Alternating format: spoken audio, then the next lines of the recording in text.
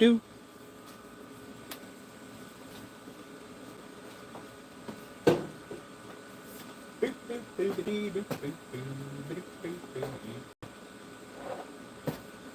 Steak.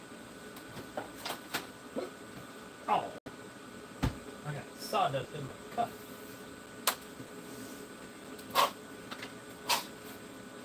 Bummer.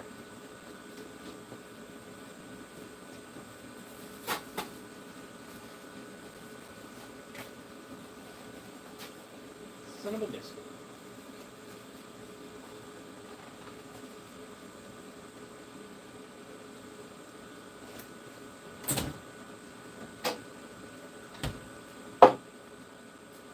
Hey, what's going on, buddy? Can't see the name from here. It looks like John. Thanks for popping in, bro. Me. Might as well finish that one.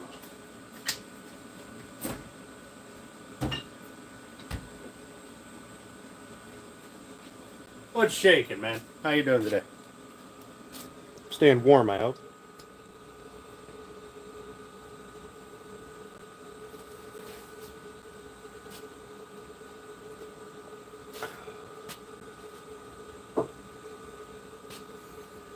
See if I can readjust this thing. Gotta get the gnome in there. There he is.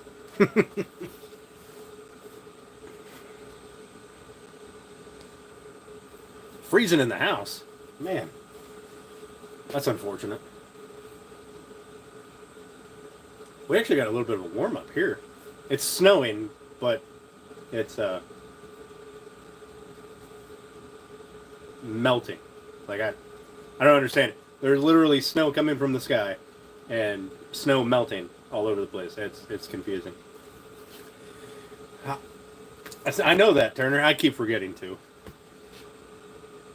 I definitely keep forgetting. It's not something that I think about before this thing gives me problems.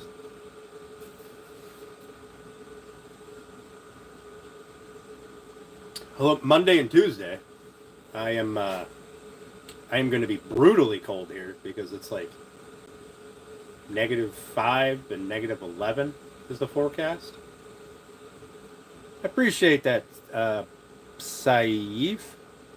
Appreciate that. You do the same. What's going on, Hinton? How you doing? Thanks for coming. 3 inches on the 22nd. All right. Be like the most snow that South Carolina's ever gotten.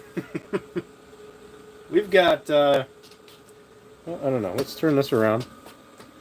I'm going to show you guys what the yard looks like. That's the snow I got right now.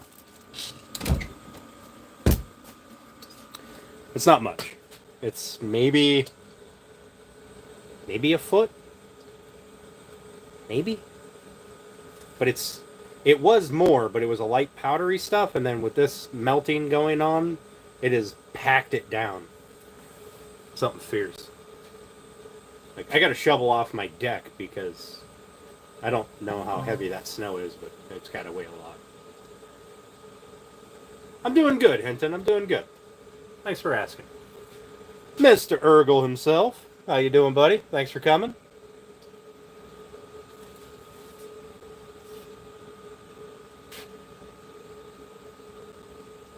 Nice, Hinton. Nice.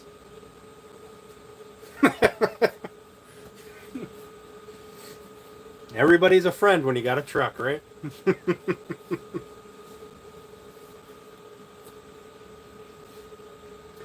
When you got a truck, a car lift, or a plow. Those seem to be the 3 things that make everybody want to be your friend.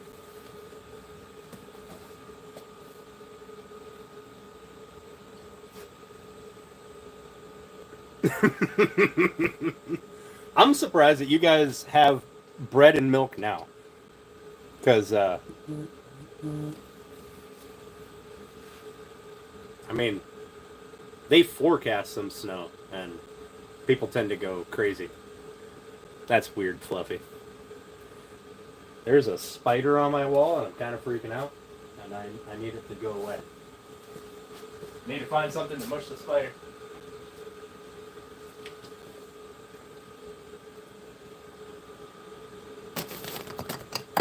Well, I dropped that, but I got the spider. Oh, got sawdust in my cup.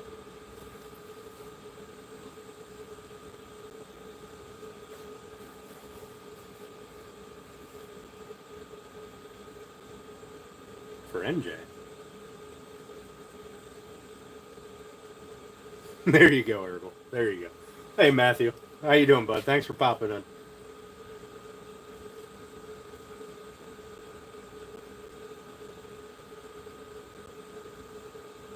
Yeah. There's going to be a lot of buildings collapsing with 3 inches of snow.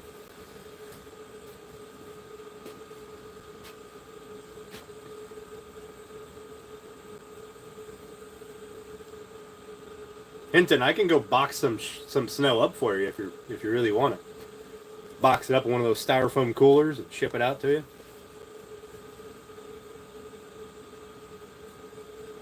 I can probably even find some yellow snow out there from the dog. Everyone knows the yellow snow tastes better. It's a joke. It's a joke. Don't eat the yellow snow.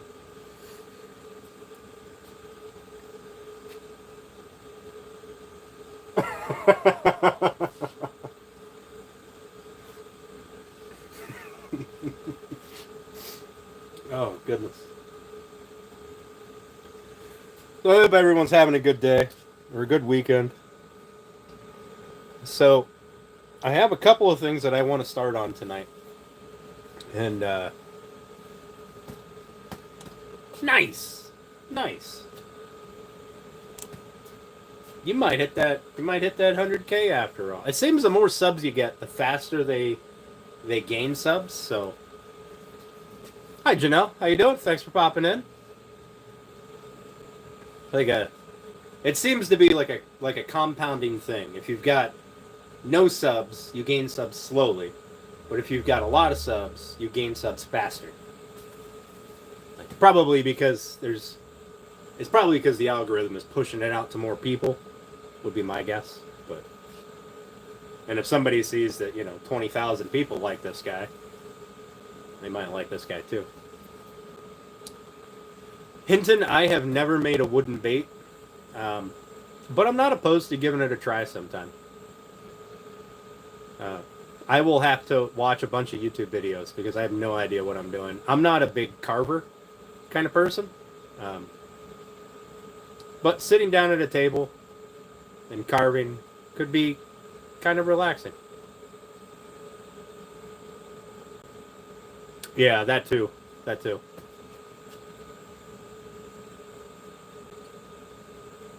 Oh man, Janelle, how did your three-way art stream go there? Really? Well, I do have a bandsaw. I need to get a blade for it, but I do have a bandsaw.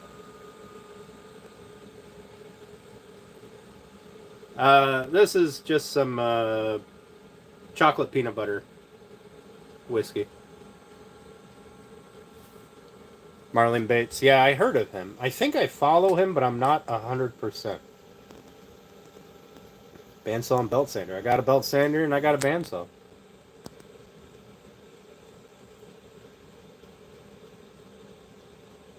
Not good. What happened? You guys keep dropping connection, or? So just in case anybody's in here and doesn't realize it, I went through and I changed my mod stuff around. I dropped the mods down. So if you lost mod, don't worry about it. Don't get butt hurt. I mean, if you do, it is what it is.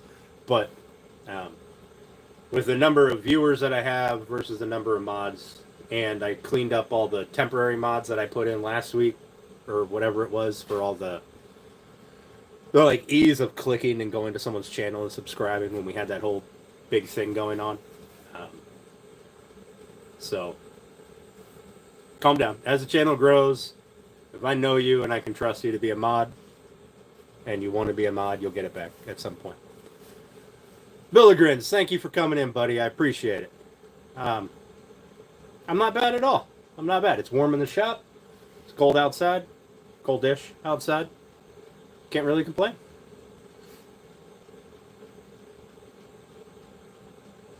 Same tech problem. Gotcha.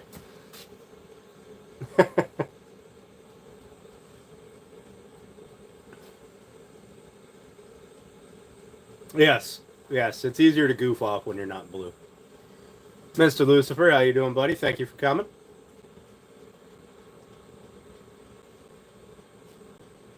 So, I decided that I wanted to keep my mods at a percentage of subscribers, right? So, I'm keeping my mods at, I think there's 9. And I think that's a good number versus the subscribers, because not everybody is on at one time, right? So, that reminds me, I haven't seen Cleveland. Anybody seen Cleveland lately? I didn't see him last night either, I don't think. He's usually the first one in here. Yeah, I think 9 is plenty for where I'm at with subscribers, so. Oh, gotcha. All right, but yeah, company definitely is more important. I did get some emails from him, I want to say yesterday, so at least I know that he's alive. Hi, Julie. How you doing? Thanks for coming. Appreciate it. I don't know, Janelle. I don't remember. He's such a staple in the community that I can't remember seeing him, but it sticks out if I don't see him.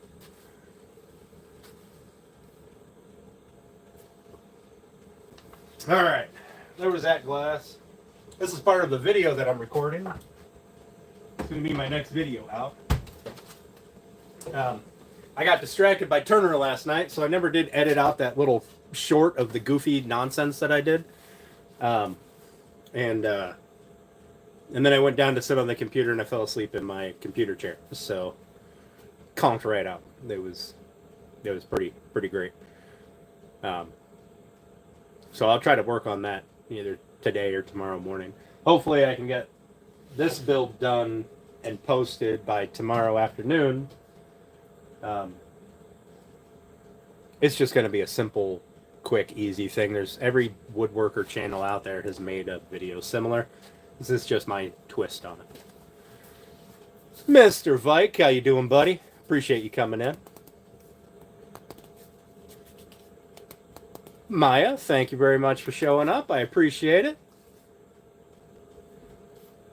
Hinton, you're at 36 subs? Awesome. I'm pretty sure... I don't know if I can subscribe to you now, but I'm pretty sure...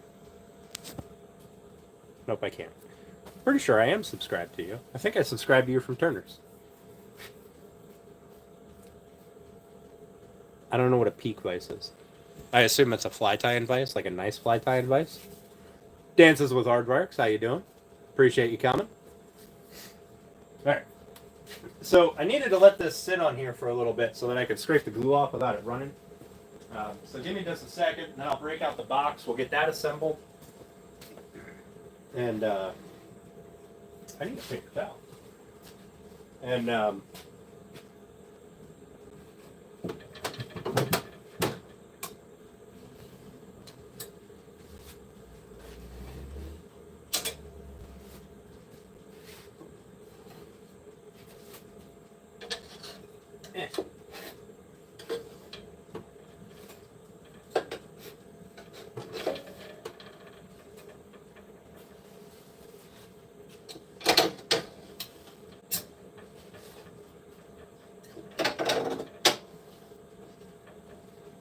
Julie, how are you and Justin doing today? The best of the best. Oh.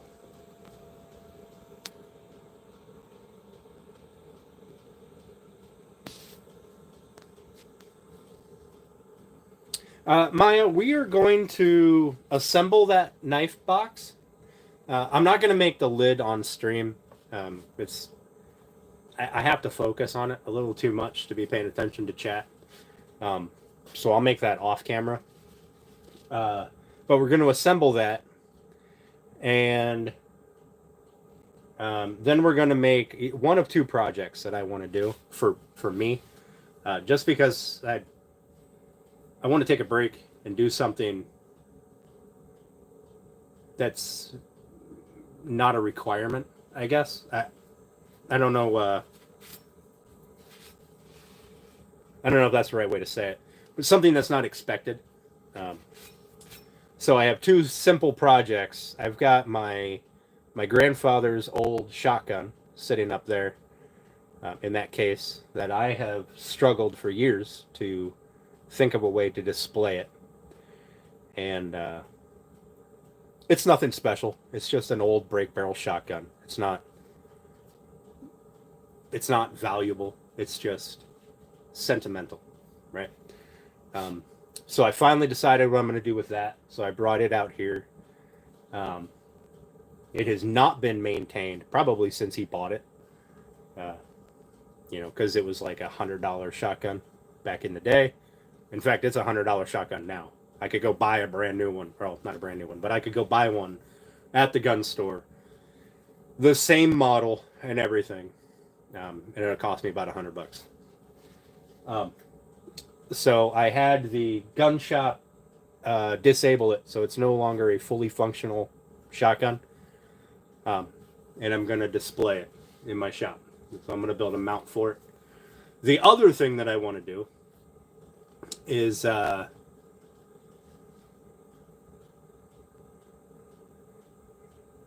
Crappy Man Jigs is a great channel. He makes fishing lures, and in his chat, I'm part of his chat, and in fact, half the people in here are part of his chat, and we just have a good time.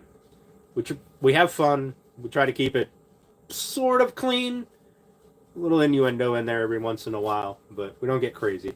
So it's a really good time. And if you like seeing how fishing lures are made, both soft plastic and he's started doing some hand ties, it's a good time. Yeah, beware of the pickle.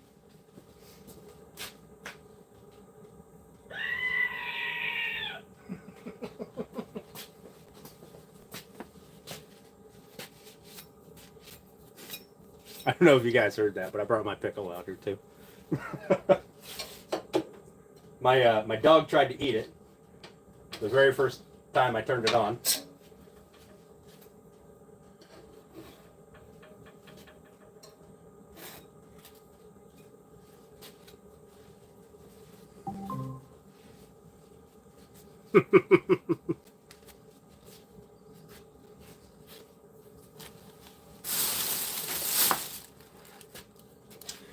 Anyway, so the other thing that I want to do for me is I have a fireplace that I don't ever really use as a fireplace. It just sits there. Like, we bought the house because of the fireplace. That was one of the reasons. And we don't ever use it. It's been used, I don't know, twice, maybe. But a fireplace is the most inefficient way to heat a house at all, right? Or just period. So we don't ever really use it. Well, I got this bright idea to stick candles in there. So I took some rock wool insulation and I jammed it up in the opening, right, between the firebox and the chimney. So I jammed some rock wool up there, and I put some candles in there. And then I have some like octagon shaped mirrors for those little octagon boxes that I was making a while ago. And I threw up some of those around it, and I really like the way it looks. So one of the things that I want to build is an actual frame kind of thing, like a little thing to stick in there to put candles on, incorporating the mirrors. So I brought out some mirrors there. They're over there. We'll see. Steve, can't wait to get back in the shop. Full-time framer, so time is tight. Yeah, I get that, man. I get that.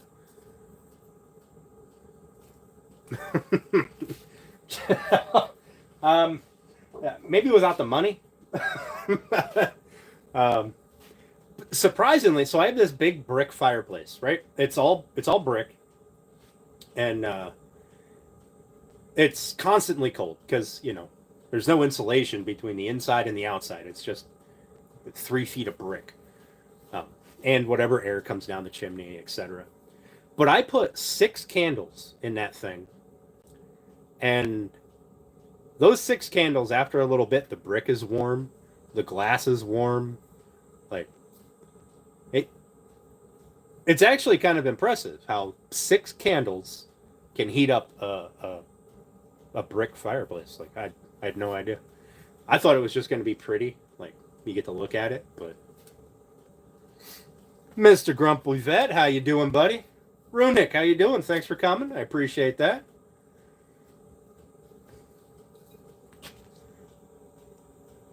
Sounds like your dad's idea for central heating. That's awesome.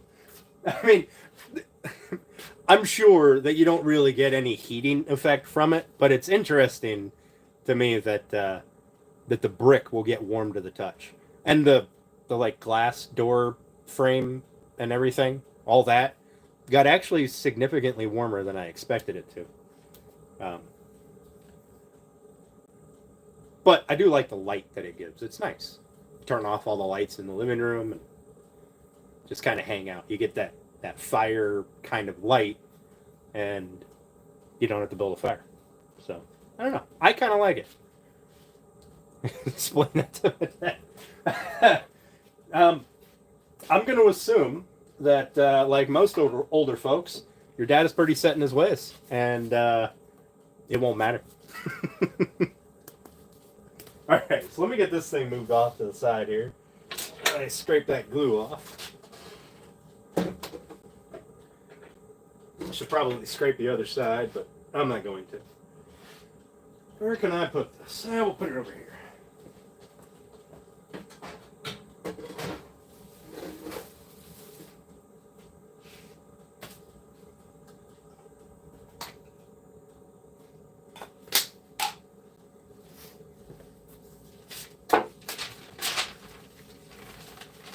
Get rid of that.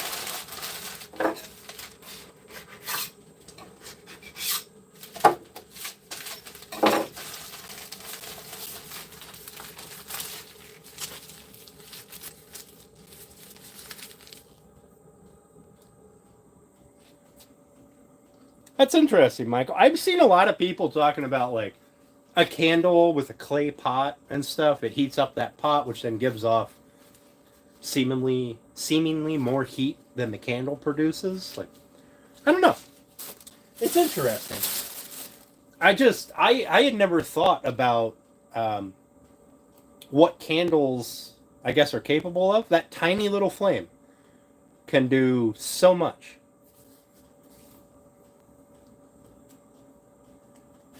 That's what they do with that candle.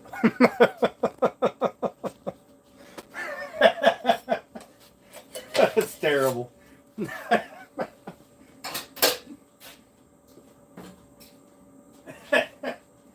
Hang on, I gotta wipe off my my counter here because apparently I was a little sloppy with the glue.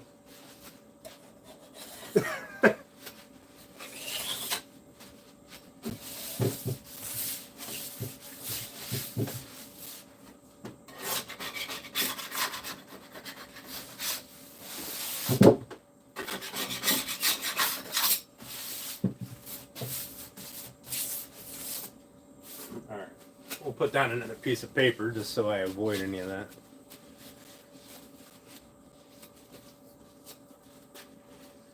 A heat battery. Yeah, I believe that's what they called it. Which, I mean, logically it makes sense. If you heat up something of mass, that mass is going to give off heat. Probably more heat than came into it, or at least give it off over a wider area. That's interesting. But, like I said, I never really thought about it. until I put those 6 candles in my fireplace, and after a couple hours, the bricks they went from cold to warm to the touch. And you can tell where that insulation is kind of sitting because above that, up towards the mantle, it's colder. It's significantly colder. But then down um, below that, where the firebox is, it's warmer.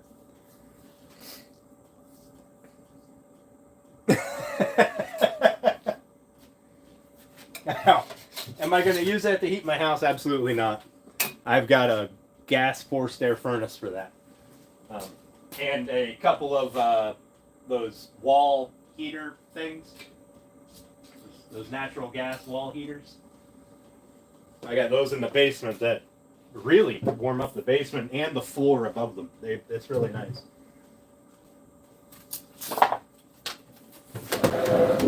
Alright, so let's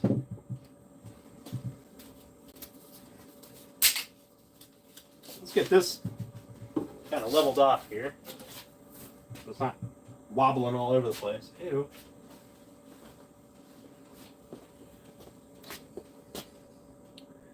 A tray of sand in a toaster oven when tempering blades. Oh, that's interesting. Hey, do you guys want to, yeah, Shimtech. Do you guys want to see my grandfather's old shotgun? That's not a functional shotgun anymore, and it hasn't been maintained, so I got to do a little cleaning to it. But I got to clean it and then like oil it and stuff before I put it on the wall. It's nothing spectacular. I mean, we're talking back in the old days when, you know, I don't know what it cost, but it costs $100 now. So you probably bought it out of a Sears catalog or something for $20. This is it. And I'm guessing the front sight fell off at some point because they put a screw in it. By the looks of it, a stainless steel screw. Somebody did over the years. But it's just a little brake barrel shotgun. That's it. That's the entire thing right there. It's super small, and I don't know. I don't even know who made it. But there. See if I can get that in. And that's backwards for you guys. I just realized that. Hang on.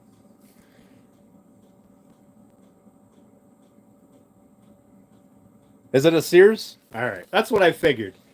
There's back in the day when you could get it out of a magazine, and then obviously this pin was broken off at some point. I assume that was to separate the barrel from the stock, but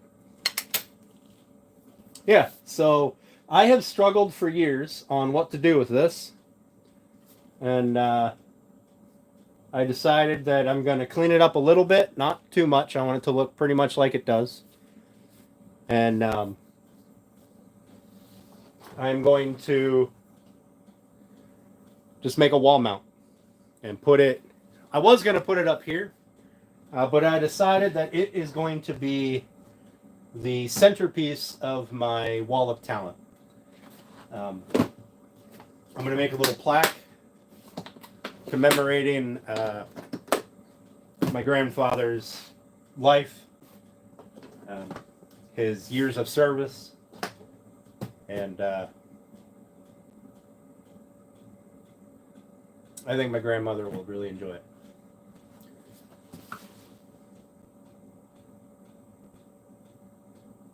Yeah, I went to the gun store with this, and I was like, hey, here's the deal. I don't care what the value of this gun is. It's sentimental, right? And I want to know what you have to do to make this a fully functional shotgun again. And also, I want to know what you have to do to make this a non-functional shotgun again. Because it hasn't been maintained for a very long time. And since I've owned it, it's been in this case in the closet. So I haven't done anything with it. I would never fire it. And he showed me the shotgun rack, and there were 6 of these on that shotgun rack. And he said for $100, you can buy one of those. For $600, you can buy all of them, and I can take all the pieces and make you one functional gun for your grandfather. He said that's basically what it's going to take to rebuild it, pieces from all of them, and try to get something that all works together, because some were better taken care of than others. So trying to get all of them the same kind of patina deal, I guess. And I said, well, that's an idea. And then he said he can just clip the firing pin, and we can go from there. So the firing pin is in it, but it's clipped. It's like a 1/2 inch shorter or so, I think he said. I think he said it was a 1/2 inch. So you can pull the trigger all day long, and it will never set off a round. But it's still there. Most of it's still there. But I need to move that.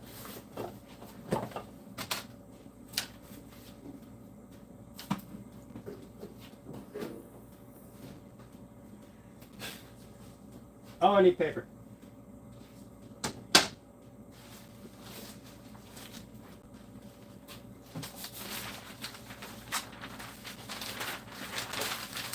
Now, one thing I can promise is if that thing ever goes missing, somebody ever breaks into my shop and takes that,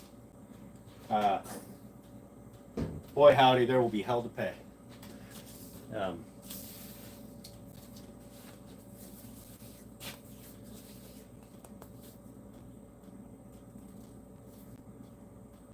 Yes, it is a smoothbore, Michael. It is.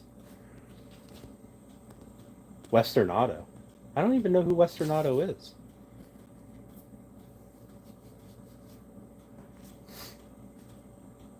Certified at a proving range. I assume that's a UK thing. Bought single shot 12 from when he was a kid. About blew a hole in my arm. Yeah. So that one has a leather piece that's kind of nailed to the butt of the rifle or the shotgun, and I am 100% sure it provides 0 padding. It's an auto store. That is awesome. That is fantastic.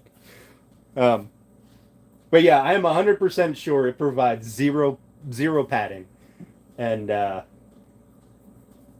but it's still there, and it's still mostly intact except for the edges, right? And my shotgun, my 12 gauge, has a nice thick rubber pad on it, and after a day shooting clay pigeons, it can beat up the shoulder pretty good. I can only imagine how that will be. How that would be firing that. That's awesome, Aardvarks. That's awesome. That's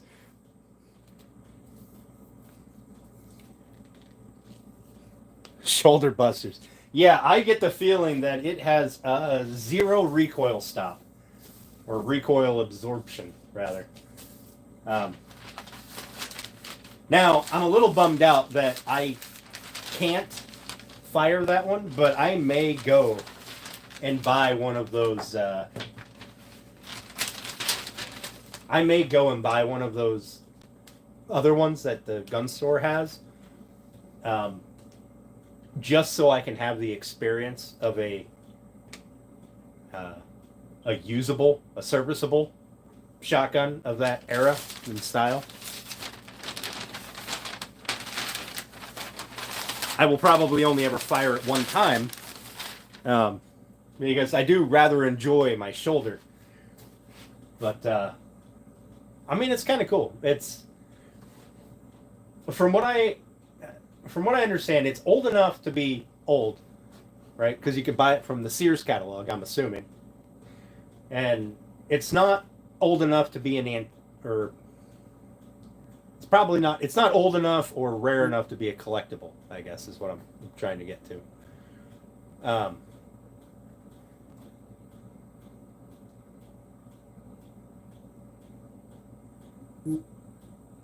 I'm just assuming that's a 12 gauge because a 12 gauge shell will fit in it.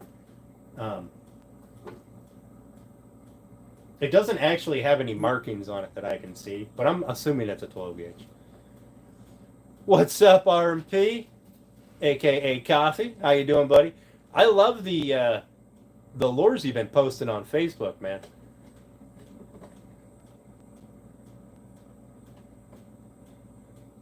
Yeah, Janelle. There is a lot of things, but there's also a lot of things that I want to try once. Probably only once. All right, so I need a piece of paper. So I don't have my craft paper out here, so we're going to use some of that.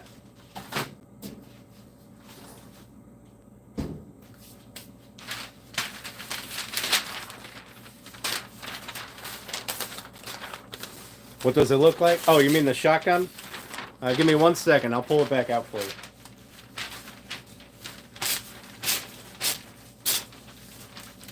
Yeah, so first time I've ever ripped a sort of straight line without using an edge of some sort.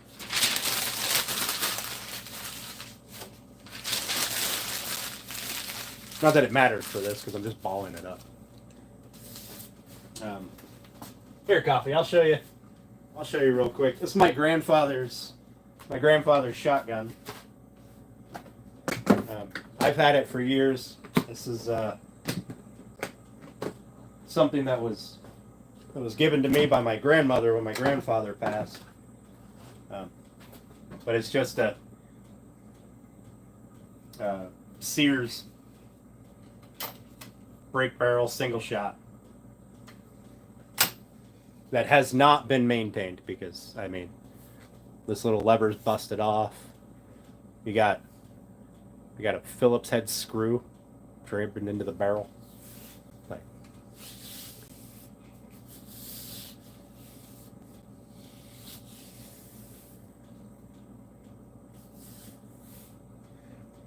Michael, I have no doubt there are some really talented, and a chip. Oh, here's the leather, by the way. Like, that's going to provide a ton of padding, right? That's like, I don't know if you can see how that, I mean, it's literally just a strip of leather. And then a nick out of the shoulder here. Stock. I don't know. I think it would be really cool to use one time. But not this one. This one, like I said, is deactivated. It's non-fireable, non-serviceable.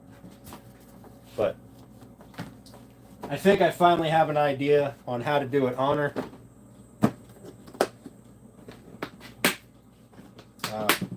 This, believe it or not, was the only gun that my grandfather ever owned. He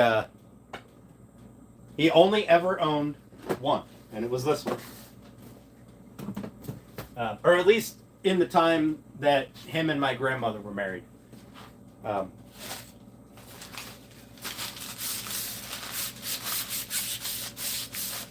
So all I'm doing here is I already coated these with shellac, right? So I'm just taking some crumbled up paper, rubbing it on, and it kind of polishes it a little bit, cleans off any like rough bits without being sandpaper. You know what I mean?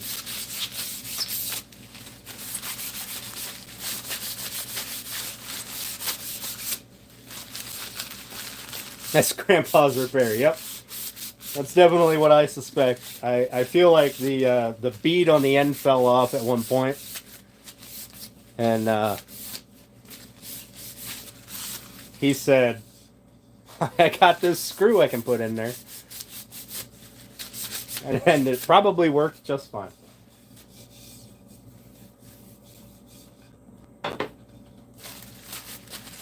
J.C. Whitney. Oh Lord. I don't know. 12 gauge shell fits in it. I mean, it's non-serviceable, so it ultimately doesn't matter. But no, I'm not going to solder a new bead back on. I'm going to leave it just the way it is. I'm going to clean it up a little bit. I'm not going to clean it up a lot. Um, just because it wasn't maintained for a very, very long time. And I'm going to oil it up real nice. And I think I'm going to put something on the stock. And like I'm gonna try to clean some of the grime off the stock without ruining the look of it. You know, that kind of patina that's on there. And then put some sort of a sealer on it. I'm not going to re-blue the barrel or anything like that. I'm just going to clean up the rust and probably put some gun oil on it. And it's going to go right in the center of the wall of talent. Thanks, Matthew. I appreciate that. I almost assembled it the other night. I got a little carried away. I was out here. I was kind of bored. I have a customer that has been a customer of mine since before I started the business, and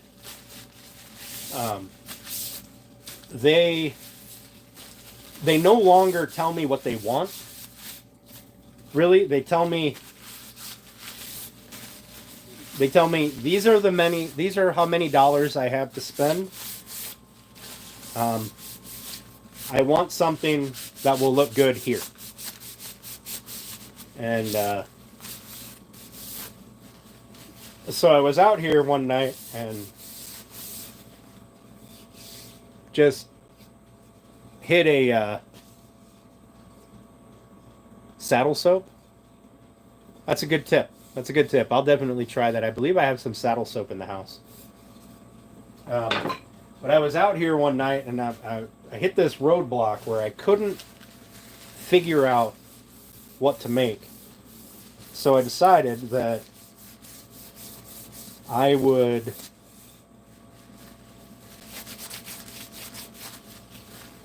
just forget about it and work on this for a minute, right? So I did the round over. That's the round over there. And I did all the hand sanding and everything. And I shellacked everything. And I still had no idea what I was doing. So I almost assembled it.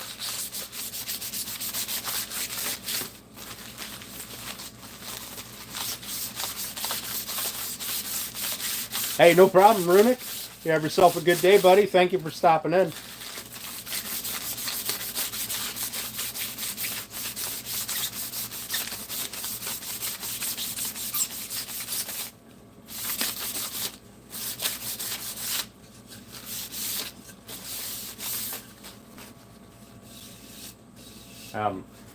So this customer of mine, a friend of theirs.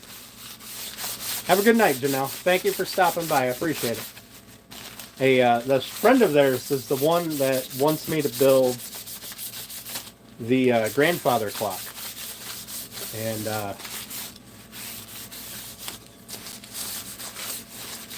it has been a treat working with that design. Yes, Aardvarks, that's exactly what I did, is half-blind dovetails with a router jig, because I cheated. I cheated like hell.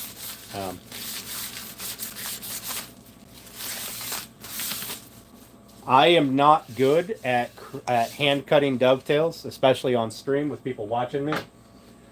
So I opted to skip that and go with the router jig.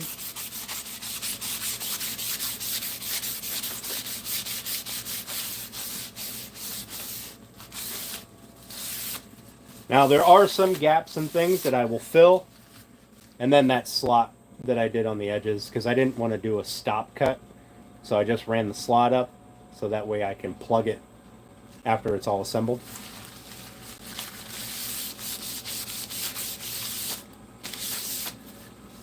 Yeah, that's right, Michael. That's right. It's not cheating if we got the job done.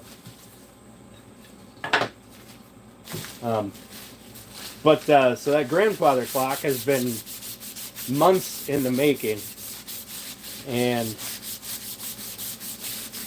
it's as close as I can get to be a replica of a grandfather clock that this young lady had pictures of, or a picture of, a single picture of in her,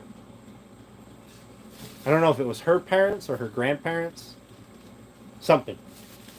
She's an older lady, so it might have been her parents. But they have one single picture of it, and it was unfortunately lost in a fire. And they have one. So you know how doors, like front doors, usually they'll have like your door, and then on each side you'll have this like window, like a side light. Apparently, someone in the family or a collection of people in the family was handy with stained glass, and so I have a panel in the house that is one of those side lights where it's stained glass patterns on top and bottom, and the centerpiece is an etched glass. And apparently that was made by this woman's family, and there was only one that survived the fire, I guess, or a remodel before the fire or something. But there was only one left. So that is going to be incorporated into the front of that that grandfather clock, and I'm going to attempt to backlight it so that it shines that stained glass mosaic kind of out into the room, highlights it at least. I think it'll look really nice. But we got the plans all figured out. It's going to be an immense effort for me to build because I've never built anything as detailed as a clock. In fact, often I will say, this being a little off is fine because we're not building clocks here. But in this case, it will be exactly that. I will be building clocks. So, or a clock. One. Singular. Squirrely, how you doing? I appreciate you. Michael, it is a full-length panel. It is the length of a door. So, 6 feet. Well, I guess a little shorter than a door, but it's 6 feet. No, I'm sorry, it's not 6 feet. I'm sorry. I measured it. It's 4.5 feet. So I can come up off the ground a little bit, but the overall clock is going to be pushing 7 feet tall. Which is fine because a grandfather clock is above 6 foot. A grandmother clock is below 6 foot. Apparently that is the distinction between the two. So I'm going to try, if everything goes according to plan, that panel will be centered in the front door, and you'll be able to see the weights behind them, or behind the frosted portion, and I think it'll look really nice. The gentleman that is making the clockwork assembly is he's doing something special with the face. So hopefully that all turns out really well. That is going to be an entire series of videos, and y'all are probably going to get to watch me laugh and cry and lose my mind and be happy all at the same time. So it's I would bring the panel out here, but it's in the house. It's in a box so that it can't get damaged because it is one of a kind. So I'm not going to play with it until until I absolutely need to put it in the door. And then when it is delivered, the door will be separated from the clock, and the weights will be out, obviously. But we're looking at. I have some estimated measurements for the clockwork assembly from the gentleman in Switzerland or Sweden. I don't know, whatever. Somewhere over there where they make clocks. He is, from what I understand, he hand makes every bit of the clock mechanism. He's a really older gentleman, but he's super cool. God bless it, I can't remember his name. His name is like this long, and yeah, I know it, Michael. I know it.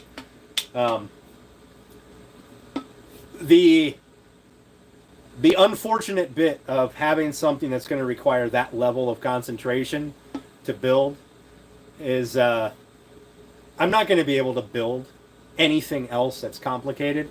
Everything else that I build will have to be just a mind break from the level of detail and effort that I have to put into that. Because there's something like 1,000 pieces that are going to go into this clock, between all the different pieces of trim and everything has to line up perfectly. I mean, I'm sure if you don't know what a grandfather clock is, you can Google it. But some of the more intricate ones are a level of detail above and beyond things. So, and the design that I was given,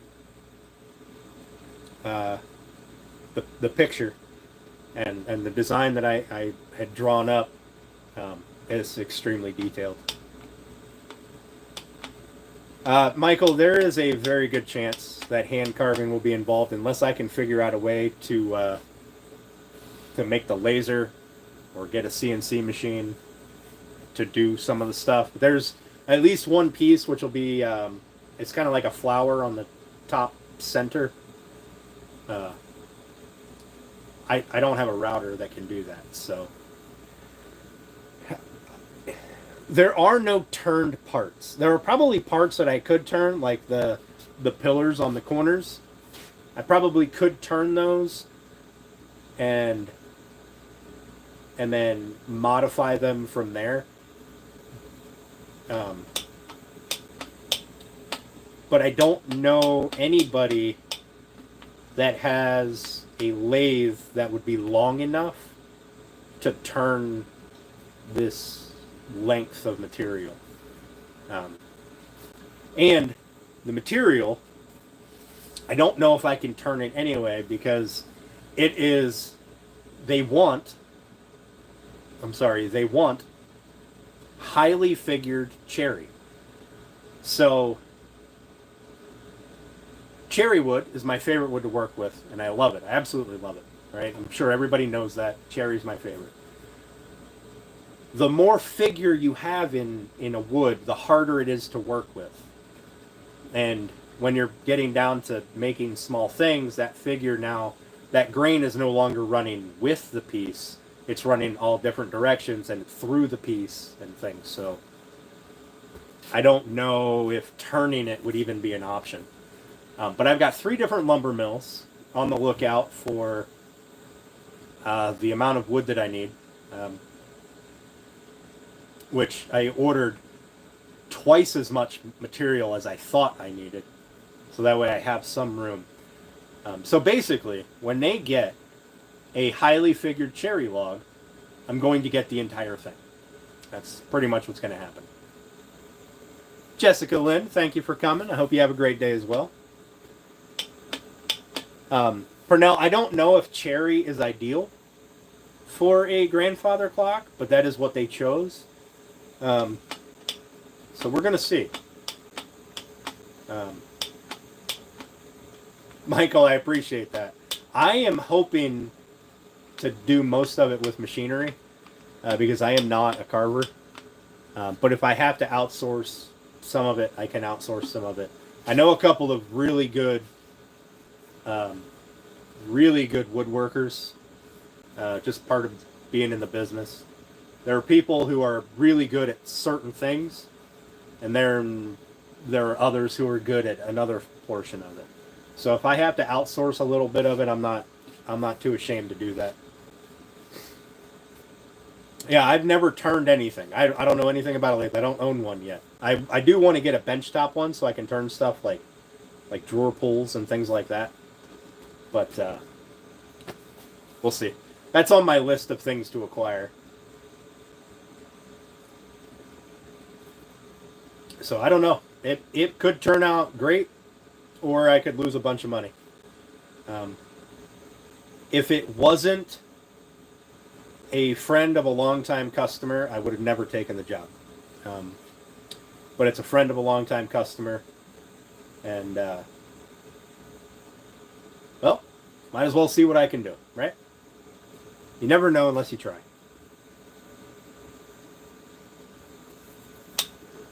And you never get better unless you push yourself. So, there's that. Alright, so this needs to go in here. And I never did check to see if this fits with the fabric on it. Well, son of a biscuit, it does fit in it. Boy, howdy, it fits in there good. Well, at least that one does, because the fabric wraps on both sides.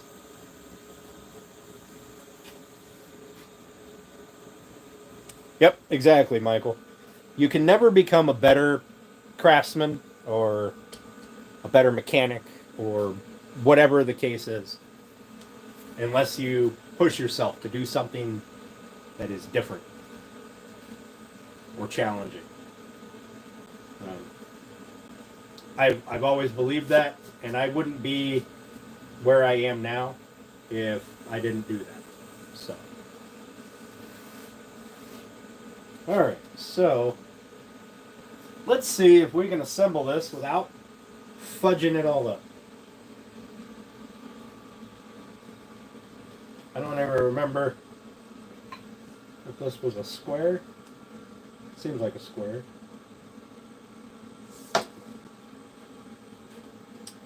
So this will be the bottom, side 3 and side 1. So let's do this. Let's get this one put in here. Try to get that centered and seat it, but not seat it all the way.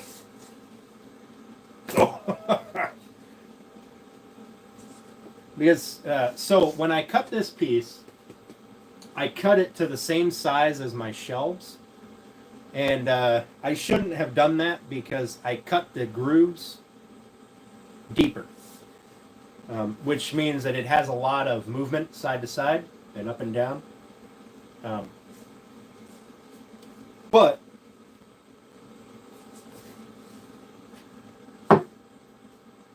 here we are. We're going to give it a shot. We're going to see if that's side 2. That's side 1. All right, so this one goes here.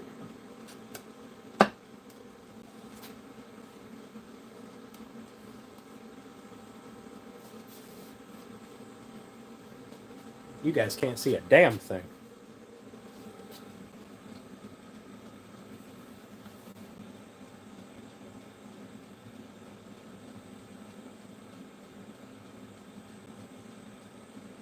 Michael, I'm going to see what I have to do. I'm going to run it with a razor knife and see if I can get it all off. If not, I will put a little filler strip all the way around to hide the fabric. Because I don't want it to show out the back. And I have an idea for something that I want to put on the back. So I don't want it to be noticeable that the fabric wraps. So we will cross that bridge when we come to it. Because, nothing about this build was actually planned out. as most of my builds are. They aren't anywhere but in my brain.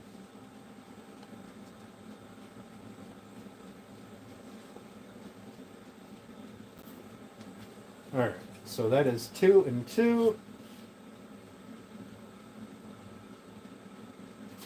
I'm just going to do a kind of loose, dry fit, make sure nothing moved, and that we can get the fabric to go where it needs to go. We're not going to put the shelves in.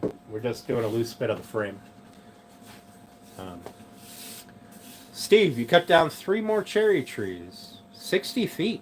Are they black cherry? Around here, black cherry are the ones that we get that are super tall, and they're massive. In fact, I have some that will be going... I have some slabs that'll be going back there to dry here in a little while. And then some more logs that'll be going off to the mill.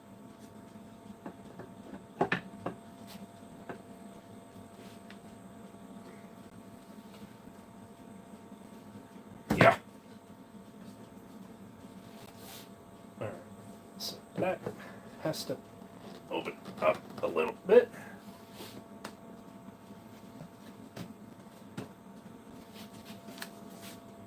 Oh, I don't like that.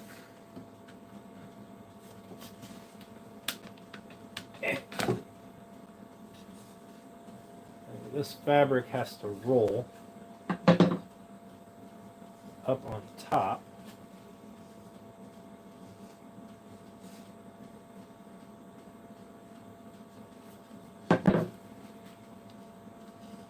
This will be my first dry fit on this with the fabric on, so we may have to make some changes, or things may go wonderfully.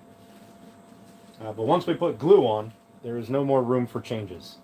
There is either it works or it gets thrown away and remade. But this way, we can see what will work. Yeah.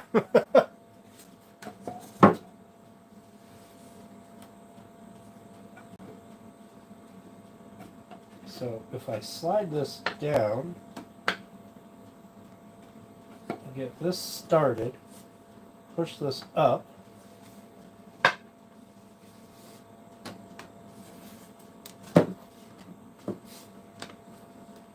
okay, all right.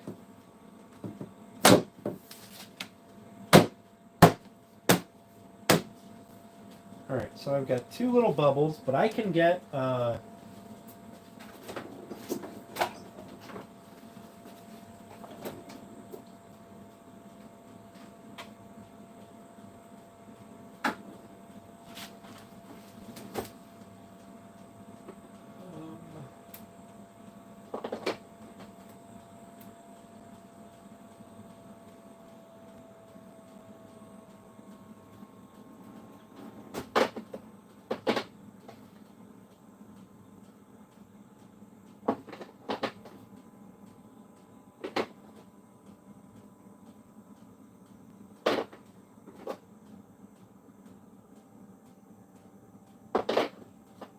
try this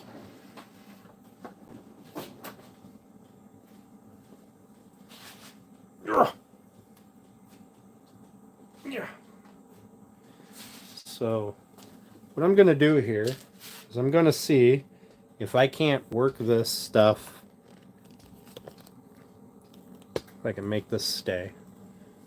So you see here and here how I have these little pieces that they didn't roll over. So I just want to see if I can work those into that crack without ruining the fabric. Not crack, but that gap there. That way I know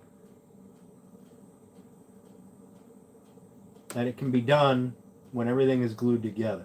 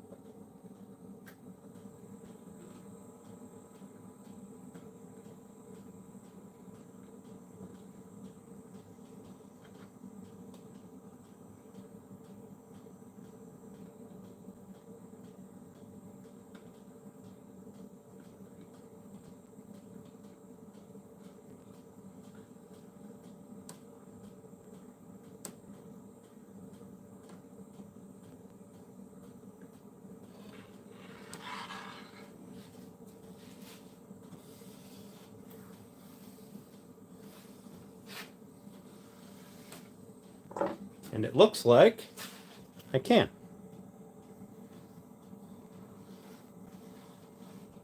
I got a little bit of a bubble left on that, but if I can get most of it under there, that means I can get the rest of it in there. And that is a step in the right direction. All right, so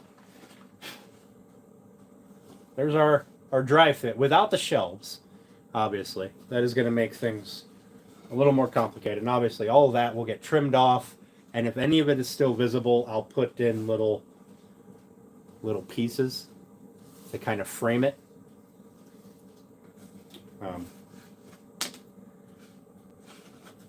And then, you know, I'll have things like this that have to be filled. That's not a problem. I'm very confident in my ability to fill those. So,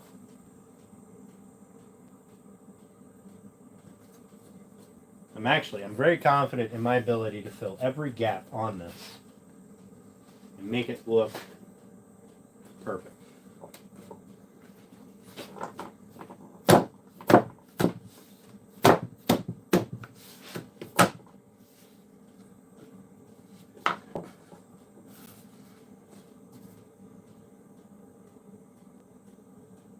All right.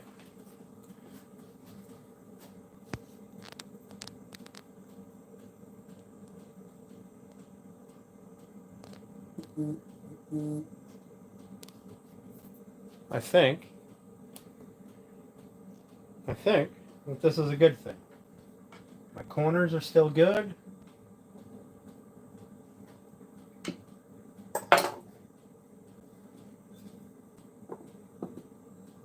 Shelves will still fit.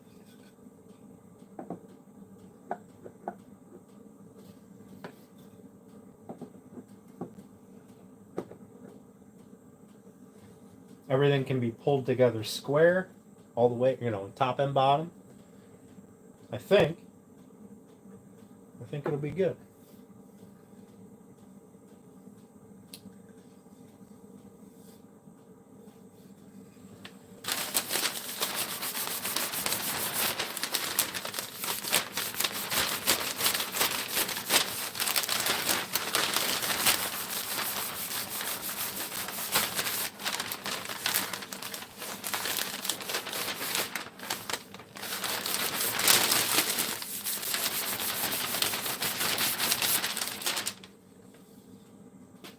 I don't like that. So there must have been a little bit of a run here along this edge. You see that white? I don't like that. So I may have to hit this piece again. Check these ones. So the spray lacquer that I used on this, or the spray shellac, it doesn't take very long to dry.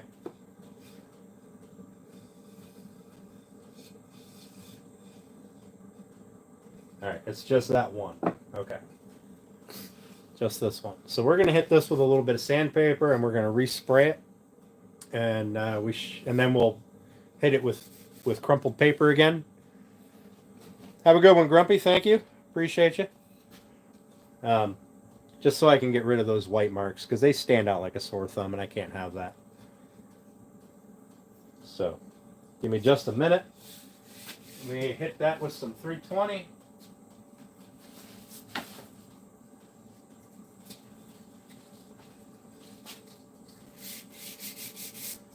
And you don't have to do much. You just want to knock that down, which doesn't take a lot. Right? Like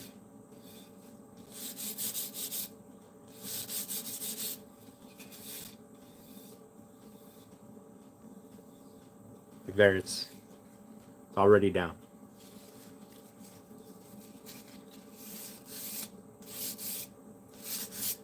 But if you sand too much, you'll go straight through the shellac and you'll lose every coat that you have.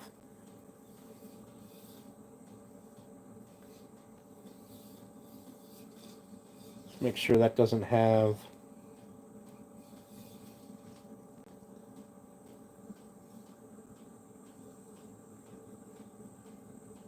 oh, that feels good. Okay, so let me get this resprayed.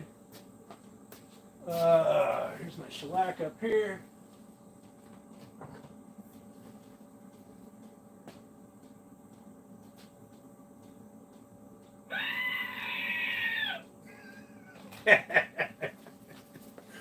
I love that pickle. It's the best money ever spent. Cat's Beast, how you doing? Thank you for coming.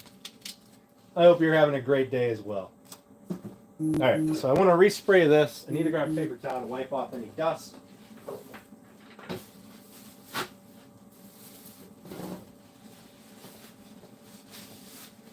And then I'm not sure if I want to build my little fireplace thing, because obviously this glue has to set and everything, and it's pretty well not workable during that. And I'm not going to make you guys sit and watch me build the frame, then cut the glass, and I will probably mess it up knowing that there's even one person watching me do it. So I'm going to do that bit off camera. And I'll do all the gap filling off camera. Because I'll have to run tools, and it'll be very intricate work, and I don't want to bore you guys. So, Cleveland, what's going on, buddy? Right, that pickle is the best thing ever. Okay. Now that I have one, if it would have cost $50, I still would have bought one. So this is the same shellac that I use in the bucket or in the tin. It's just in a spray form, so I get a more uniform coating, and no like white marks or anything, and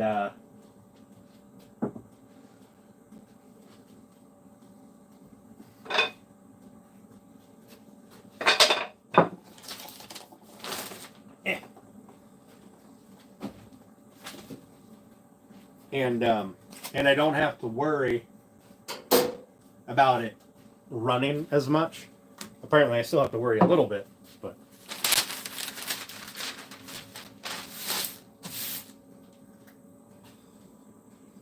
so we just need to hit that.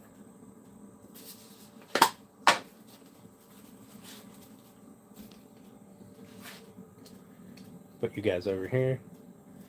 I hope you guys enjoy the next video that I'm putting out, because I have spent an extreme amount of time moving the camera around and doing different stuff. So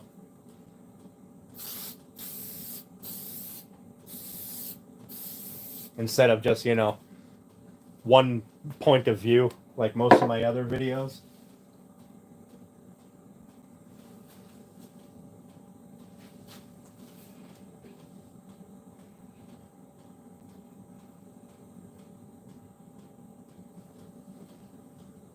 Okay, I don't see any runs, so we'll leave that set for a few minutes. We'll double check it, make sure it has the... I'll probably spray it one more time, but that way I know I have at least 2 coats on it. And then we got to let it set for a couple of minutes, and then I can buff it with the crumpled up paper. And so the inside of this box has been sprayed.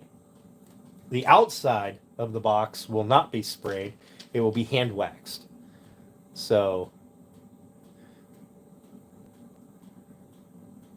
good, Cat.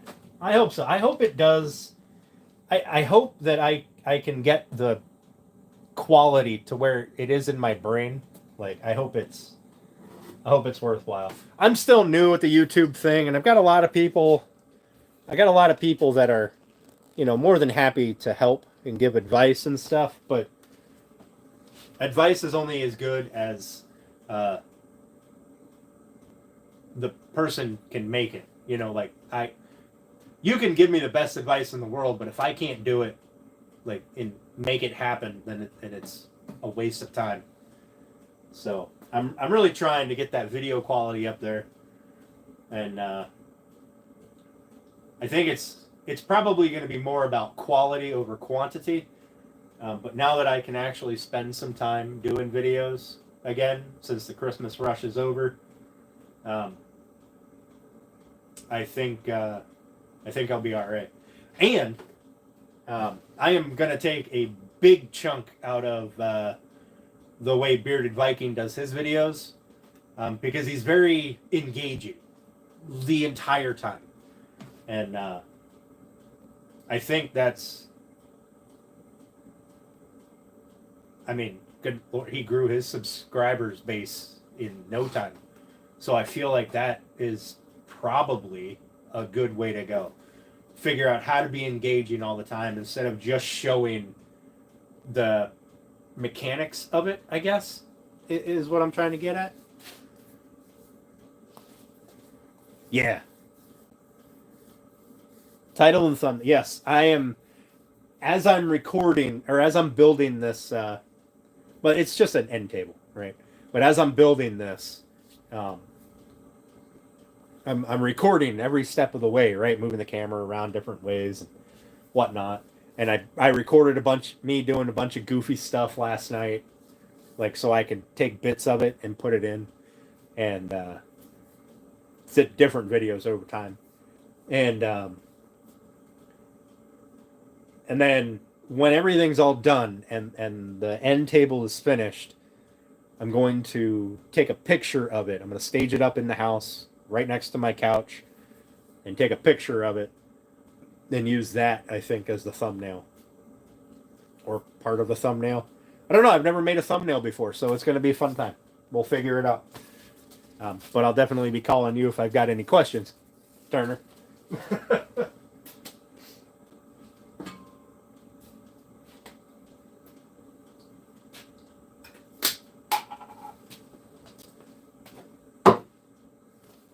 Thank you, Kat. I appreciate that.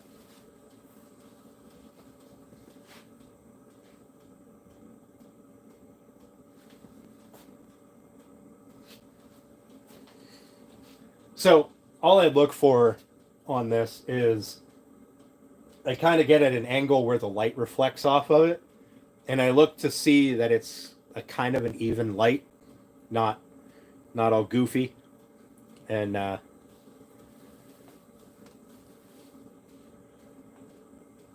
yeah, that's it, Turner. That's it. Like, there's that fine line between clickbait and I want to click on this to see it, and that fine line is where I gotta find. So it'll come eventually. I just gotta get there.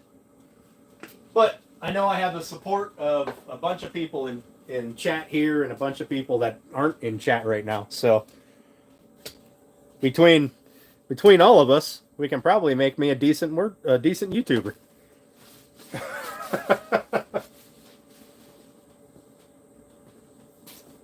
Probably. I'm really bad at taking advice, though. So I was telling you guys you know those honeycomb, those octagon shaped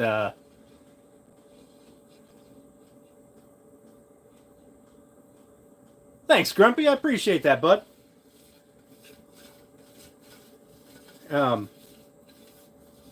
Yeah, definitely a fan of other creators, and that's what I want this channel to be, is a place where creators can come and hang out. People can get ideas. Oh, that reminds me.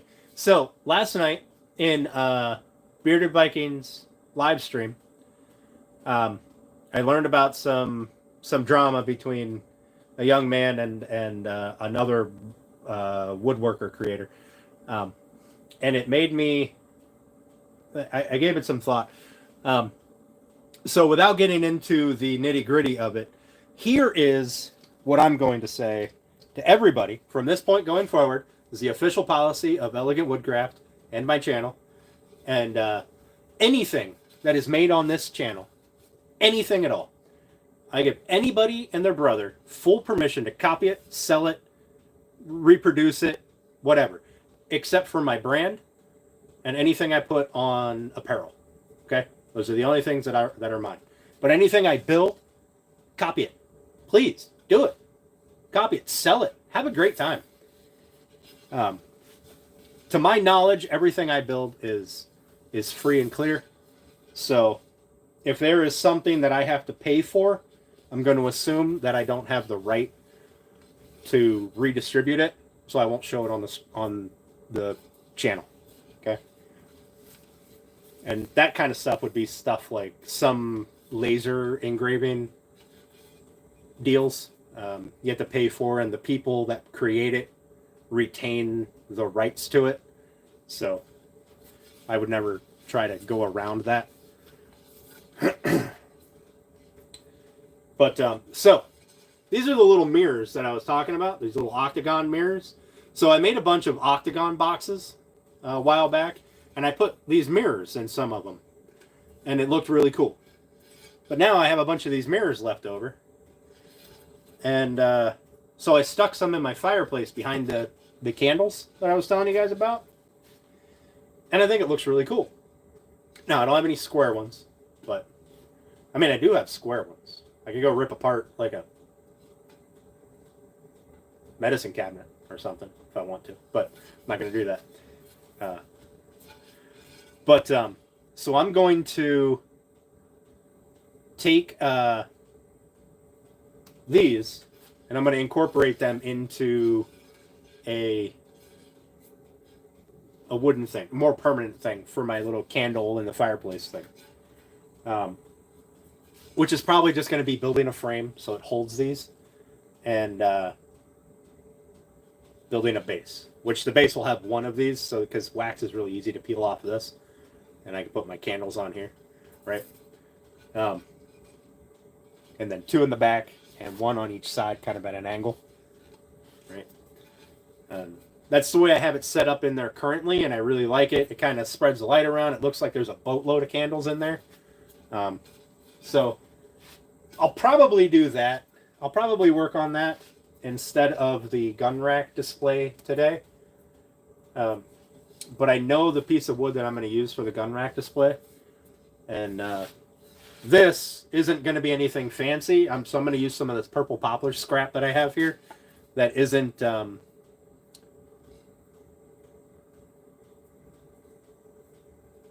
No, he's a carving channel. He carves things. Lucifer. Oh, goodness. I think I came across him in Runix live stream, maybe?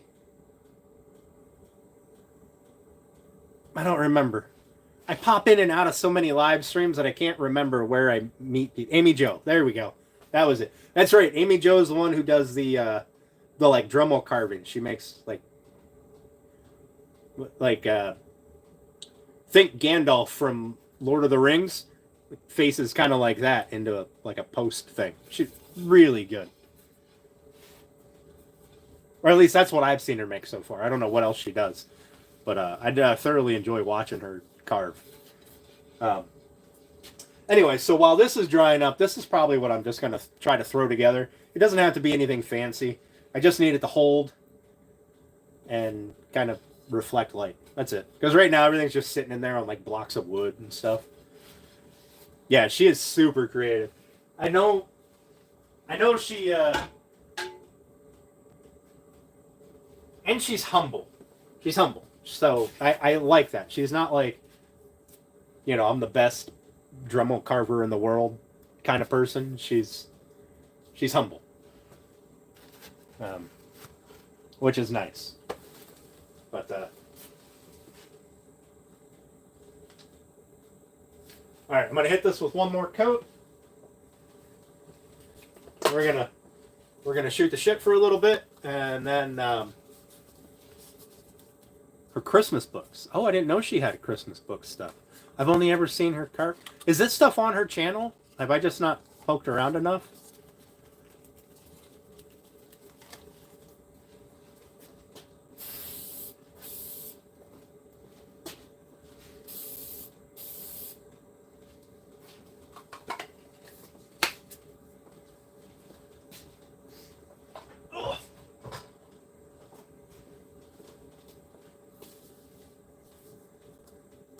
She's done a few books. All right, I'll definitely poke around her channel for a little bit.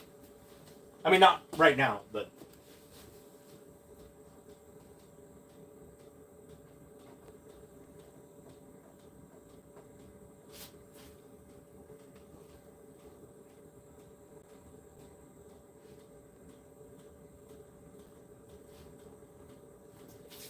All right, that's looking fantastic. So, y'all know the little hickory and purple poplar jewelry box that I made? That wood is going to be the rest of that chunk, which is sitting over here behind other stuff. I think that is what I'm going to make the display board out of for the for Grandpa's rifle or shotgun. Um, and I think that'll look really cool. I think that'll be great. So I've come up with an idea to use the rest of that. So that's awesome. She carved and created little scenes and stuff. Oh,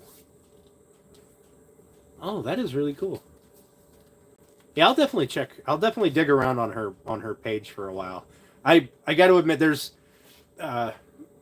recently there's been so many crafters that have come to the channel or that I've come across in other people's channels that I followed.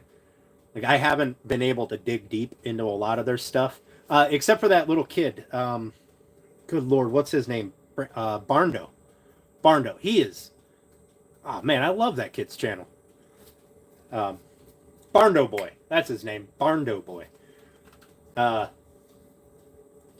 He if y'all don't, I know there's not many of you here, and you might not, if you're not already following him, you might not be interested.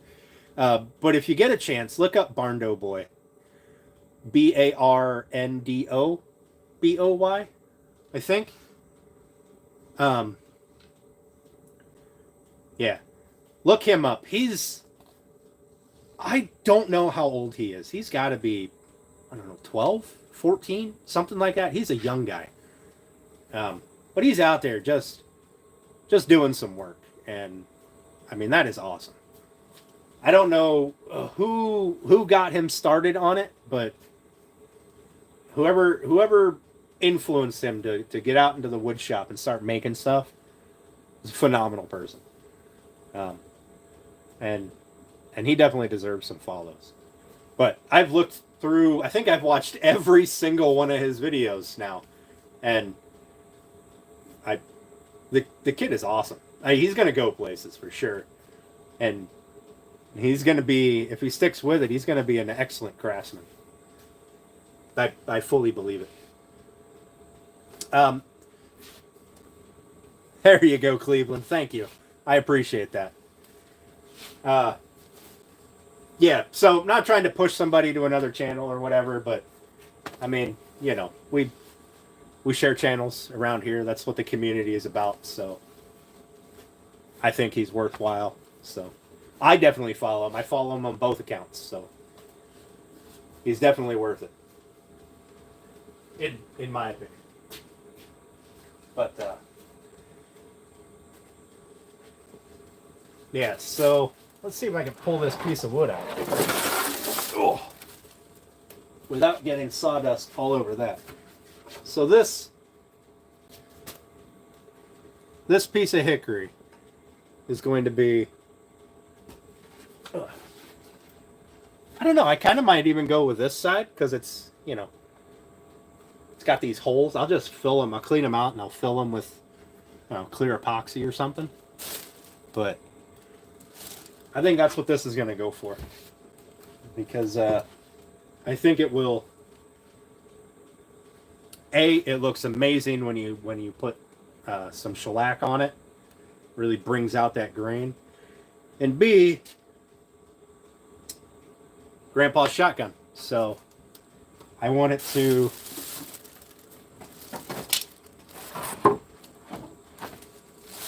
I want to do it justice, right? Y'all seen it. It's nothing special, but Sergeant Grass, how you doing, buddy? I appreciate you coming. So yeah, I think that'll be plenty long enough, and I can make something pretty. And when the wall is done, it'll be right here, the wall of talent. I'm gonna have some countertop here, but the wall will be above it, and it'll go there. And I I think it is going to be featured in every single video that I make going forward from when it's put up. So.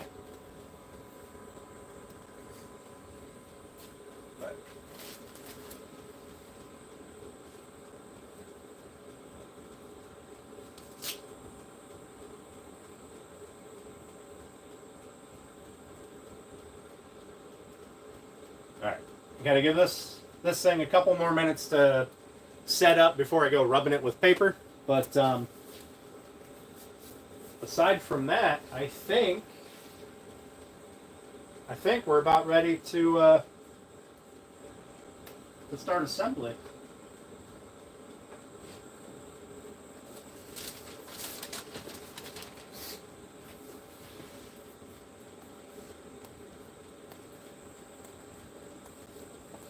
You said hi, Steve, and I was like, who the hell is Steve?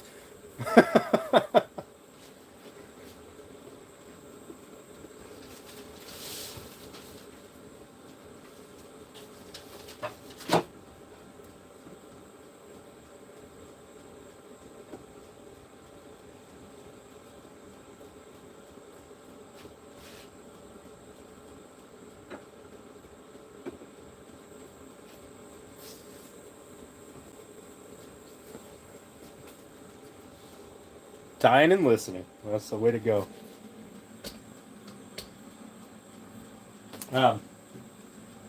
Yeah, so the nice thing about this stuff wrapping around is it doesn't move around. So I don't think I have to worry about putting any rubber balls in there because it pinches it.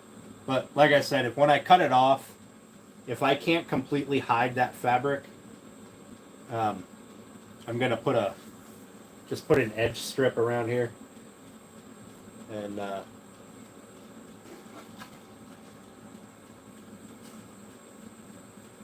oh,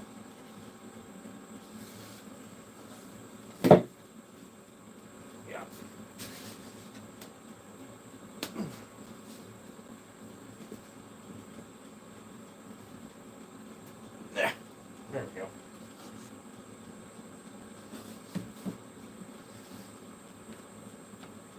In fact, I think I'm going to put an edge strip around there anyway, just in case this thing moves at all.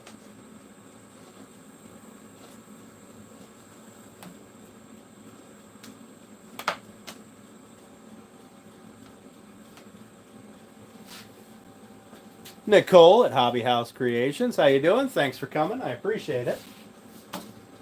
All right, so we're going to pop this apart. These little dovetails have been worked so much that they are getting a lot easier to separate, which is probably not a good thing. Probably means it's going to make my life more difficult when I go to seal everything up.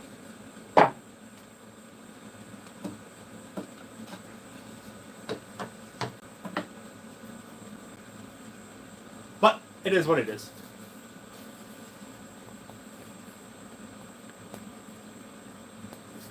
Nicole, we're making a knife display case for a buddy of mine in chat. It's going to have 3 of these little shelves, these black walnut shelves in there with this little groove. And he's going to rest his knives on there to display them.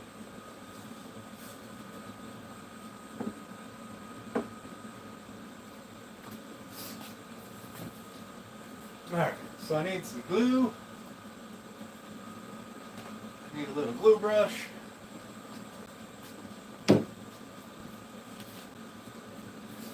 Need to clean off my glue brush.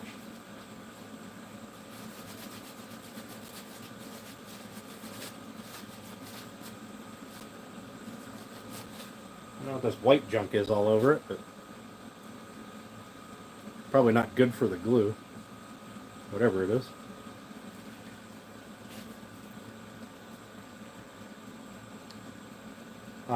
So this will likely be done this week. Because like I said, I'm not going to have you guys watch me screw up the lid. But, so I'll do all that off camera. But this will likely be done this week. And I'll be ready to ship it out. So I'm not sure what I'm going to build next week. Maybe we'll do a one-day build for the gun display plaque. That might be fun. Just a quick one-day project. And then I have a church ordered some little stands that I got to make up. That's going to be content on a Saturday live. And they want rustic and clean. I don't rightly know what rustic and clean means, but we're going to go with clean sides and kind of a rustic top.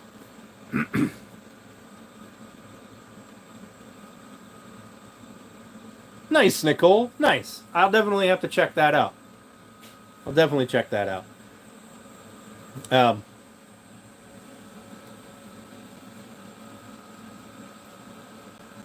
fact, I think that I'm subscribed to you, but I'm not 100%. I'll go back after the live and make sure. I could probably fire up the laptop and do it right now, to be honest.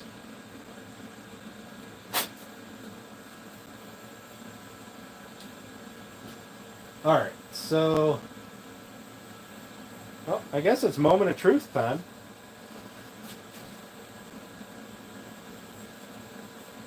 Well, I gotta wait till this is dry and ready to go, I guess. I don't want to put any fingerprints on it. And it's tacky, so... I guess we gotta wait a second. So, might as well grab a drink.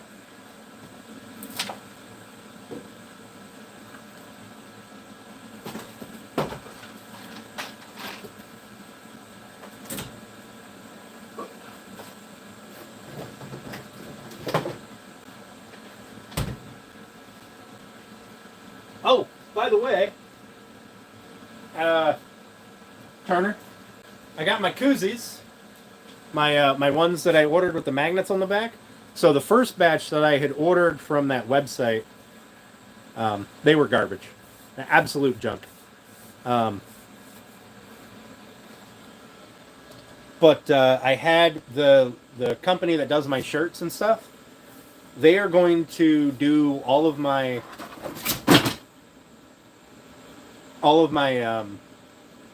merch, I guess. And they got koozies with the magnets on them. So yeah, Tiny Tim struck again.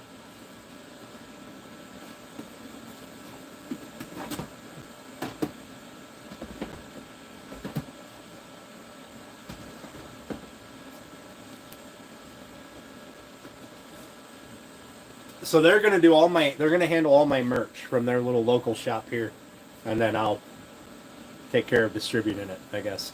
But they got me some koozies with magnets on, and I'm much happier with those. So I got a sample one that I was playing with, and they printed me off a bunch with my logo on them, just the logo, no number, no. I think it might have my email address. I'm not sure, but so they ran a batch off for me, so I get a couple of them sent to you, and I'm gonna be picking those up. They're either dropping them off today or I'm gonna go pick them up tomorrow, one or the other.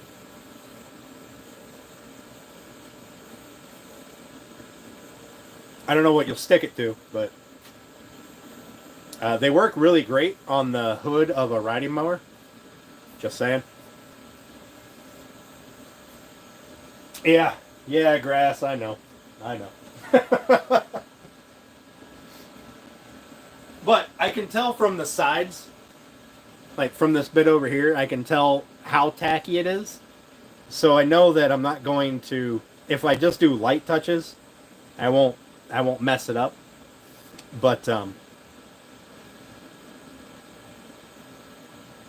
all I really want to do with the paper is when you use the paper on it, it kind of dulls the shine a little bit.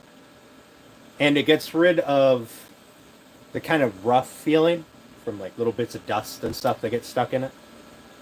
Um, but it does need to be dried before I go rubbing the paper on it, or there'll be bits of paper in it, and I'll be unhappy, and we won't get anything accomplished today. But you can see how, like rubbing this one, it kind of dulled the shine down a little bit.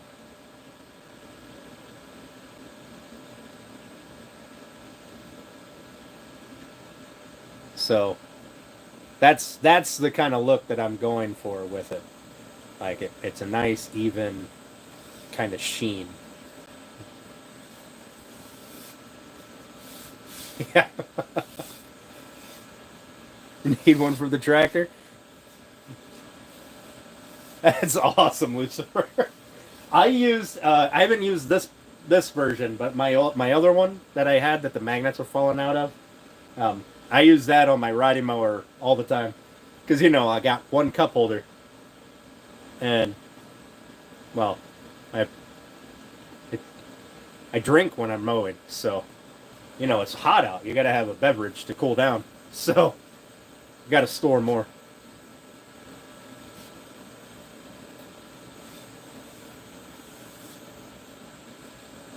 But yeah, Matthew, I'm glad that you like it. I think that's going to look really nice. Always get grass in your beer. So the one in the cup holder, that's the side that the chute is on. So the wind always comes from this way, right? So I mow my yard in a circle, and I blow the clippings out, okay, to the area that I just mowed. That way I don't have a pile in the middle, and it kind of disperses it. And when that wind is blowing, those clippings tend to come right back at you and right into that cup holder and whatever you have sitting in it. So it can get to tasting pretty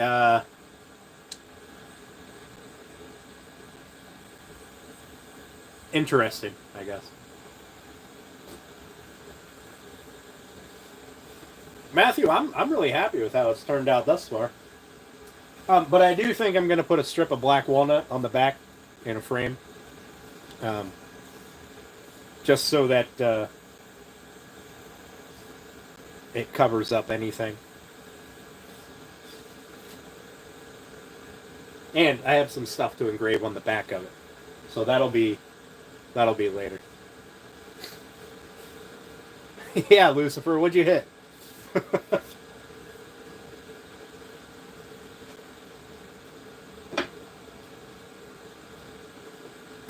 I apologize this is taking so long. I wanted this to just be assembly, but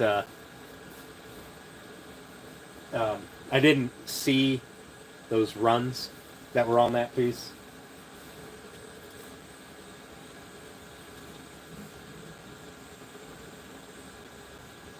A giant buried tree stump. Yeah, that'll do it. That'll do it.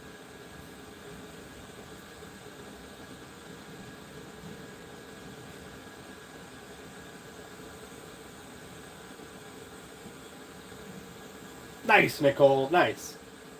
Nice. I got this little diesel heater here, where if it's quiet, you can often hear it ticking in every video that I make. It's the shop metronome, and it keeps it nice in here while it's super cold outside. And then I have another one in this box right here, right there, that I'm gonna have to put up, because those are gonna be my backup heat when I get the wood stove in here. You know, those days where it's chilly, but you don't want to have a fire going. You know, chilly in the morning or chilly at night. You know, but you need a little bit of heat to keep the temperature stable for things to cure and stuff.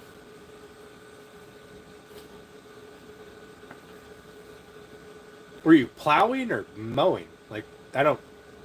You're what, down in Louisiana or something? Florida? I don't remember where you are.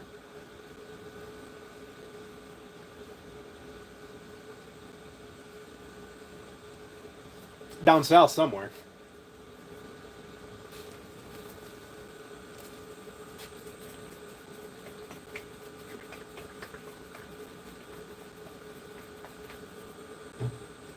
So, like I said, the outside of this I'm going to hand wax because it gives it a really nice shine.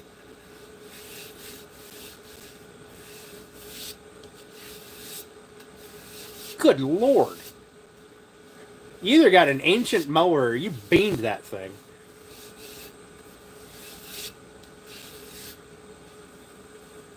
You're in Michigan and you're working outside? What is the matter with you, Nicole? Hi, Wayne. How you doing, buddy? Thanks for coming in. I'm doing great. We're just kind of hanging out because I missed a run on one of those shelves, so now I got to wait for that stuff to dry before I can put it together.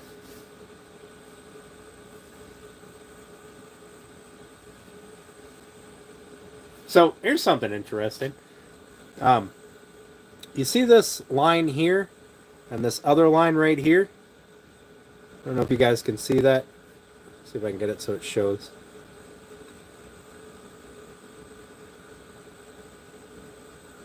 Maybe in there. I don't know. I don't know if you guys will be able to see it. You can see from this angle that they're not dense, right? But there's a definitive line there. Like, it doesn't... I don't know what it is. Must be something in the wood itself, I'm guessing, but... Because it ends at this growth ring right here. Both ends of it end right there. He beamed it. Of course you did.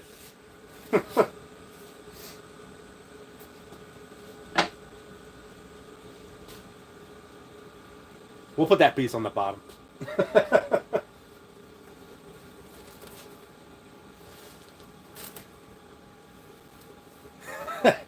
Nicole, I'm gonna definitely have to keep track of your videos and watch you get frostbite over the winter.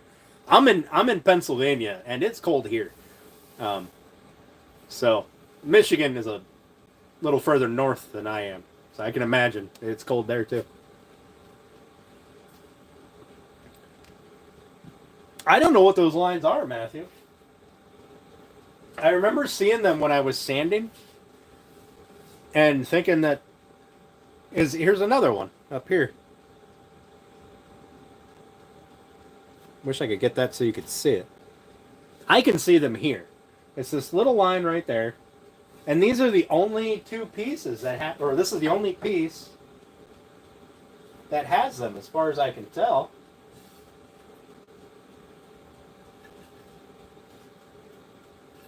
No, this side has one. It's just not highlighted because it's not finished yet. There's a line right here. Yeah, I thought that they were, I got a dent or a scratch or something on it, and because they didn't stick out until the first coat of finish went on, and I was like, man, well that's unfortunate. So I sanded it, and they didn't go away.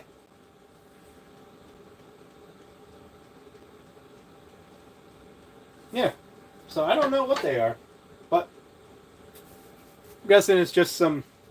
they could be medullary rays, maybe, but it's kind of weird that there's only two of them.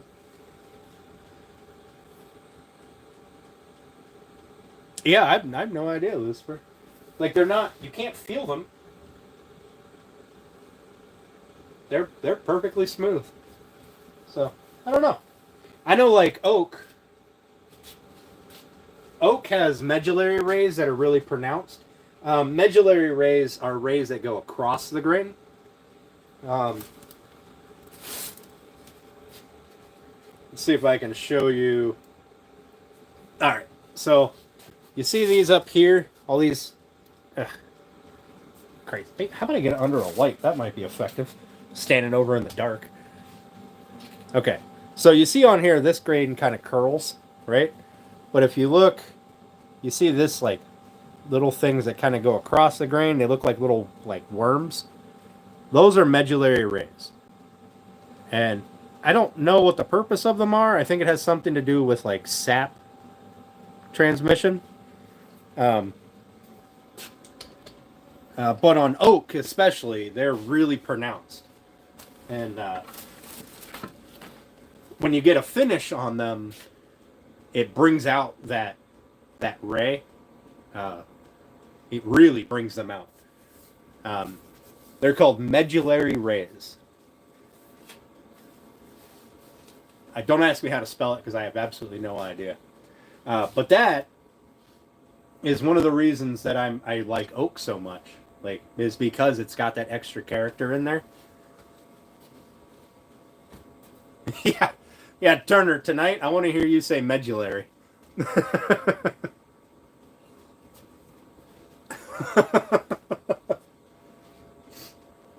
ask ask that little ball in your corner what they are. I don't want to say it because I got a little ball in this corner over here, and it's currently blinking yellow at me.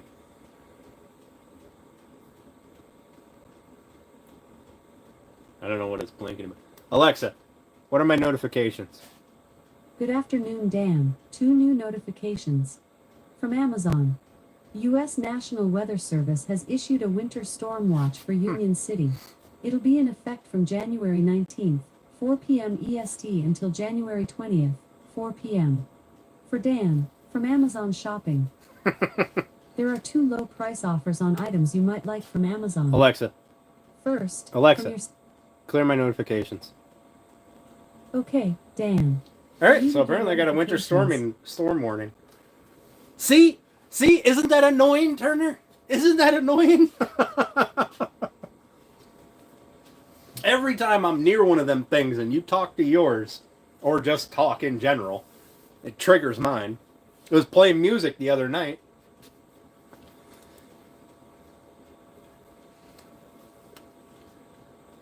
Oh, goodness. Well, there we go. Apparently I've got low prices on stuff in my cart and winter storm warning tomorrow. So, yay me. Nice, Matthew. Nice. Yeah, you're really close, so I'm pretty sure that we get the same storm warnings. Like, I think we get the lake effect snow warnings, but I don't know where you are in Ohio, so I'm not sure if you get lake effect or not.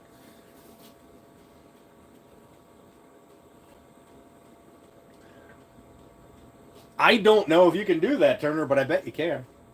If you tell it to order you some food, I'll bet you'll get some food from Amazon.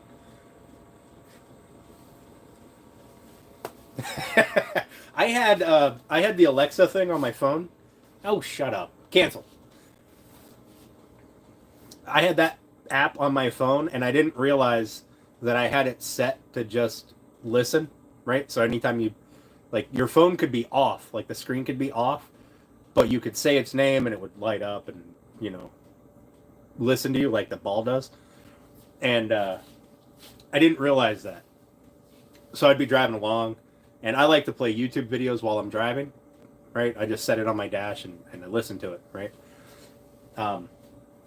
But every now and then you'd come across somebody who uses one of these things, and they'd be talking to it, and it would trigger the phone to start doing stupid stuff, and I had to get rid of it's no longer listening. Well, I mean, it's probably listening, but it no longer works.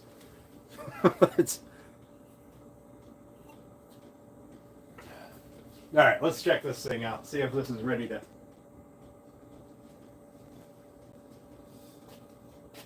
Ooh. I can't wipe that yet. It's dragging. It drags when you rub over it, so that's going to be...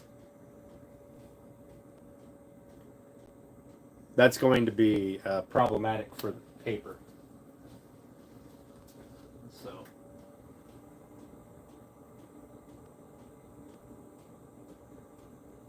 just going to put it in front of this heat vent over here. Maybe it'll dry it out a little quicker. It is kind of chilly in here. This little thermostat says it's 20 degrees Celsius, but over here, I don't think so. I don't know what 20 degrees Celsius is. I'm a Fahrenheit person, but...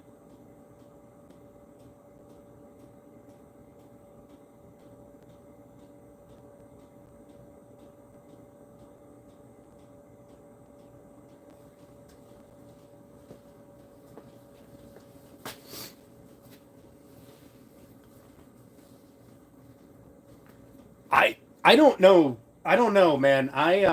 When we first got them, uh, I was playing with it, and I could tell it to order me stuff, but I never had it just randomly order me stuff. Um, also known as pith rays, oak figures, or tiger stripes. They all refer to the same specs within the timber. Awesome. I have no idea what a fingerboard is, Jose, so probably not. I could probably make them. I just don't know what they are. Are you talking about like on a guitar? Or is that fretboard? Either way, I don't make musical instruments, so that's awesome, Trudge. I actually didn't know all of that information, but I just know that they can look amazing. Giggity.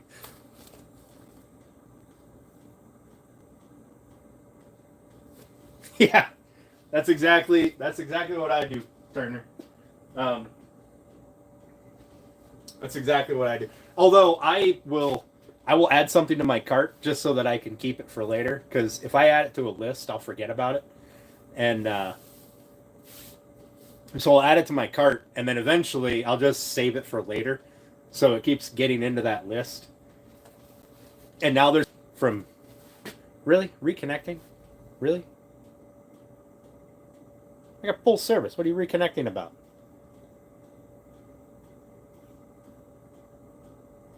Oh, good lord.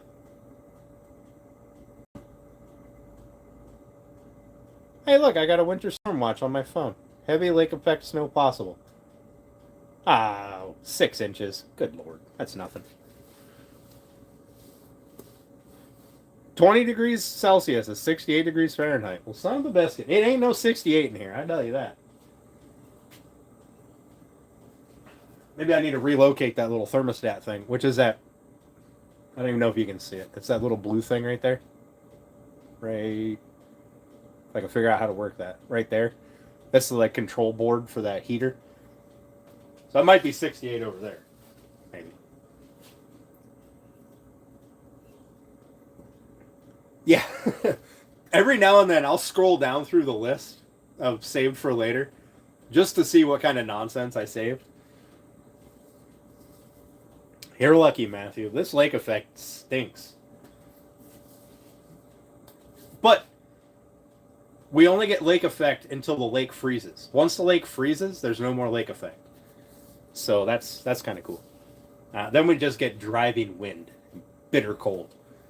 So, next week. I'm sorry this is taking so long, guys. I don't want to rub that with it being tacky to drag. I can get your lake effect. Where are you at? Oh, you said you're in Michigan. Yeah, I suppose it could come that far, couldn't it?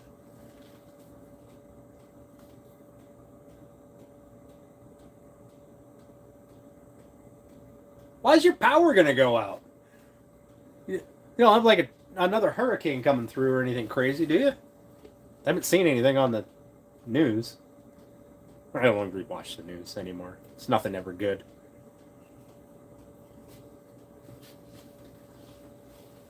Double A, how you doing, buddy? Appreciate you popping in. We've been just kind of bullshitting lately. I'm waiting for this to finish curing so I can rub it with some paper to get rid of that shine. Although now that I think about it, it's only sticky if I drag it, so I might be able to assemble if I don't have to hold on to this piece very much.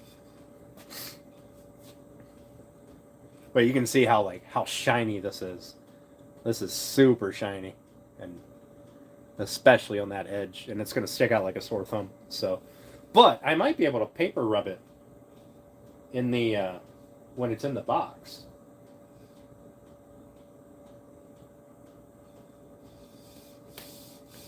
Kizzy, how you doing? Thanks for coming. I appreciate it.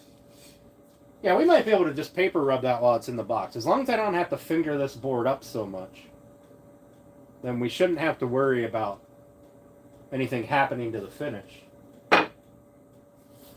So maybe we'll give it a shot, see what happens. Worst that happens is it's only wood. Got to start over. Grand Rapids, about an hour from Lake Michigan. Yep, that's where my wind comes from too. Straight from the west. So thank you. Thank you for that. I greatly appreciate it. my wind that's west for me, right? So the side of my shop. And it's always blowing from the west. Lake Erie is that direction. I don't know, 30 miles, I think, that way.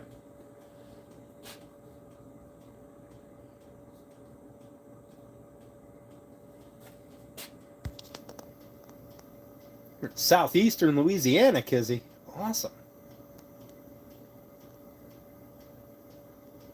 Because SC ain't ready. Oh, good Lord.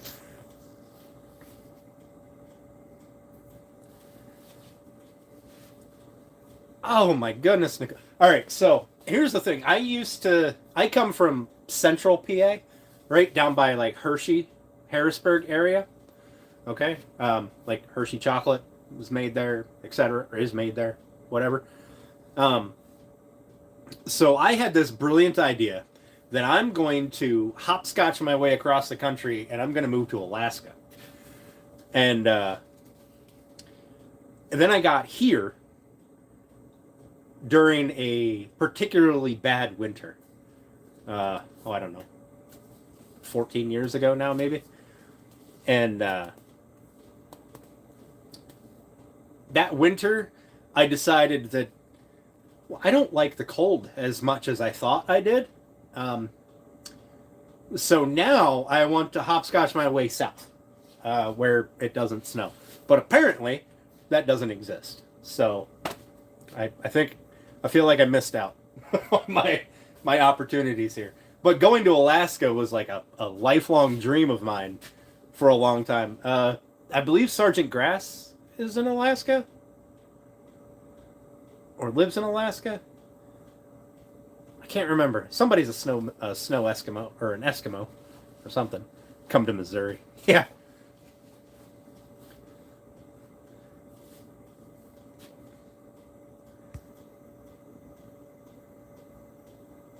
Will your generator even run in the cold? It's only used for hurricanes.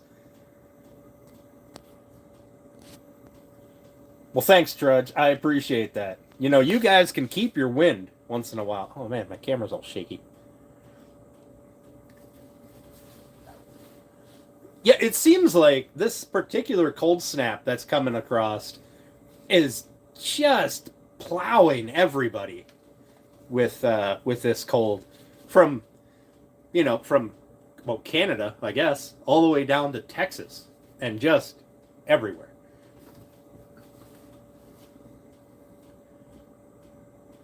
Oh, you were born in Alaska and live in Maryland. Okay. All right. Well, I was going to move to Juneau. That was where I wanted to go. It was Juneau, Alaska. Didn't know anything about the state or the city. Nothing about it. Still don't know anything about it. But I was like, Juneau, that sounds awesome. Let's go there.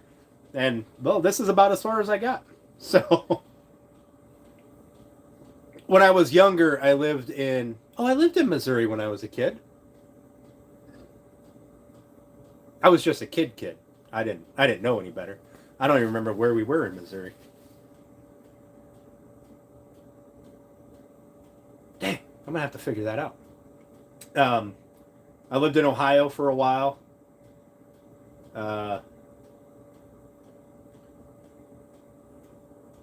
When I was 17, I was running Daylay Egg Farms, Pullet Farms, for a couple of years.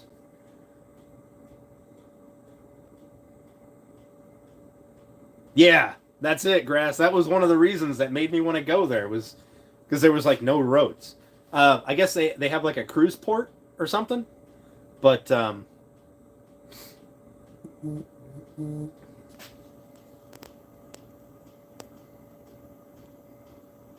yeah, Bearded's gonna get messed up on that beach. It sucks, but we can go fishing. I mean, you do have some really nice catfish, and I like catfish. Just saying. Just saying.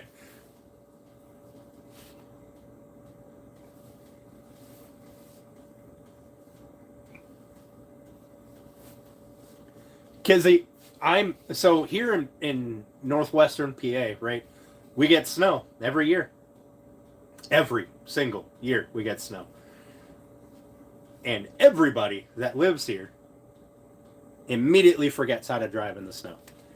And everybody thinks that four-wheel drive and all-wheel drive means that you can do 90 in 2 feet of snow with a layer of ice underneath it.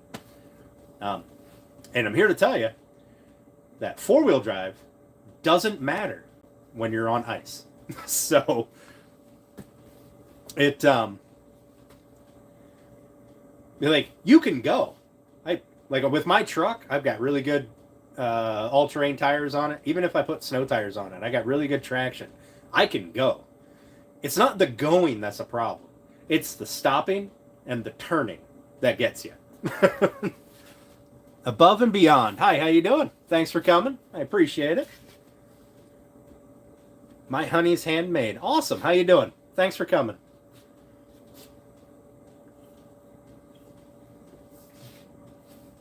All right, so I do think that I can assemble this without messing it up, and I can just paper buff it later.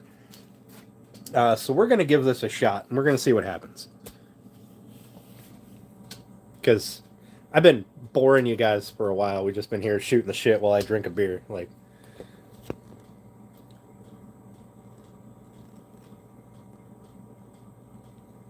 oh yeah, sure, rub it in, Joe. Rub it in.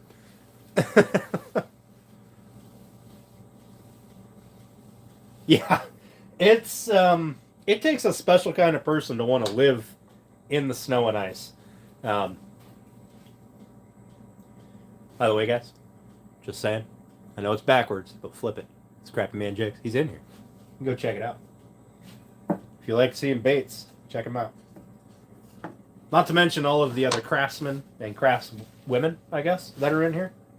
Feel free. Check out some channels. Do it. I fully encourage it. All right, let's see if we can royally screw this up. I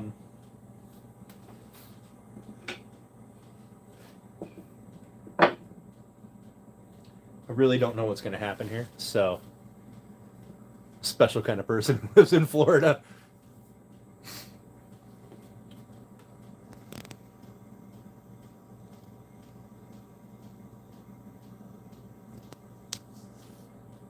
Yeah.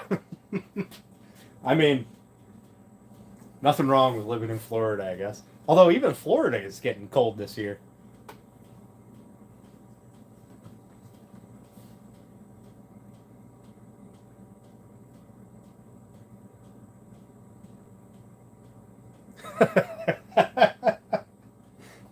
Alright. Let me get this thing assembled here. If I can. I should probably get a couple of clamps because I will have to squeeze it.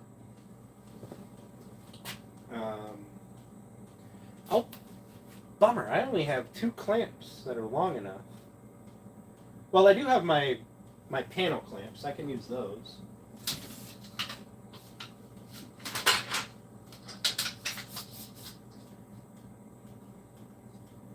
Wait, can I use those? All right, let's see. If I squeeze them this way, that'll pull the joints in. Yeah, that might work. That might work.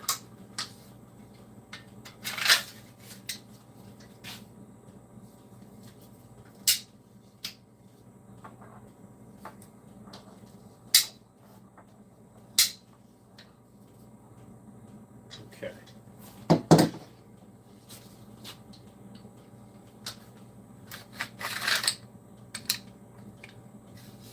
A nude bayou.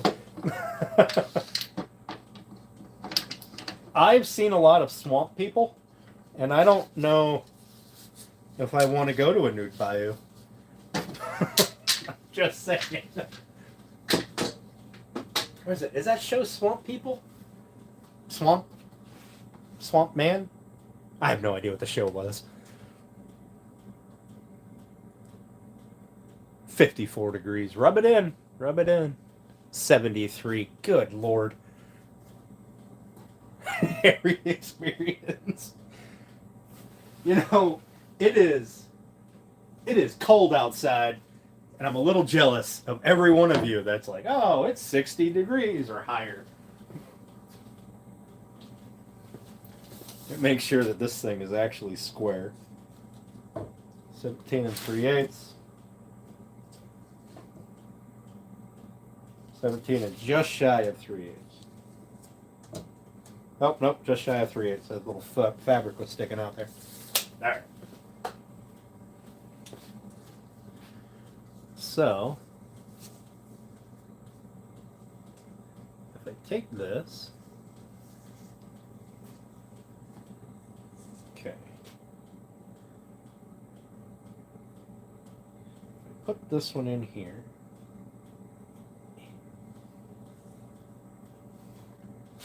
That's sort of centered.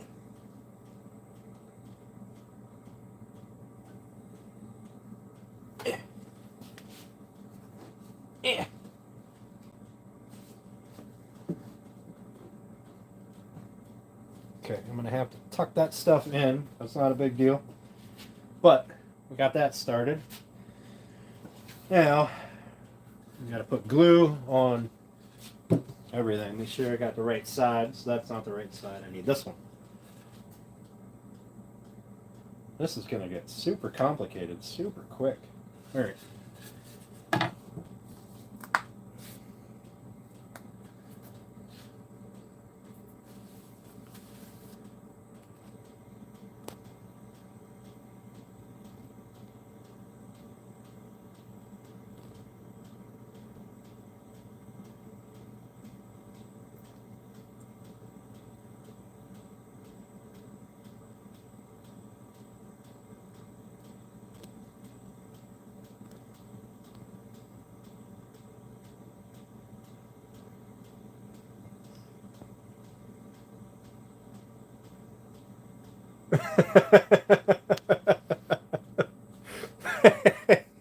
Hey, Rand Sandy, how you doing? Thanks for coming. Yeah, Alan, we've been missing you, bro. We've been missing you. You can't be in every stream and then just randomly decide to not show up one day.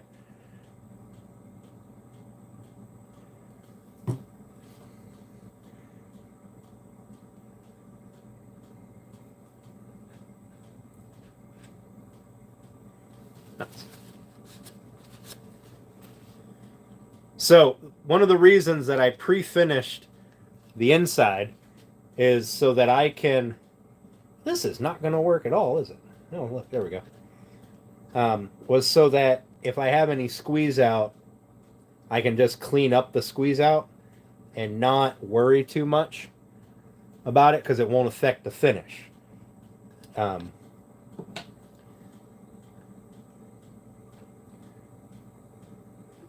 Because it's already pre-finished. The outside will be sanded again and not be a big deal. I'm using Type Bond 3 for this only because it has the open time. It's got a longer work time. So hopefully we can get everything done before the glue starts to set.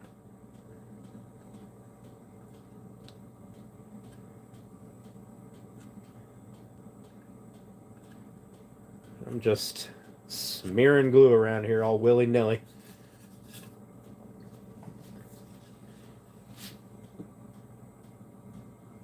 Oh no!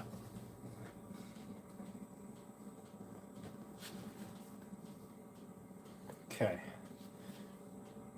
There's one. As long as I don't get squeeze out onto the fabric, will be good. If I can keep that away from the fabric, everybody will win. If it gets on the fabric, it'll ruin that section of the fabric, and it'll be a bad day for me. All right, I'm gonna have to turn you guys because I can't work that way.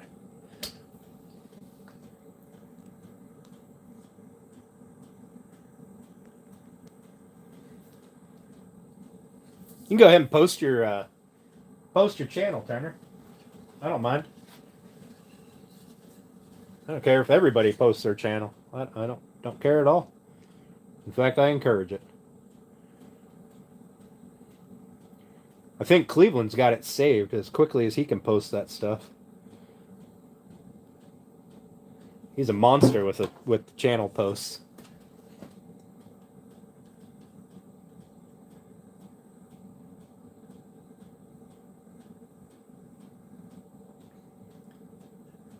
That is a lot of glue in there.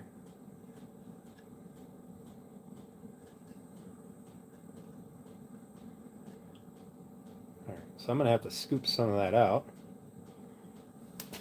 On that.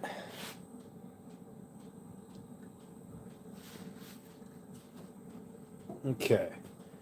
4 and 4.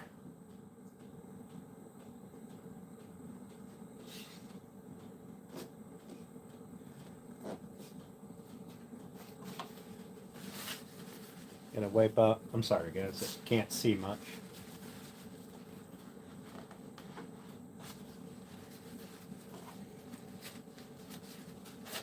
I got some glue that is dangerously close to that fabric there, and I want to get it gone before it comes and creates a problem.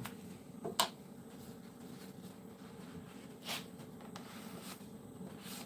we go.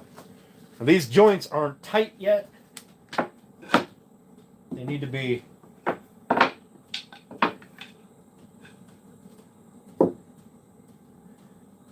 squeezed in, but they squeeze this way, not this way. So we're going to put some glue in there, some glue in there. These ones we don't really want. The shelves don't really matter. They're going to be pinched in, but we still want to get a little bit of glue there. The holes are deeper than the pegs for the... I'm sorry, the mortises are deeper than the tenons. So any glue in there is just going to hold things. It shouldn't squeeze out, hopefully.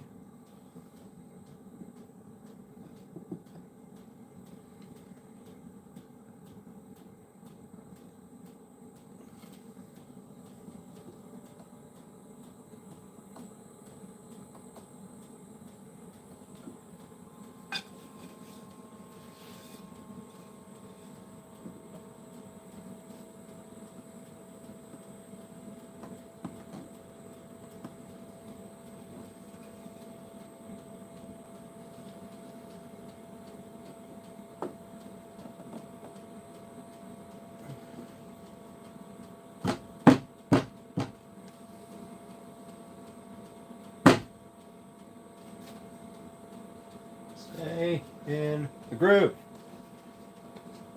Stay.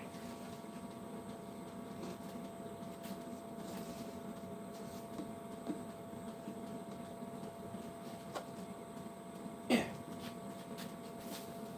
right, I gotta tap those down a little bit. So I brought out a hammer that wasn't stupid and angry, but I don't know what I did with it. Y'all know that I lose everything. So I'm going to use this busted hammer handle.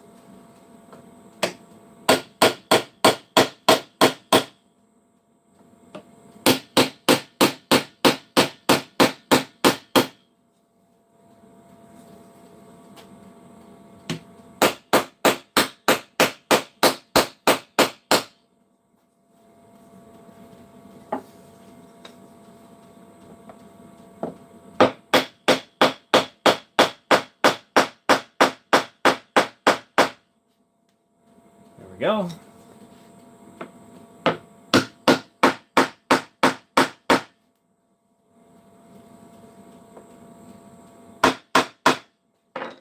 Alright, we're running dangerously close to this working time on this stuff, so I'm going to try to speed this up a little bit.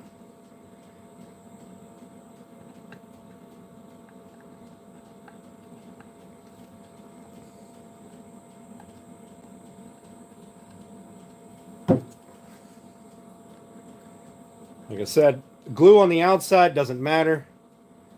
Glue on the inside we can wipe off real quick as long as it doesn't get onto the fabric.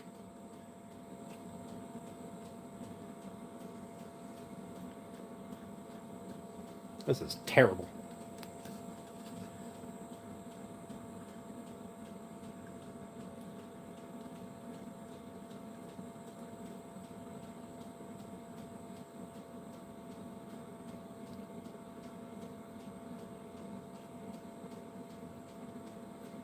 I just want a good thin coat of glue.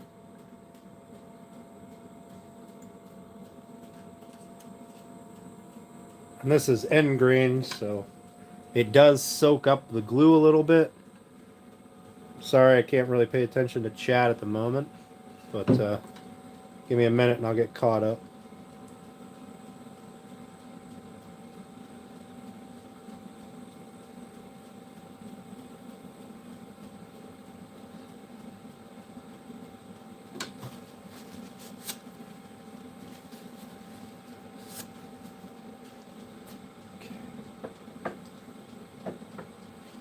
Oh, no. I forgot these.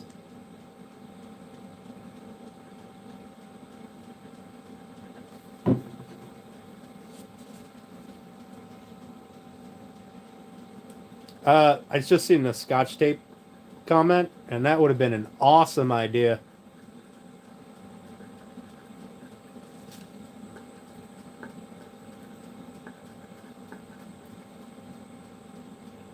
Before I started. This glue is already soaking into the grain.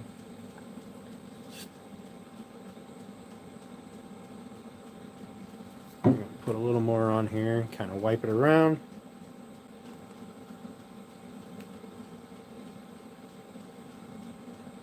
If there is small touch-ups in the corners that I have to fix, that's not a big deal.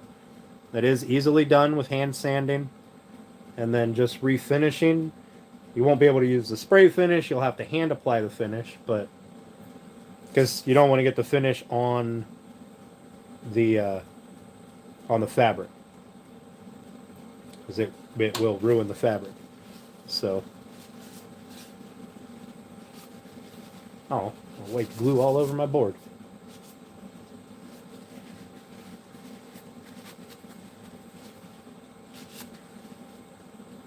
Okay.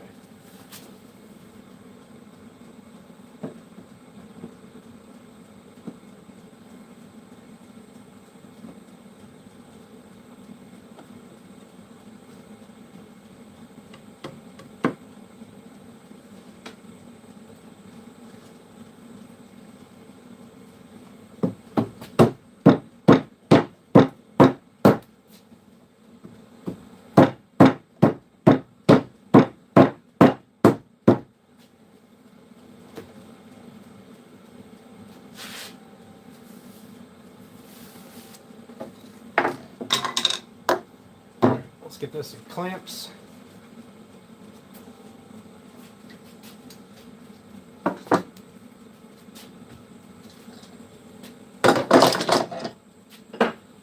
And it pulls this way. So I'm going to put one up here. I'm going to put one down here. Yeah. And just pull that back together. Make sure it's as tight as it's going to get. We don't want to squeeze crazy. We just want to make sure we pull it in together.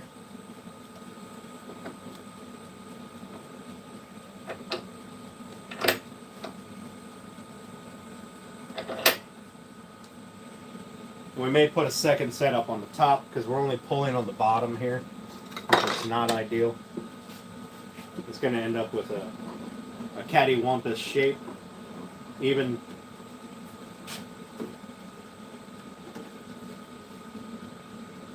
though dovetails are dovetails, it's still going to end up with a cattywampus shape.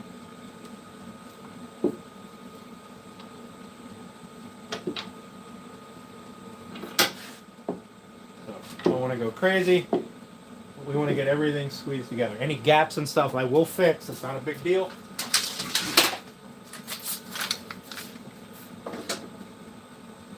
Obviously, it's better to not have gaps, but... Hi, Jamie. How you doing? Or not Jamie, I guess. You're not Jamie. You're, I don't know what your comment was, but I've seen you retracted it.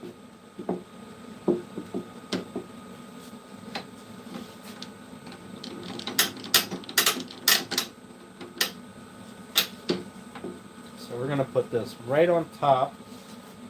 Pull this top panel in. There we go. That side popped in. Okay. Now you can see I have a bunch of squeeze out here and on the edge. And squeeze out on the outside is 100% okay. Squeeze out on the inside is what we're trying to avoid. And if it doesn't run, it's easier to take care of than if it does run. So, because if it doesn't run, you just wait a few minutes until it skins, and you can scrape it right off.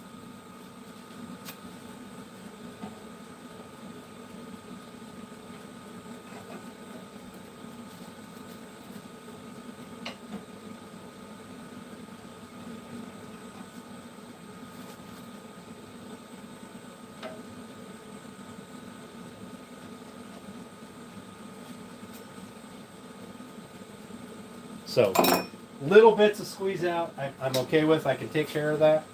It's the big chunks of squeeze out that run that we need to get taken care of quickly.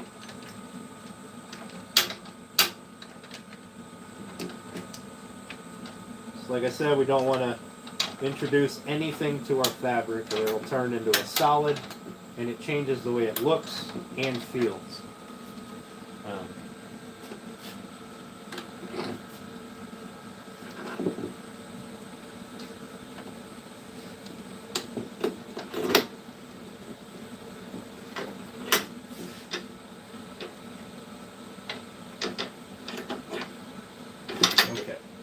So I'm not squeezing too terribly hard, but I'm squeezing enough to kind of pull.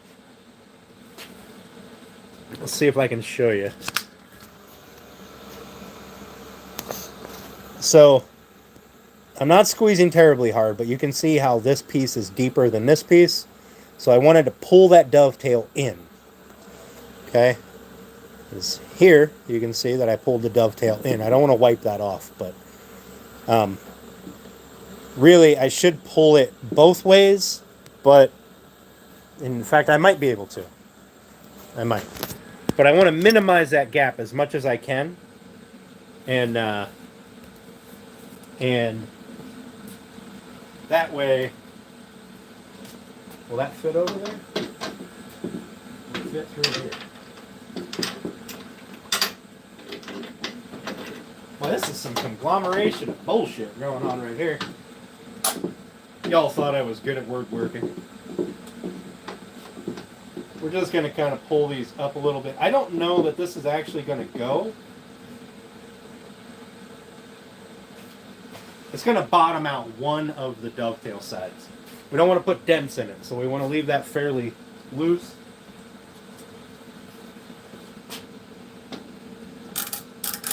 Usually this is not how you do dovetails. Usually they fit a lot tighter. But these were made by a novice with a machine. So they're not exactly perfect. So okay. We got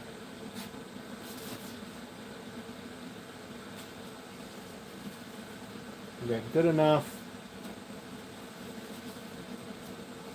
And just a little bit of squeeze out dots on the insides there.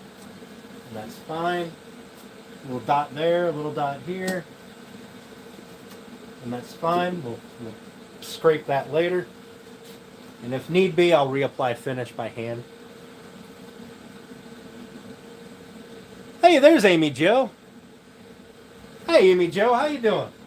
We were just talking about you. Apparently, I missed that you make books, and I had no idea. Um, so I will have to scan through your channel more and find these stories.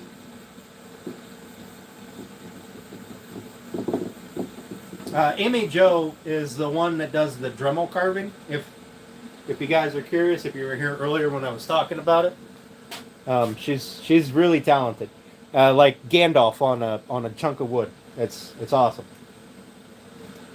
And she'll even do it she does some on live stream too. It's really cool.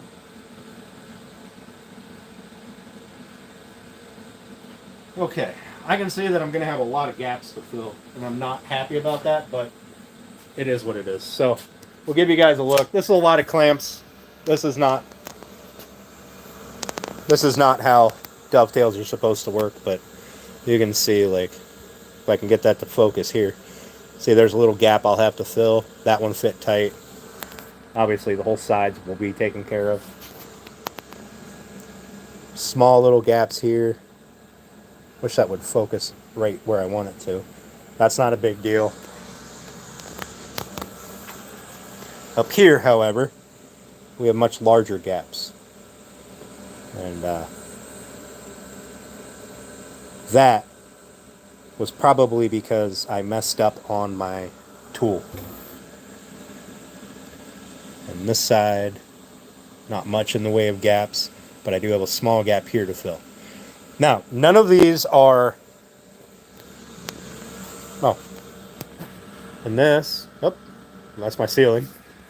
This is what it'll look like. Well, I really hope I got all the trays on the right side. That would have been embarrassing. So, that's going to be the display case. Now, because the back isn't glued in, the back is free-floating, I will be able to go through and tuck fabric. Like right there, it needs to be tucked. Right there, it needs to be tucked. And I think that's it. Nope, right there. It needs to be tucked right there. But that's about it. And as we seen earlier in our dry fit, the tucking isn't a big deal. So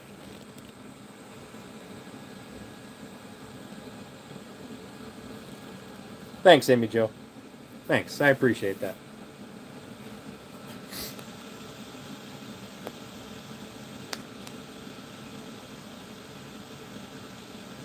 All right, I'm going to scroll back through chat here and see what I missed out on.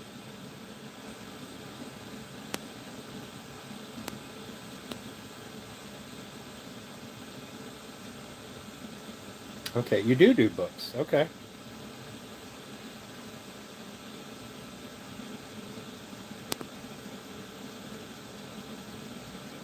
Yeah, Nicole, in hindsight, I do this all the time, and I don't know why I haven't done better. But I usually use a block of sacrificial wood. When I'm in a hurry, I tend to forget the blocks of wood. Good enough for government work.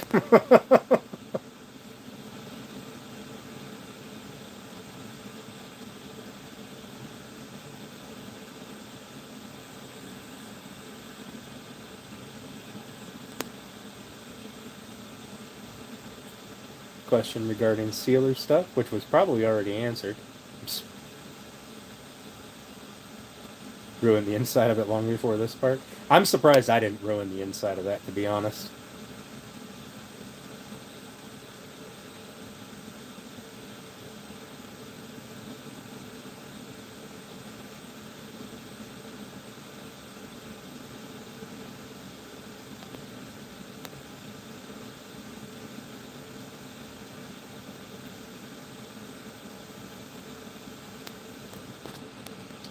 Yeah, next time, DeWalt 12-inch miter saw and stand combo.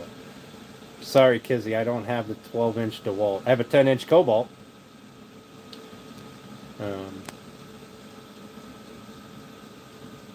Yeah, still no wood hammer. I'm gonna make one. All right, I'm gonna make one. No. Hey, Logan, how you doing, bud? I'm sorry, I must have missed you coming in. Uh,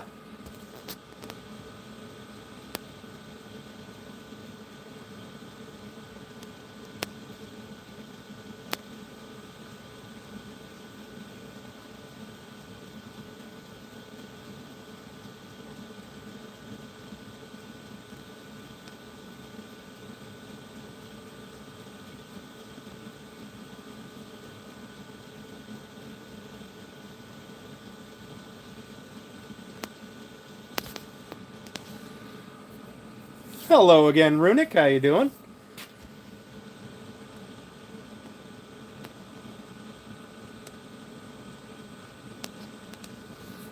Yeah, you guys think I should drop my next video tonight or wait until tomorrow morning? I'm new to this YouTube thing.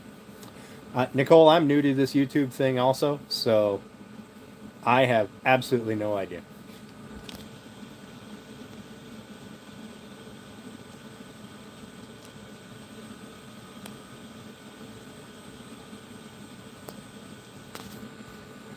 Poop.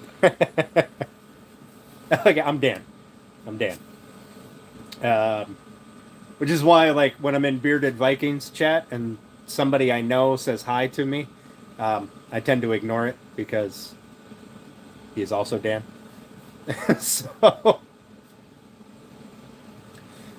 yeah, I mean, as far as YouTube content, I mean, for what I understand, you just, if you make a video, put out a video. Unless you want to stick to a schedule. I guess some people like schedules, like my Saturday live streams. That seems to be pretty popular. Even though I haven't put out a video in forever. I am working on one. Look at it. Look at it. I got there. I got all this stuff here. It's a thing. It's coming. I promise. It's coming. I have like 12 other videos that I filmed and haven't gotten around to the editing bit yet, or I was watching to see about the editing thing and I was like, man, this is garbage.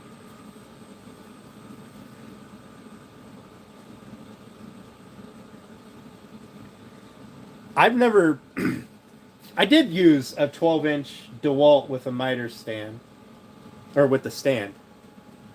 I did use one for a while. I've never set one up, but I used one for a bit.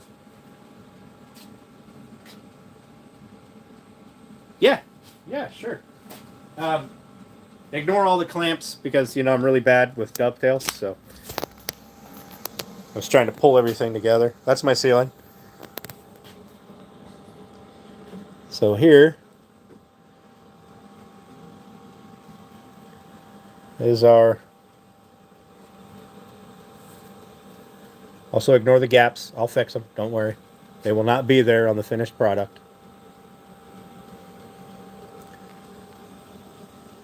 So there we are so far. Yeah, I'm really happy with those dividers. I have to remember, though, you can tell the shine difference between these two. I've got to remember to buff that with paper, and it takes the shine down. Thank you. Like I said, it's getting a lid with glass, and it'll be hinged at the top, so you can pick up on it. But I'm gonna wreck it. Yeah, Cleveland pays a lot of attention to how YouTube kind of works, so he's pretty good, knowledgeable source.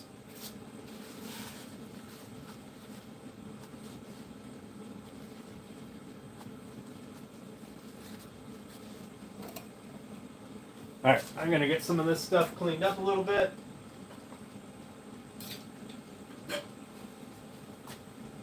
Get some stuff moved around. That box is going to have to go, I don't know, probably sit up there on the toolbox for now.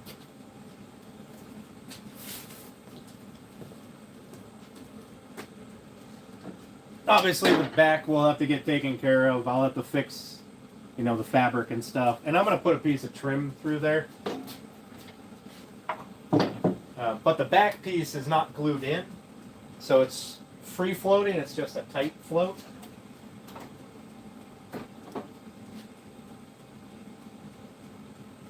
little rubber thing back on so I don't stab myself with this later.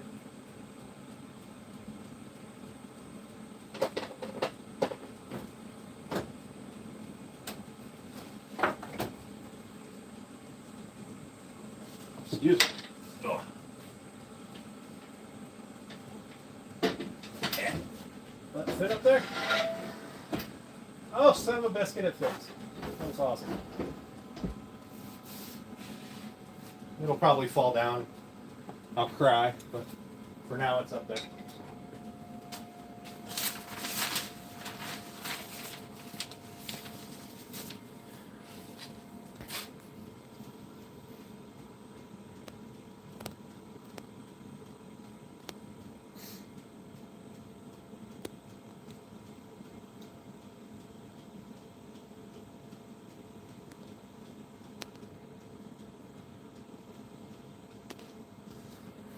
Well, good, Matthew. I hope that you enjoy it.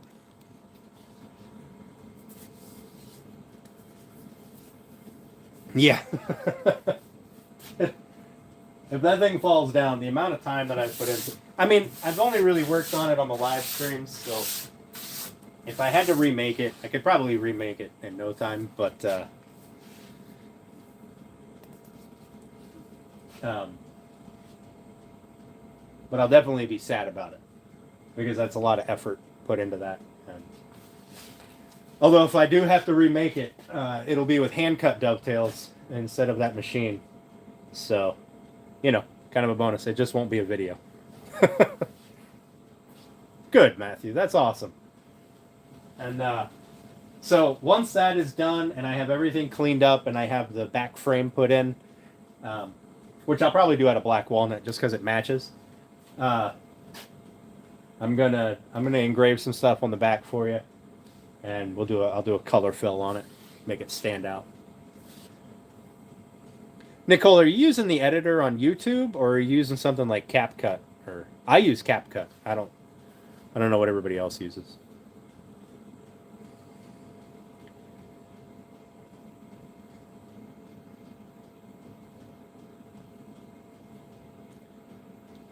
Dry time on the glue is typically... Oh, Beardy Viking put out a video.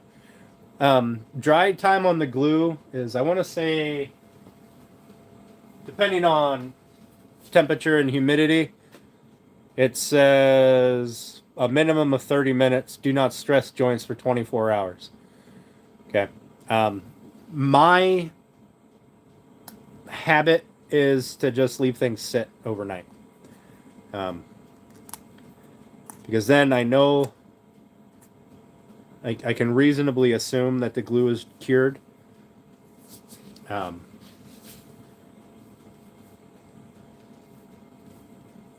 VNBV recommended.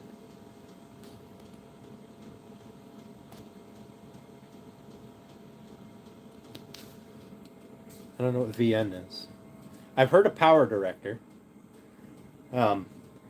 So for me, if I'm working on something, like let's say when I do a cutting board, like, or this board over here, for example. So, hang on, I'm just turning this stupid thing around. How about I just do this? All right, so you can see like this glue is sort of dry, okay? Right, it's hard. Well, it's sort of hard. That's my ceiling again. Don't worry about that. Like, I can scrape that off, and it's not smearing, okay? But that's also outside the wood,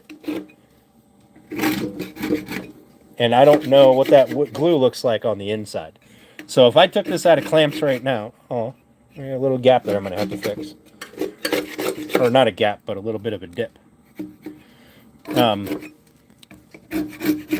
So if I took this out of the clamps right now, and I started working it, I would suspect that these joints would fall apart, even though it's been sitting there for at least 3 hours, okay? Because I glued this up just before I went live, and I left it sit for a while. But I suspect these joints would fall apart.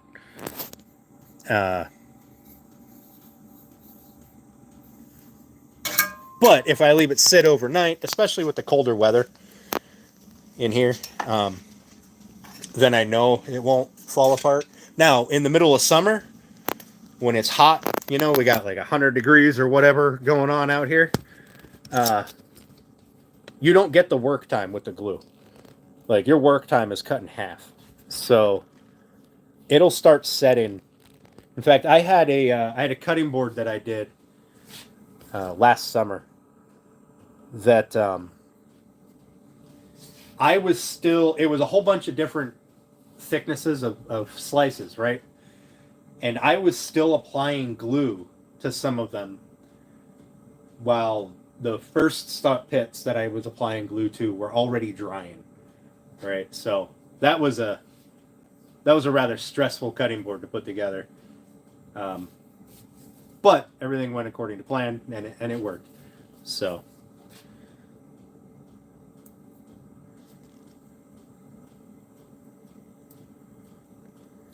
yeah, Cleveland. I've noticed that. Like, I've taken like clips out of lives to turn into like a silly little short.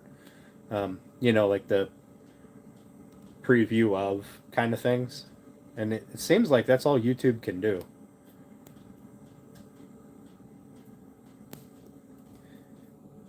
Okay. Well, so there's a whole bunch of different video editors. I guess that makes sense. Video streaming and stuff is a popular thing to do.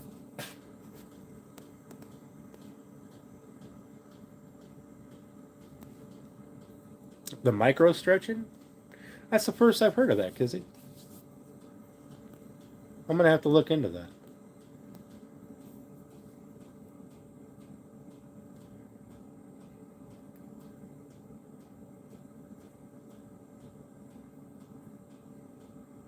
Hey, Upstate, how you doing, buddy? Appreciate you popping in. I'm doing good. We got the box glued together. It's up there. Typically, you don't need a whole bunch of clamps on it, but because I'm a novice craftsman, we needed a bunch of clamps. So I don't have any experience other than the few videos that I have on here with video editing. So CapCut seems pretty simple. I had to watch a bunch of videos to understand how to use CapCut. So I got the basics, but there's a whole bunch of features in there that I have no idea how to use. Like, and I got the paid version because I hate there being features that I can't use, even though I don't know how to use them. But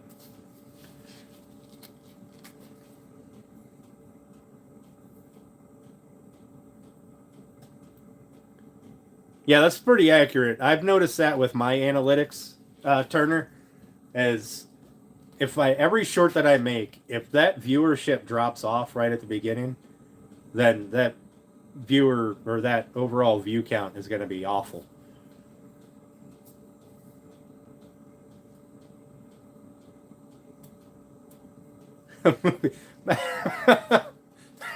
Logan, that is such a oh man. I mean, it sounds really cool. It's awesome. But I have the mind of a 12-year-old. So I immediately took that horribly. And I am so sorry for that.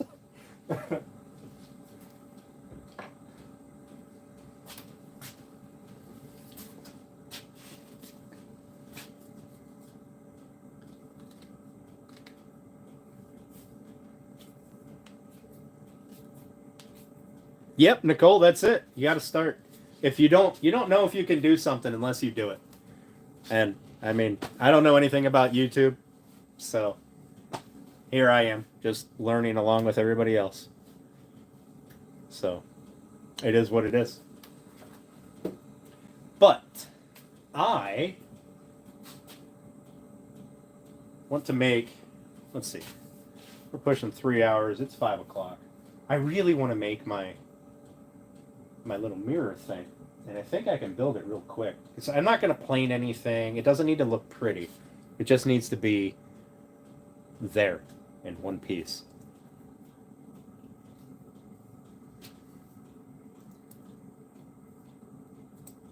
Cutting and splitting firewood.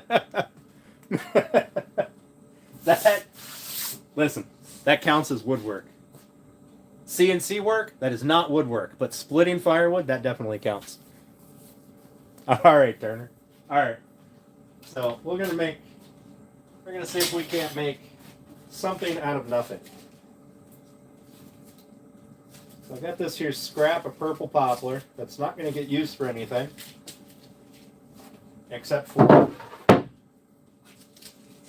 what I want to do with it. Not that side though. Is that going to be big enough? Where's my little tablet? Hey, Turner! Turner, look! I brought out a pen. Yes, that was Type Bond 3, Kizzy. Type Bond 3 is usually the only glue that I use. I'm kind of partial to it. Although I may start using Type Bond 2 as well. It just has a shorter open time, from what I understand. And it's water resistant. So for things that are inside, it wouldn't matter. I just won't use it on things like a cutting board and stuff like that. Right? These pens are sexy. I gotta order more. Yeah. And the little stylus thing works. Like the little nub. Alright. So I decided that I needed to have a tablet out here because I write notes on scraps of wood and then I throw that scrap of wood away. Or it goes in the scrap bin.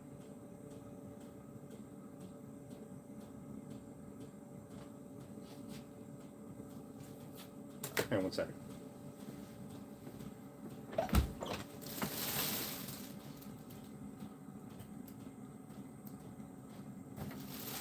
Huh.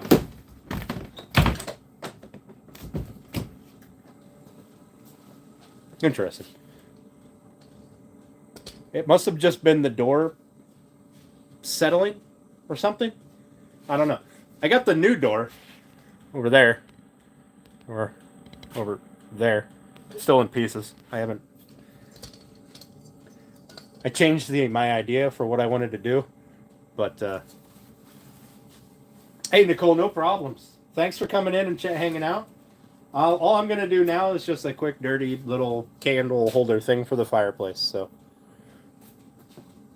I definitely appreciate you popping in. Take care of your channel. Get it going. I will definitely be over to check out your videos. So that is unfortunate that that's not big enough. But I think that I can work with it anyway.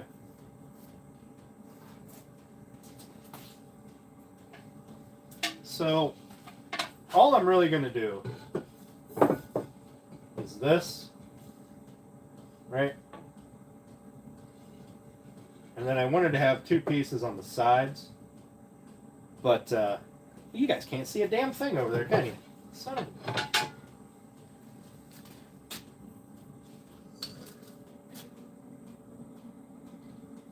All right, Turner. I have no idea what that was. It had to be the door settling. Like, Gorilla Ultimate has more open time. Really? That's not the one that foams, right? More open time would definitely be handy. I'm going to look into that Gorilla Ultimate.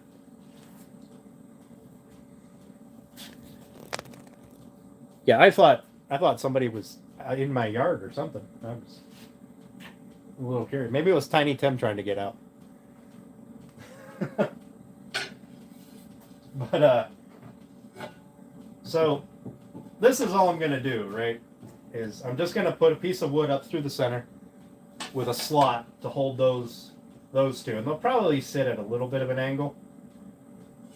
And then I want to, on the side, just because it kind of bounces the light around. It's not so much that I can see it from the front of the fireplace, but it, you get the candle reflecting off of here, which you can then see here, and you can see that reflection from here, depending on the angle you're at. So it kind of like bounces the light around. But I think I need a longer piece of purple poplar. So I got some more sticking back there by the door.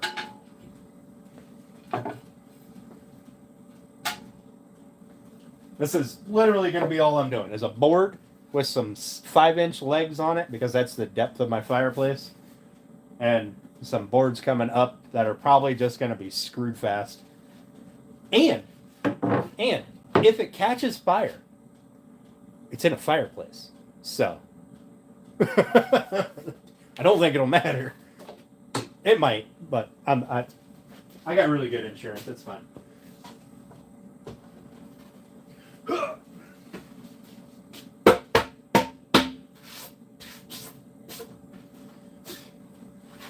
There's a big hunk of purple foul there. I bet you that one's fucking big enough. Oh.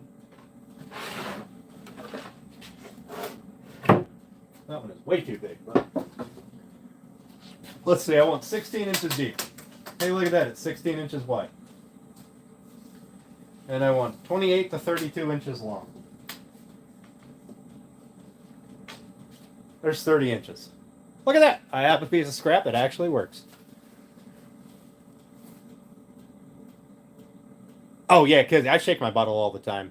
It must be the temperature in the summer, because I mean I don't keep my shop air conditioned, which will probably change this year.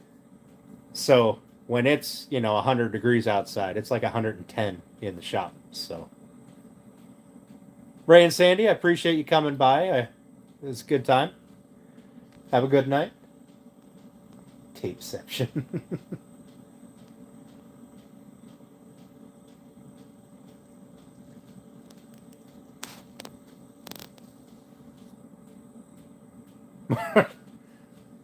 Mark, the heart tape measure is my favorite tape measure.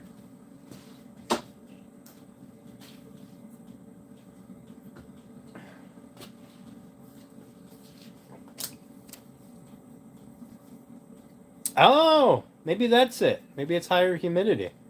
So then an air conditioner would definitely help fix the quicker cure, because an air conditioner is essentially a dehumidifier. That's interesting. I didn't even think about that. See? I've been doing this for years, and even I learned things. Alright, so this, I'm not even going to plane it. I will cut it down, but I'm not going to plane it, because it doesn't matter. It's going in a fireplace. It doesn't have to look pretty. Although, I do like that side better than that side.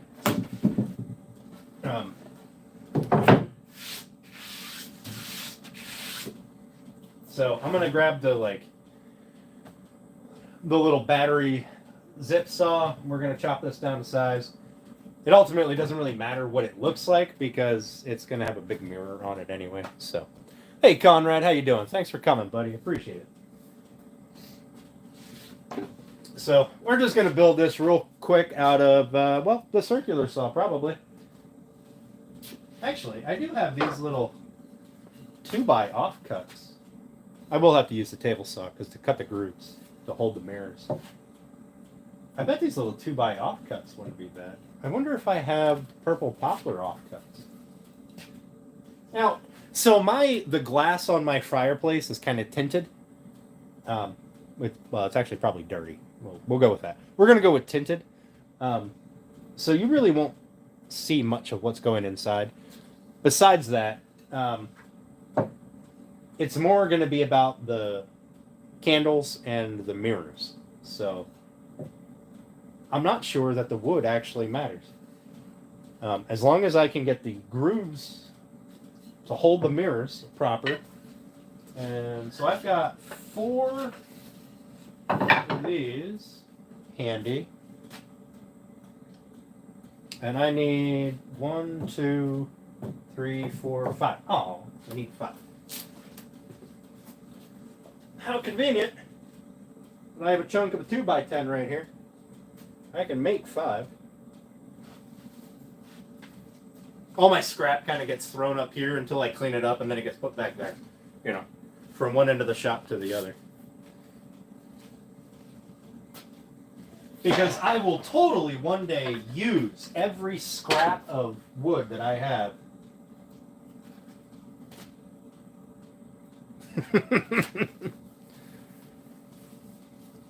Ernest, I'm just going to use this because it's not. I can't use it for anything else, really. I can't use it for a sign because of the amount of inclusions on it. And it doesn't have enough figure for me uh, to really want to sell to somebody. But so it's just been sitting over there. Might as well use it. If it was clear wood, like some of these other purple poplar boards I have over here, I would definitely not be using it. I'd probably be using something from this pile of wood, which this is an old pallet down here, right? I dug this out when the wood was over in the other corner, and I had completely forgotten that I had that. I believe it is all white oak. I believe. I might be wrong, but we all know how good I am at deciding what kind of wood is what. So when we made a hickory jewelry box. So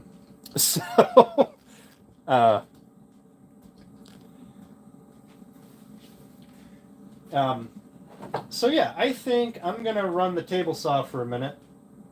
So I'm going to get that set up because I really do suspect that if I probably can't use these because they're not, proper, but I really do suspect that if I cut some 1.5 wide by 1.5 tall blocks, I can make a thing to hold the mirror. Put 2 grooves down it, one, a groove down each side for the mirror to slot into. Cut them down because they don't need to be that tall. They only need to go.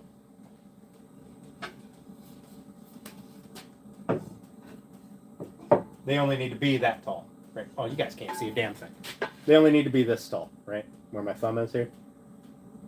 So, because anything above that's not holding anything, and we're not going to fill this space down here. We only need to hold the sides.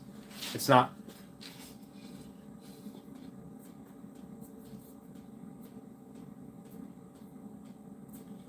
I don't know what that last comment was, but yeah, upstate. I did have a big thing for pallet wood going, and I decided that it was just too much work and stopped doing it at some point. And I think that's, well, I have that, and back there I have another pallet that I was going to tear up, and I just haven't gotten to it.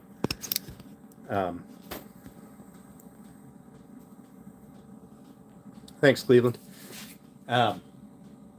But pallet wood, I mean, you can get some really nice pallets, and you can make some really nice stuff out of it. There's a guy in Australia, I think. I don't know what his name is offhand. He has a YouTube channel. Danermaid, maybe? I don't remember. Nuts. I'm really bad with names, so I apologize. But he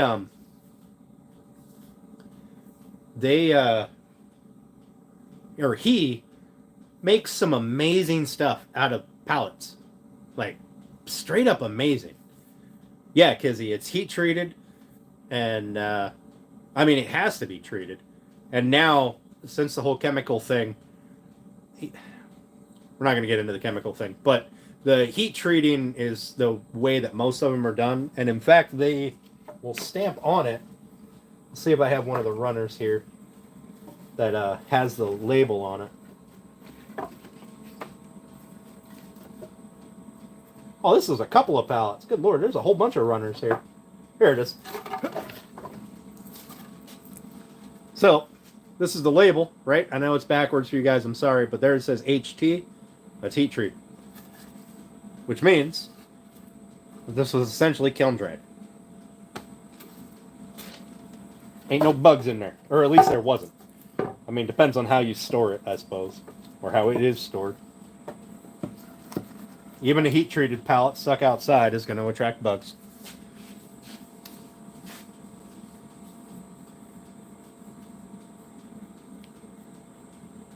Yeah, the plastic pallets are, or those blue chip or whatever pallets.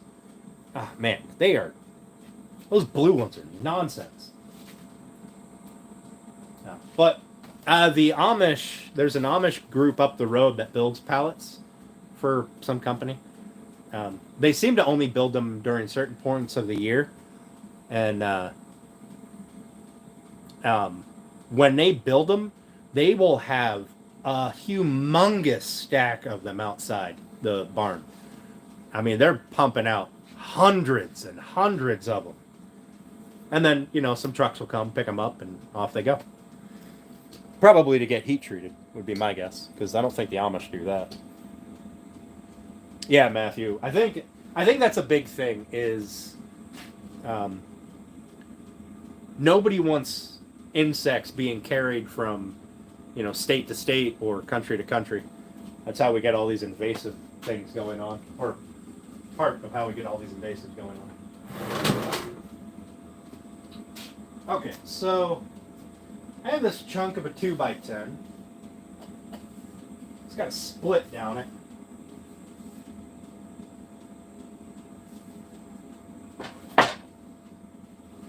Man, I got this chunk of a 2x8. We'll use that. Hey, by the way, the camera's over here. By the way, lumber, just a 2x8 or 2x6. Pretty sure it's 2x8 from Lowe's, right? Kiln dried, heat treated, stamped right on there. So.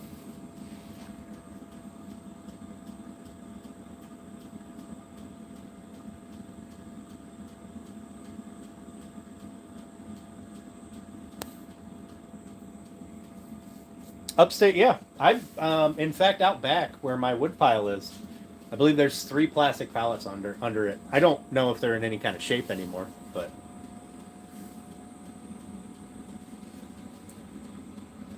At 120 yards with a 17. All right. I mean, I don't know if I would have made that shot. Yeah, there's a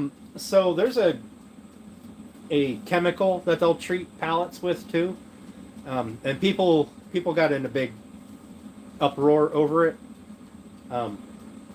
But I know a guy who is responsible for using that chemical, or he's one of the guys responsible for using that chemical. And what he told me was that chemical it evaporates really quickly, so it's not in the wood anymore. And in fact, when they get a cargo container that needs to be fumigated, they fill it with that chemical. So everything in that cargo container has that chemical on it. So, I mean, apparently it has a very low half-life. I don't know if there's anything behind it. I'm not an expert on chemicals, so.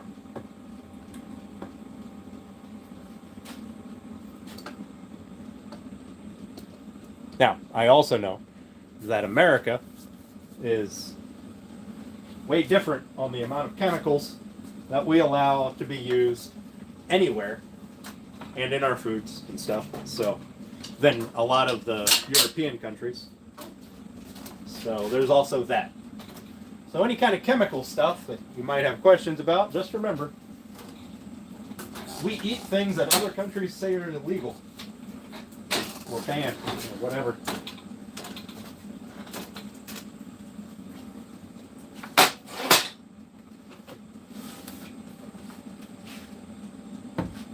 Oh, I guess I do need to cross-cut something. All right. What size do I need for that? Anybody remember? The tape measure. It's over here. All right. So I'm not going to groove the bottom board. I'm over here. Hi, guys. Just taking a measurement real quick. I need it to be 9.5 inches long. And we'll go 10 inches just in case. Who doesn't need an extra half inch? Right? That is not the board I want. Here we go. The blue and pink chemicals. Yeah. Yeah, I think, I don't know, I don't remember what the name of the chemical is that people got into an uproar about that they treat pallets with. But I know it's usually stamped on the pallet.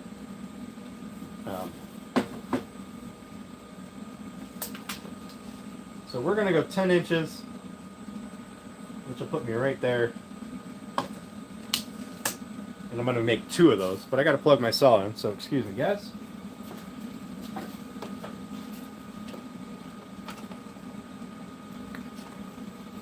All right. I'm going to annoy you with some table saw noises for a minute, so if you guys need to mute, then, you know, feel free. I don't mind.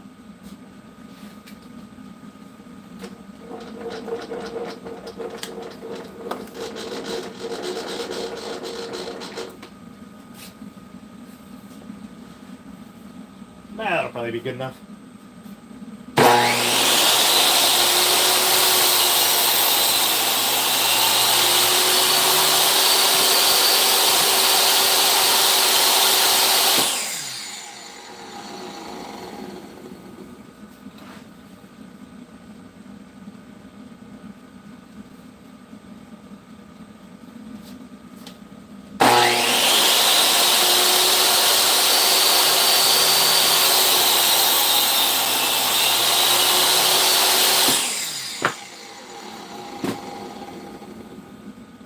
Man, close enough for government work.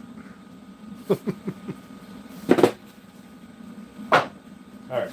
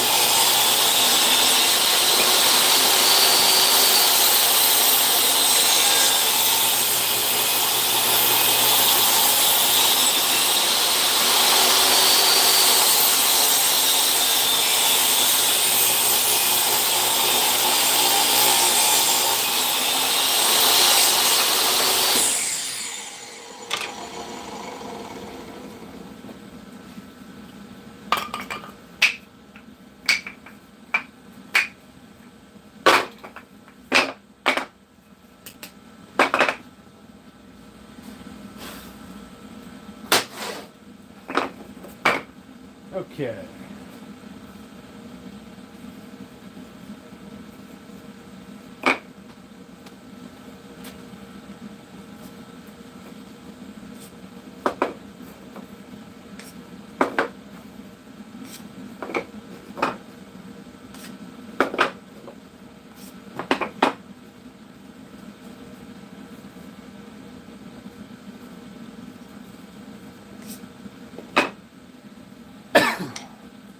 Excuse me.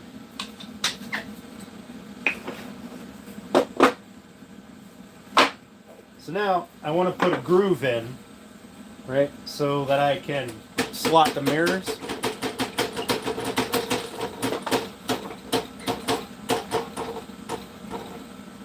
And the groove doesn't have to be crazy. But I don't want that side of the board showing, because I'm not going to sand this or do anything nonsensical. So I'm going to make, I ran through and I ran a mark of everything that I want facing the back, or outside, okay? So the first center one, I want to have just a little bit of an angle, right? And we'll probably go with, you know what? No, the center one we're going to do straight. We're just going to just put them both in right next to each other. So we're going to make a little bit of an angle. That looks pretty good. That's, I don't know, maybe a ½ inch. Kizzy. So we're going to run a slot down both sides of that. We're going to have to double the slot up so that we have enough room to slide the mirrors in. Then we're going to do a test fit to make sure.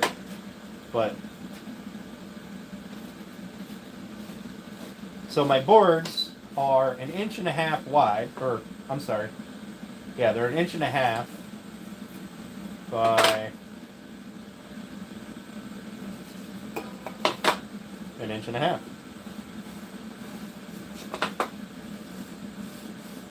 One side's a light 1.5 inches. The factory side is a heavier 1.5 inches. But so we want this to be the back, which means we want this side and this side to be slotted. So we're going to make a mark, let's say 1 inch from the back. We'll start there. So that'll give me a ½ inch, not counting the blade kerf, because my blade is the fence side of my blade is 0. Yeah, I'm just making this up as I go. It's an idea that I have in my head, and we're just going to see how it works.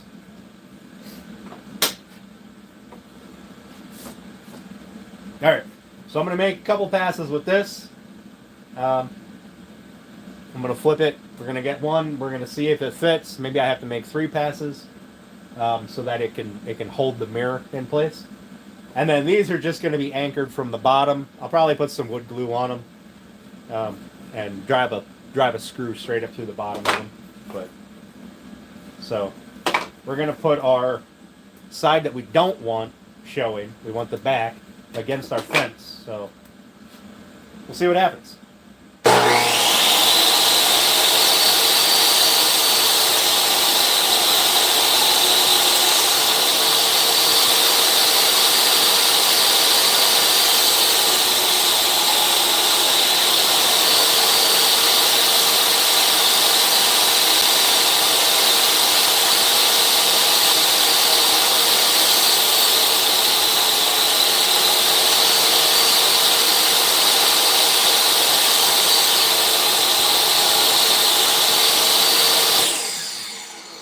So there's a double pass. Worried about my watch? No.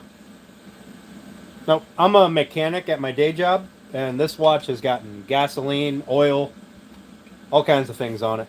Brake clean. Like, the screen protector's cracked. You can see the crack in the screen protector. But, and the like cover is messed up. But it's just a snap-on cover. So I blow it off. I clean it off every now and then. I figure if I'm going to spend the money on getting a smartwatch, then it better be able to handle what I use or what I do. So there's our slot. It's actually not bad. And I do have a little bit of room that I can angle it. I can only angle it this way because of the bevel on this. These mirrors, by the way, I got because somebody was selling them on Marketplace. Actually, you can see there's a Hobby Lobby tag. Apparently, this was an $11 mirror. Somebody was selling them on Marketplace because they used them for weddings. or A-wedded, and then they didn't need them anymore. And I was like, sweet, I've been looking for octagon mirrors that were this size or bigger, and I haven't been able to find any. So I bought all of the ones they had. I definitely didn't pay $11 for it.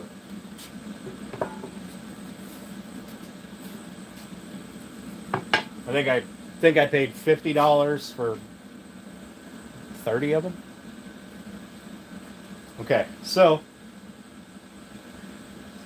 we know that's a good height, and we know that an inch, and then what is this, a 16th next to it? That gives me the width that I need. So there will be post number 1. Now I need to do the same thing on one side of the next two, because those mirrors are going to sit flat. So we need to hold them with the corner post. So I'm going to cut 2 more on one side, the double slot, and then we'll figure out what the angle is that we want.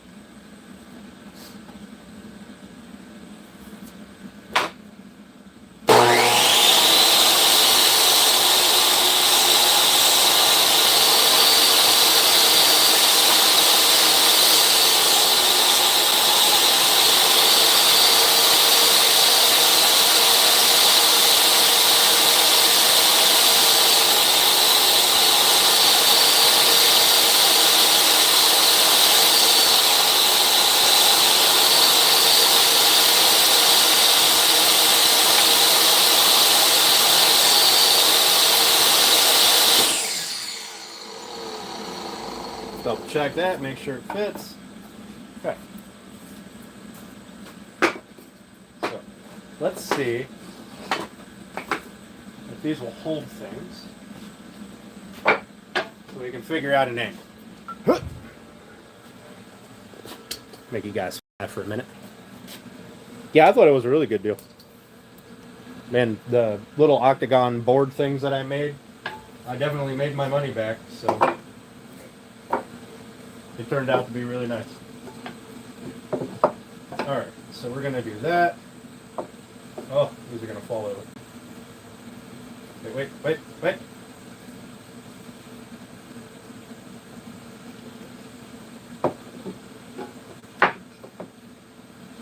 if I can kind of... Oh, I'm going to break a mirror. Stay.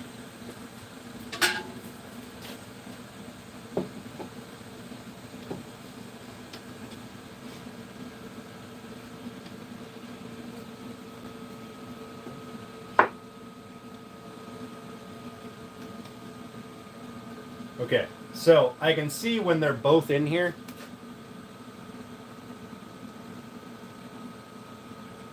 I need to make that slot just a little wider because it's pulling the mirrors that way. Okay, so I need to go a nudge wider. They're kind of doing this, right? Now that's probably just because I have them jammed in there so tight. But I also don't want them bouncing around. An infinity mirror, that's definitely on my list of things to do. I'd really like to make one of those like coffee table ones or end table ones or whatever, with a little like rope ladder in it or metal ladder or something. I think those are super cool. I just haven't gotten around to making one yet. Okay, so I need to make my slots just a nudge wider. So we'll do 3 passes instead of 2. But we'll take care of that in a minute. We got to figure out the angle for the 2 side pieces. And I need to keep it less than 32 inches wide overall.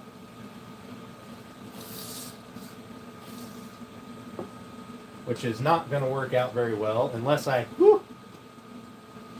angle the back pieces. Because I'm already at like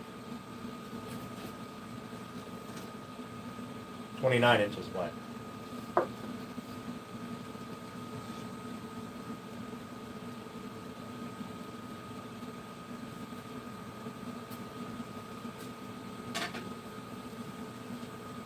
Now, I could put 2 mirrors down here at the bottom, but I really just kind of want to put 1. So if I make this wider,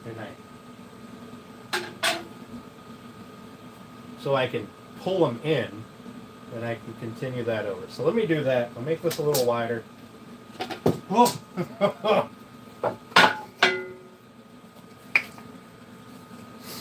Michael, I'm just making a little thing to put in my fireplace to hold candles with mirrors. All right, we're going to send you guys flying over here again. You know, watch me try to cut a finger off. Okay, so we were there. Let's try going there. See if we can't make these just a little more forgiving.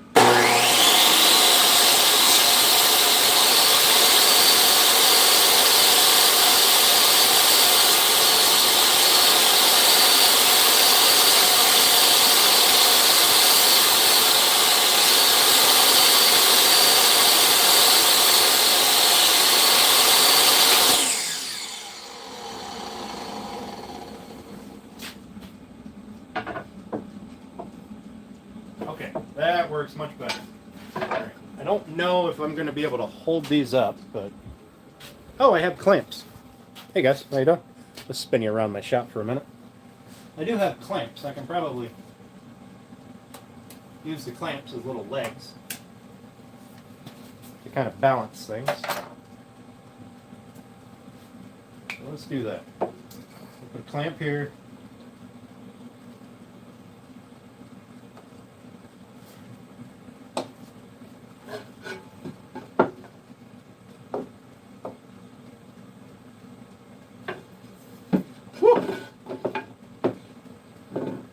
Almost had a heart attack. I don't need to break multiple mirrors and have multiple years of bad luck. I've got enough bad luck.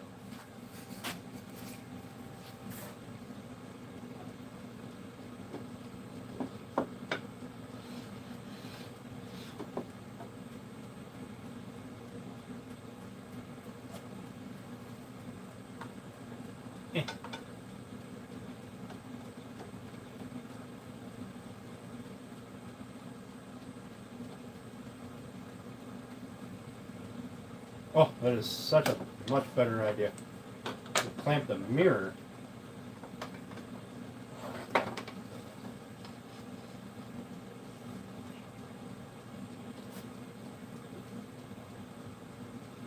Doesn't stop it from falling backwards, but it gives us something to lean forward into. Okay. So, here we are so far. We've got them so that I can have this bevel, like have them angled forward. This will be the plate that I put the candles on, because it's a lot easier to clean wax off of that than it is off of wood.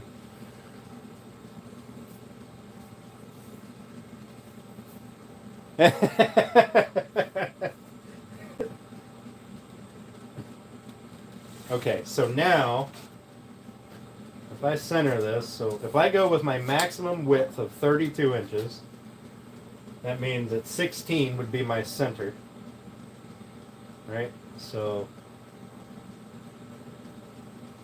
we'll say that's roughly centered.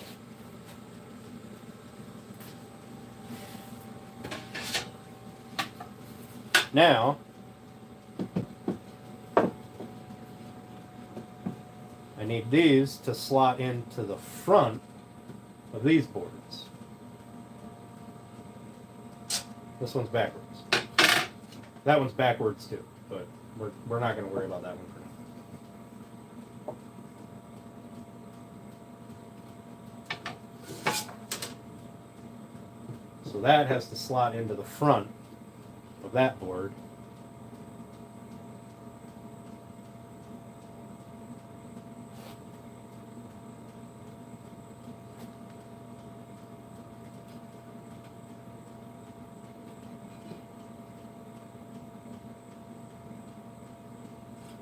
Because what I should have done was cut that at an angle on both sides so it could slot that way.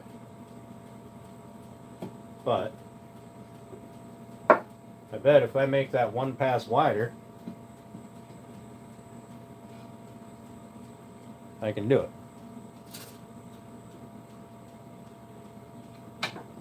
And do the same over here.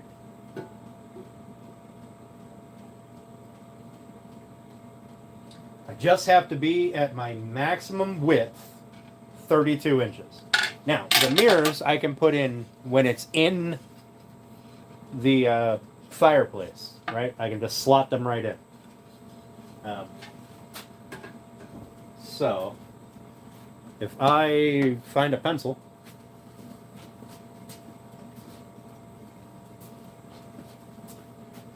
all right. This is my mirror. Make that one pass wider, and we want that to go here.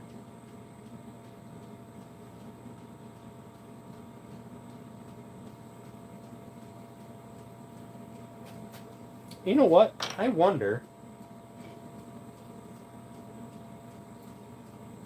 if I make this one pass wider and I do the same cuts on the other side, if I'll be able to have the play to just fold it around.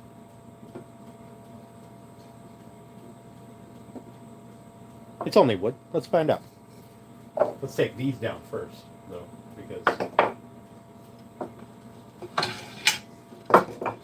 we don't need to break any mirrors. That one will go there. I need these two. Fly back over here. Yeah.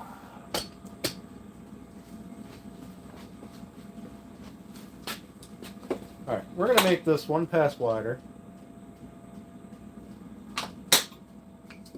We're going to cut this.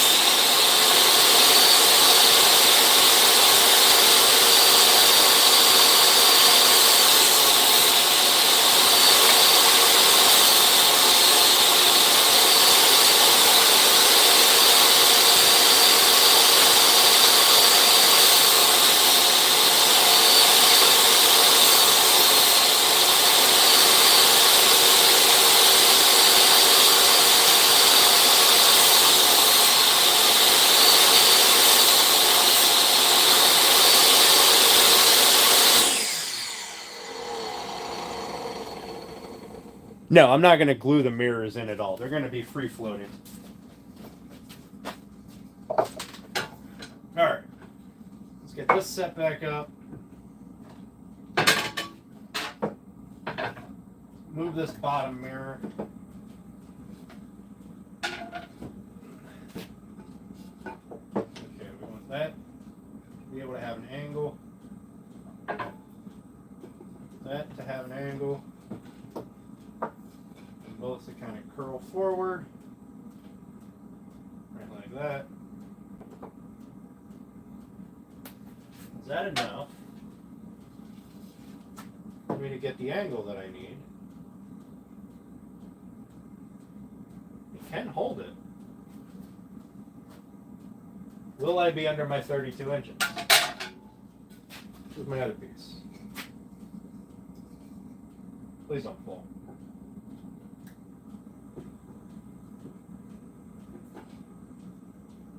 Absolutely, I will not. All right, so let's make these wider. I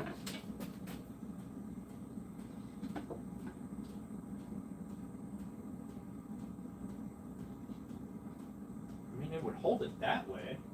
Wouldn't be a very good hold.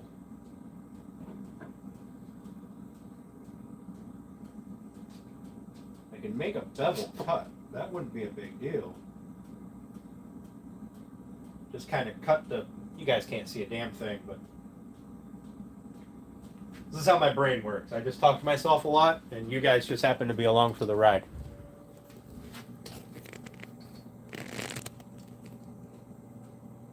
The mirrors, yeah, I guess you could say shaker style. We're just going to have a board that I can slot the mirrors into. There's nothing going to be on top of them. There will be nothing really holding them in except for the boards. So here's where we're at so far. And that keeps me just under my 32-inch width. And I think what I'll do is I'll just spray paint these black. Be done with it.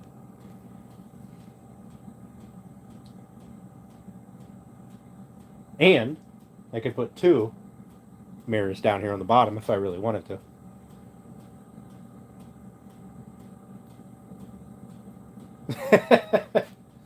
Right? So I think what I'm going to do is I'm going to cut a nice bevel on my 2 corners here so that, let's see if I can show you guys what my brain thinks is happening here. So I want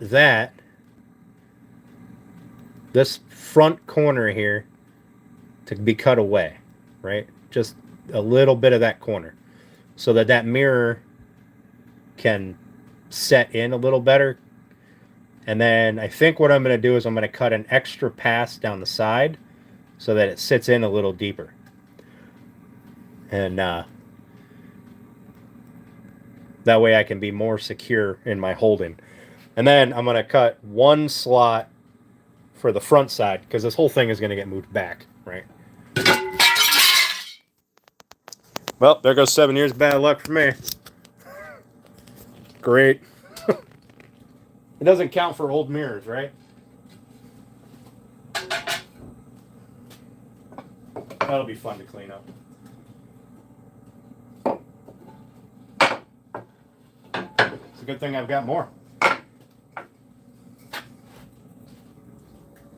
Hi, Saving Grace. How you doing? I kicked the table. That was my fault. My stupidity. I should have known better. Alright, so I need 2 more of these to cut slots in. But for now, we are going to cut this 1 pass deeper.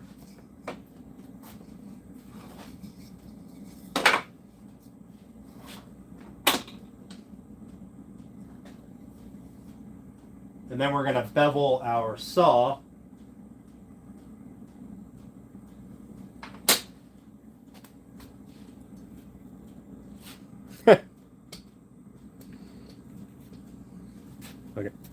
Look at. Would you just look at it? Yeah. All right. I'm going to cut this real quick, and then I'm going to cut my slots on these 2, the end 2, and then I'm going to bevel the saw. I'm going to cut off just a little bit of this corner. Okay.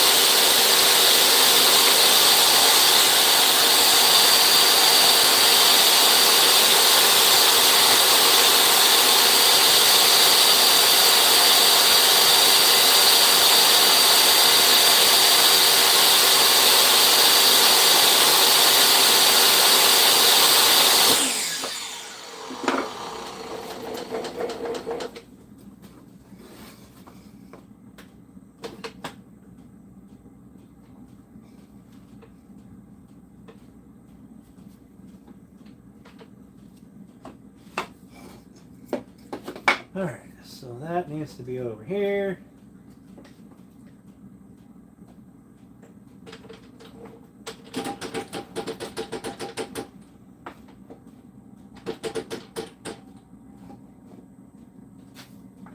We're going to see how that looks.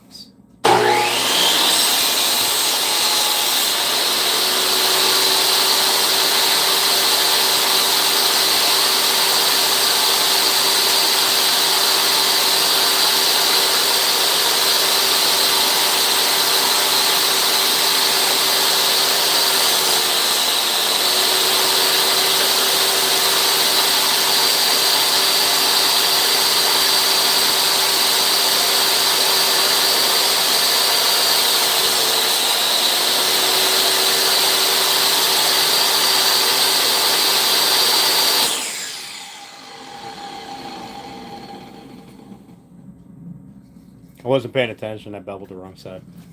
So, I get to cut another one.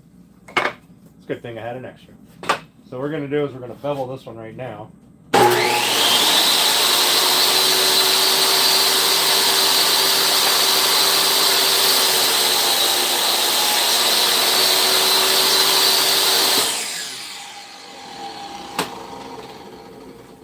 And then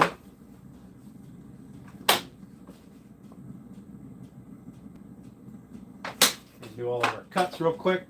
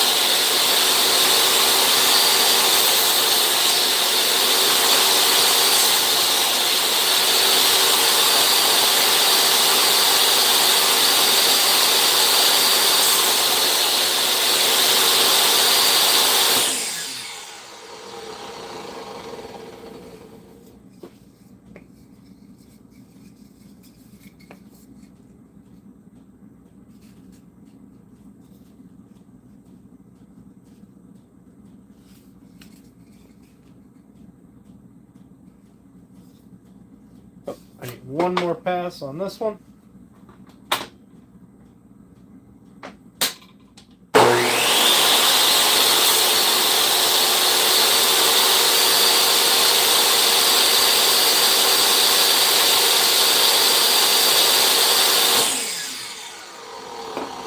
There we go. Fixed it. Save that as a sound effect. What, the mirror falling? Yeah. Yeah. That was unfortunate. But there, so I have two styles. One is thicker than the other, and that's the thinner one, which is good because I have more of those than I have of the thicker ones. In fact, I think I only have 4 or 5 of the thicker ones. Yeah. Yeah. Yeah, that was definitely unfortunate. But it is what it is. Things happen. It's only glass. Hi, Outdoorman. We put together the knife box up there. It's in glue up right now. So now I'm just building up a little thing that I'm going to put in my fireplace for candles. Because I put candles in there and I was like, man, that is awesome. And now I want to build a thing, put in there.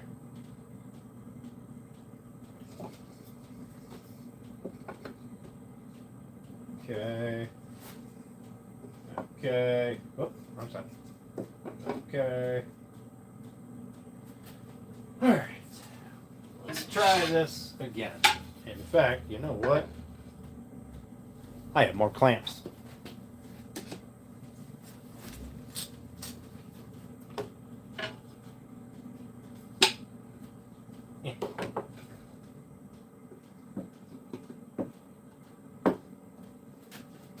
There, I like the way that holds a lot better. Can I put this one in here? Yeah. Oh.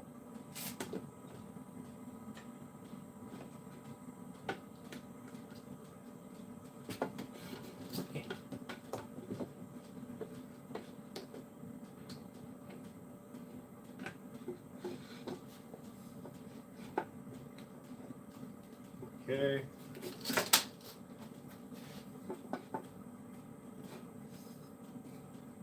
Those all pushed together, nice and tight.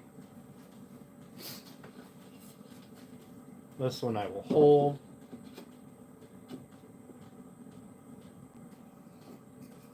Oh, I gotta push them all back because my front piece is gonna be sitting off the side. Alright, so now the important thing is, am I below 32 inches? I'm right at 32 inches. That's perfect. Not counting the width of this, but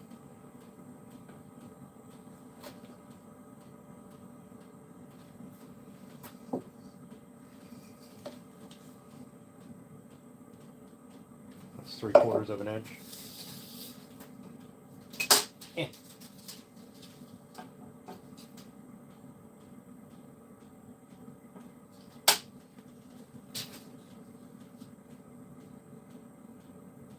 You know what? I'm going to throw an extra pass on that so I can angle that more. And that one as well. And that should allow that to turn more. Which should give me the width that I need.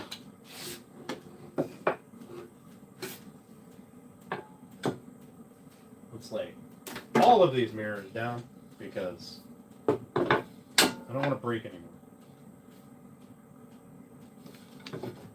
Got enough bad luck. Alright. So one extra width on those.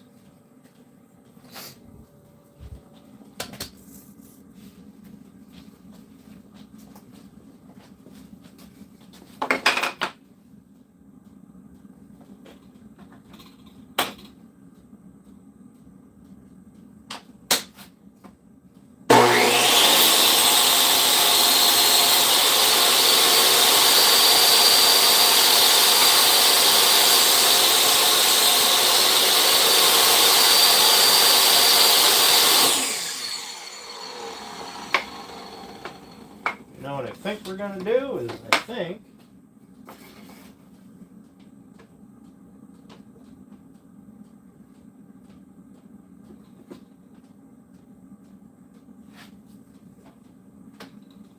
I'll just throw a groove on there as well.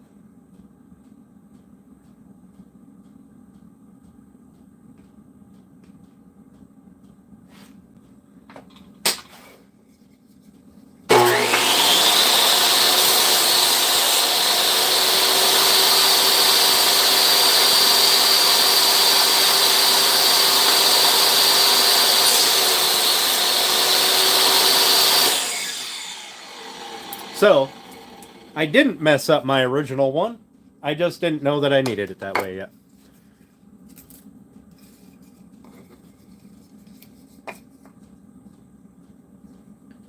Alright, that should give us the ability to angle things in the corner. Oh, hi guys. Let's stand this one up. We'll get it locked in there. The way it's going to sit, which would be right about like that. We want that way. And then this way. Yeah, that gives me a lot more flexibility on being able to angle them.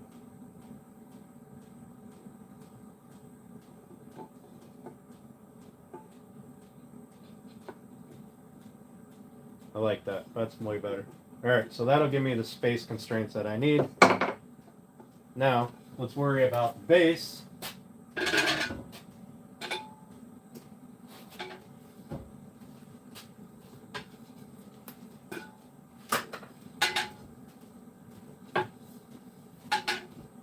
And my poor broken mirror.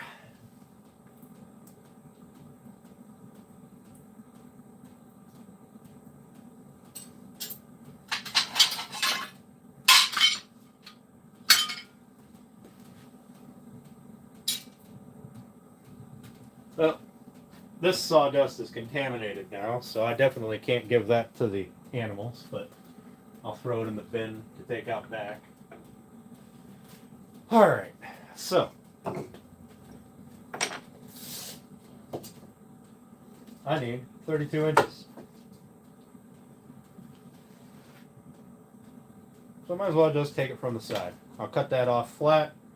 We'll go 32. That is 16 inches wide, so let me grab my little battery powered saw.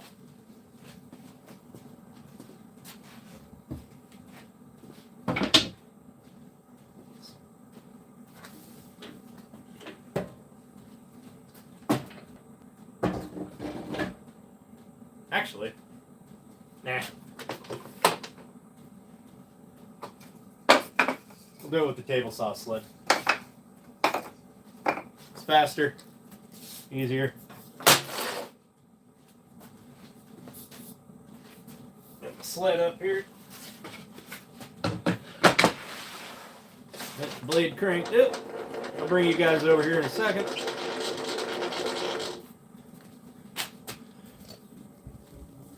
Put you guys back here so you can watch me try to drop that.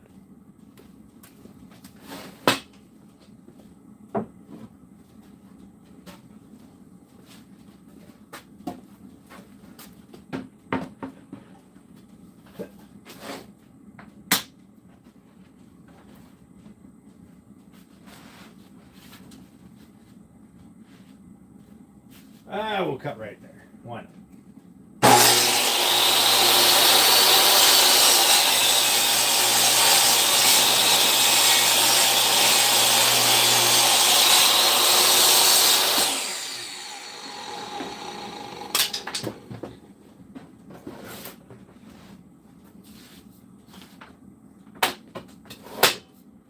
I need 32. Can I use the fence?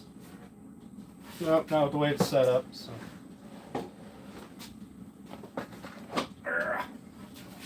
Can do is this. Stay.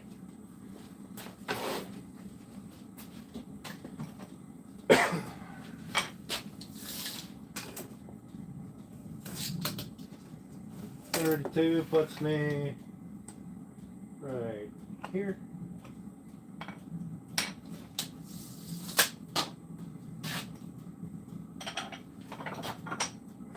No, this is not referencing a straight edge.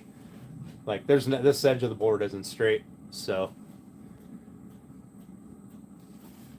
No paper, no calculator, yeah.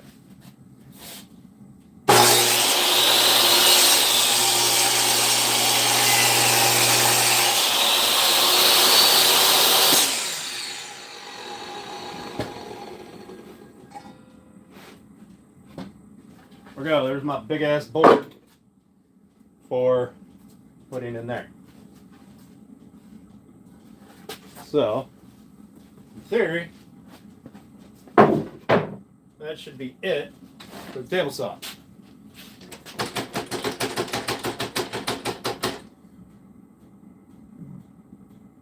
Yeah.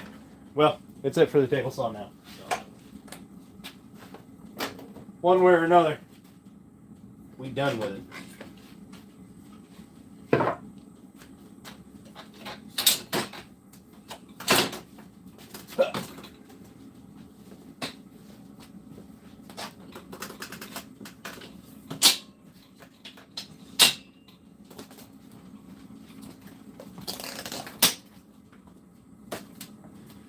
Oh, goodness.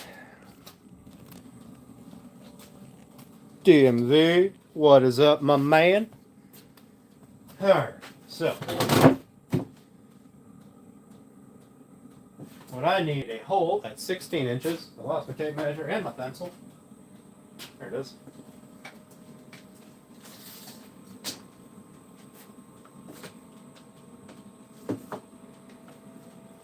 So I need a hole at 16 inches because that's center.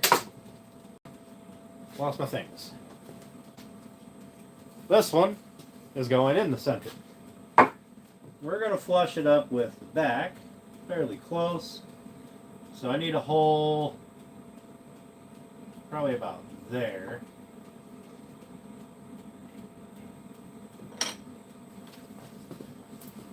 Grab my handy dandy nonsense here.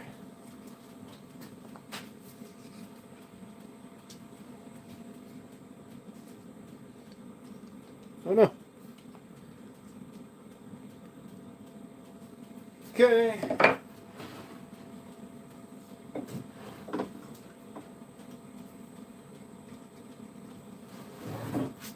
Right there, I need to punch a hole. I'll be right back, guys. Give me just 1 second. Wayne, thanks for popping in, bro. I appreciate you. I'll be right back in just 1 second. I'll grab another mirror.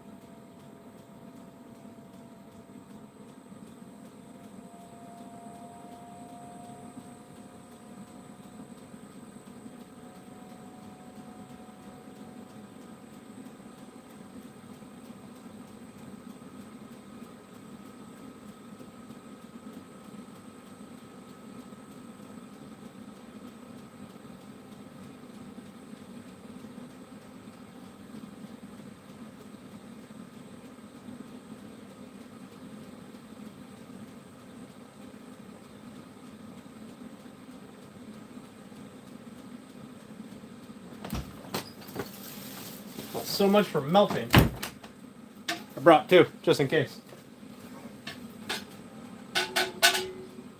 Yeah, so much for melting. It turned into an ice sheet out there.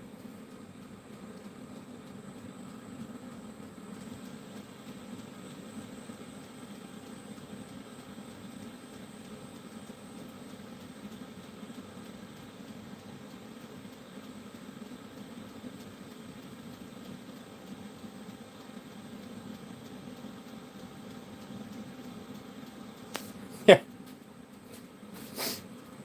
Alright, so what I need to do is I need to drill a pilot hole here, and I need to drill a hole through here so that I can mount this to that and start getting everything else situated. So, let's grab a drill and driver.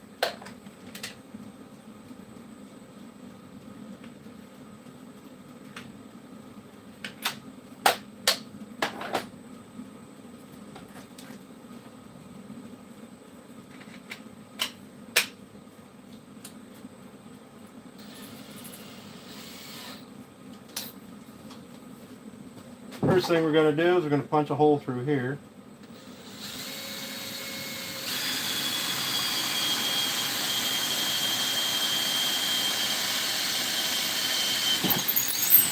With a super dull drill bit. Good lord. Alright.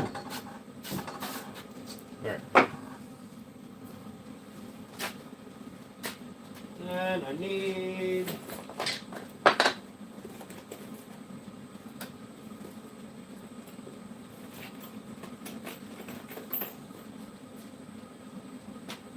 number 8. That's not a number 8. Hang on, guys. I'm sorry. I'm trying to find a number 8 drill bit. There it is.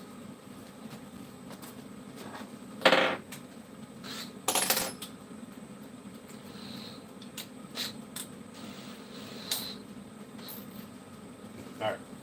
So we're just going to punch a little pilot hole in here.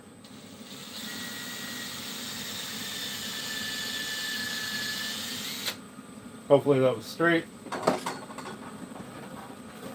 We're going to flip this over so I can do a counter bore.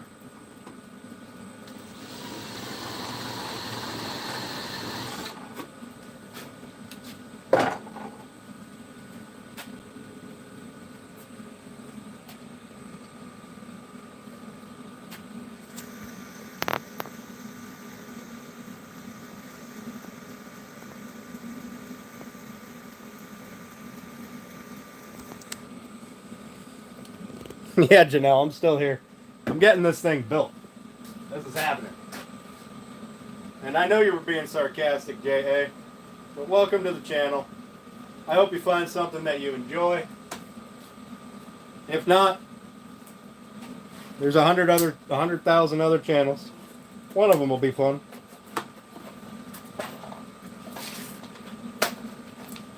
Yeah.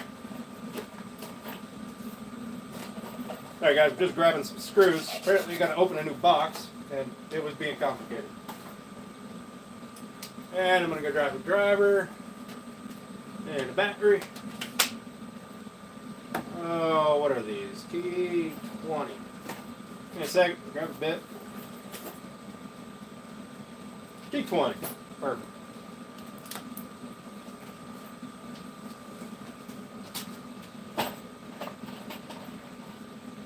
So we're going to sink this one. Those are actually probably going to be too long, but we're going to find out.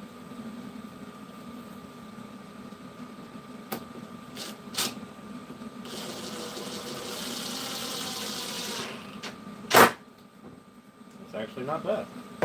And no need for glue yet. I'm going to paint it before I glue anything, so.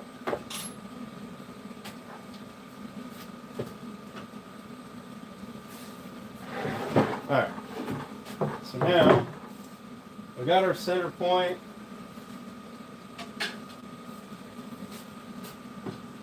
Need to put this one in.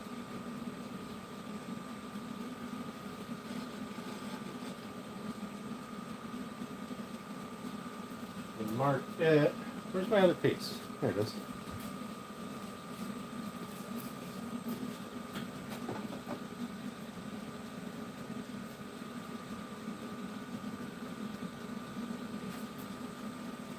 Alright. So this one will be a tree. So I guess I need to be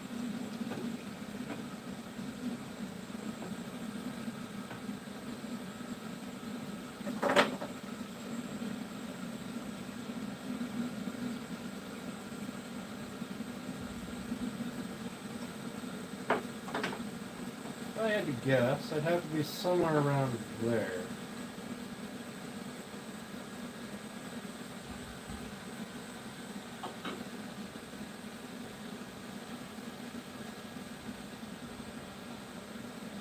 And I want to be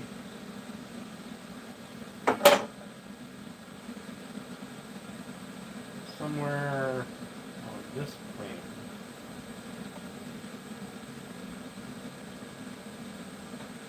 Okay.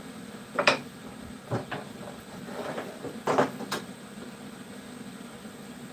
going to say right there. We're going to go with that. Let's see what happens.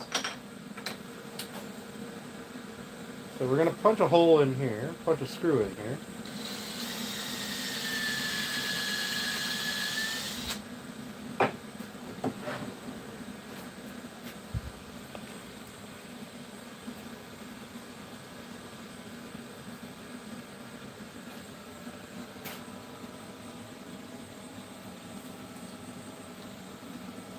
You can send me an email and I can get you a shirt.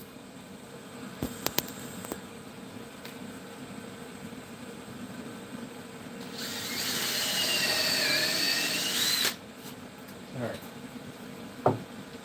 So, I need to counterbore that from the other side.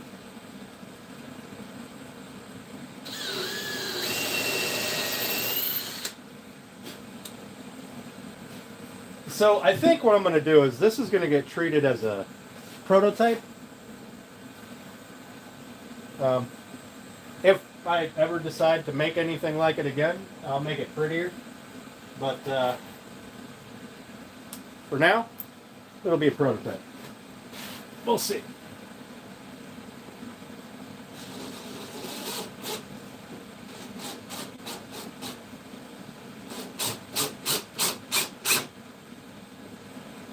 Need to back that one off just a nudge so I can turn that. Alright, let's see.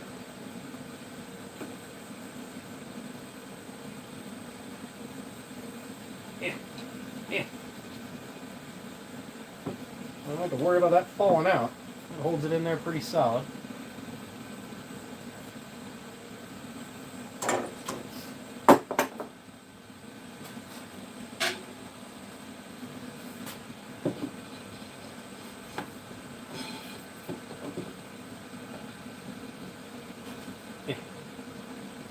But can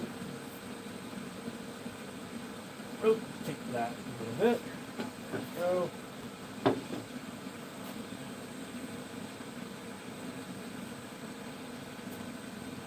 Stay. Now let's see. So that doesn't allow me to attach that to the front. But, truth be told, it'll be in my fireplace. I'm not really sure that that matters.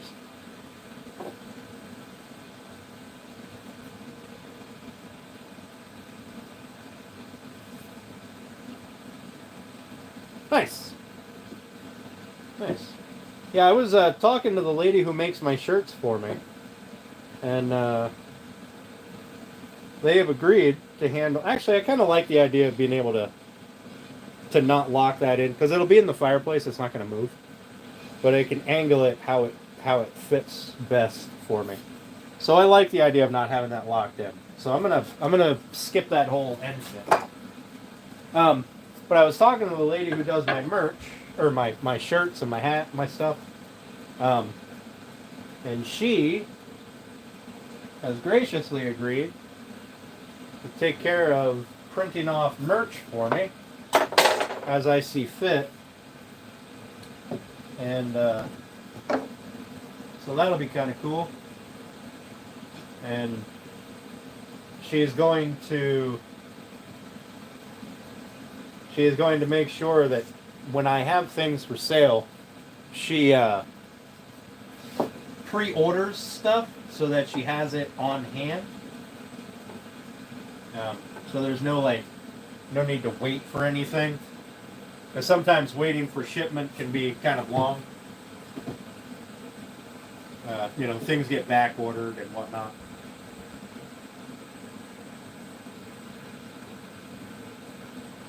So if I go there, that'll put my screws somewhere around here.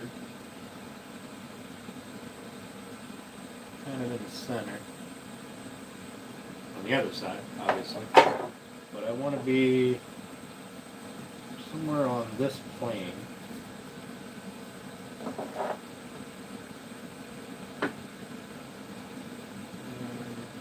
Right around there. Is that going to work?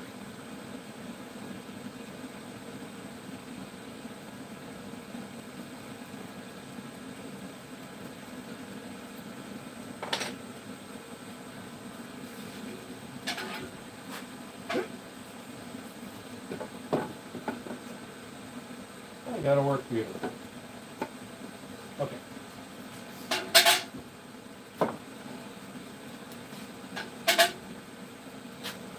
Alright, so let's get Screw it. We'll just drill this one. The hell with it.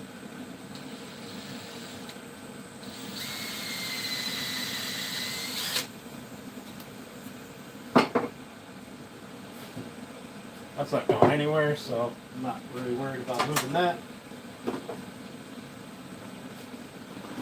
Drag this one over. And I want to put a hole, right about there.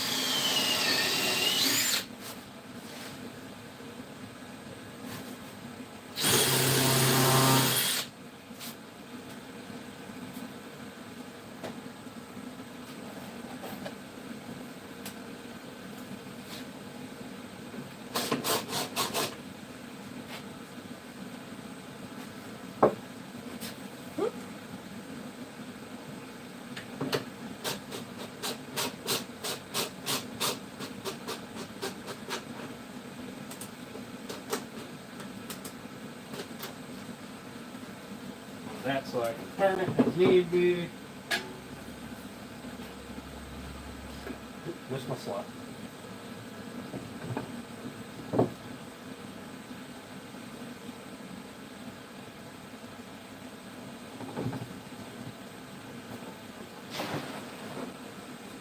Alright guys, I think aside from me painting it, I'm going to paint these. I'm just going to spray them black.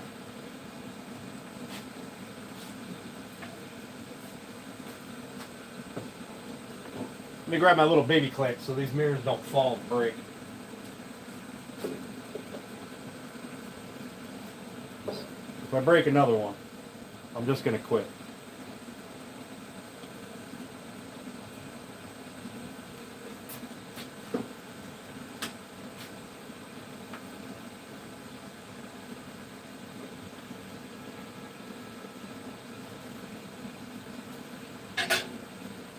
So,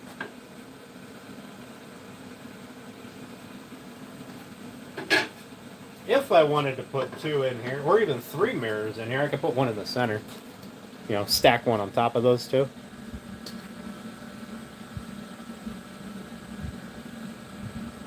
Hi, Steph. Thanks for coming in.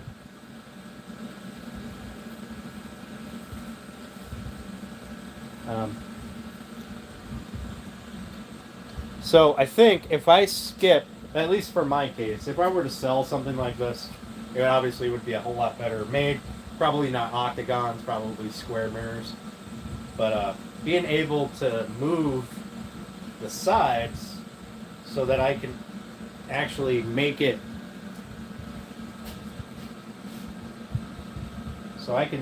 look, you know, however suits my fireplace better. I think that's actually probably the way I'm going to go.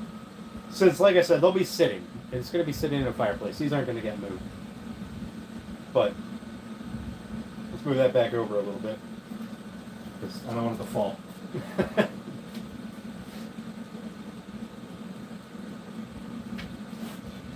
Alright, let's see if we can't get you a decent view.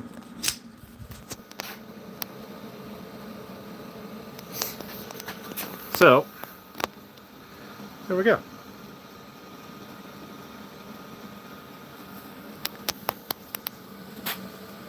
I think, let's see if I can put something, there we go. Screw it. Put a bear in here. So, with the light reflecting all around and bouncing off of the mirrors, I think that will, I think that'll look really cool. Yeah, MySpace selfie. Fuck you, Turner. Oh, hey, wait a minute. No, still backwards. It's backwards in a mirror, and it's backwards on the can. Man, that's stupid.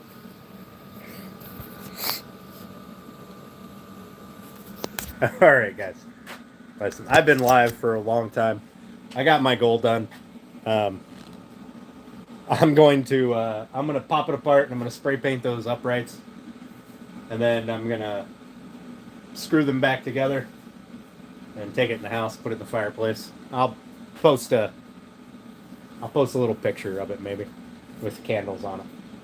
So, all right, guys, I appreciate you hanging out with me for 4 hours. We'll talk later, I guess. Is it backwards on the beveled part of the mirror?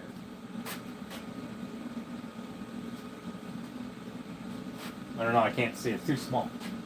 Hang on, let me pull one of these mirrors out. See if I can knock everything over.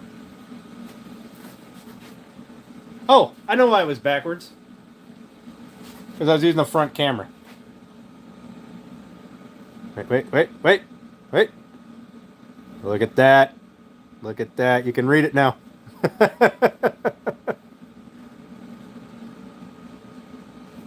All right, guys. We'll talk to you later. Have a great day. And the rest of you, we'll see you over at Crappy Man's Live here in a little while.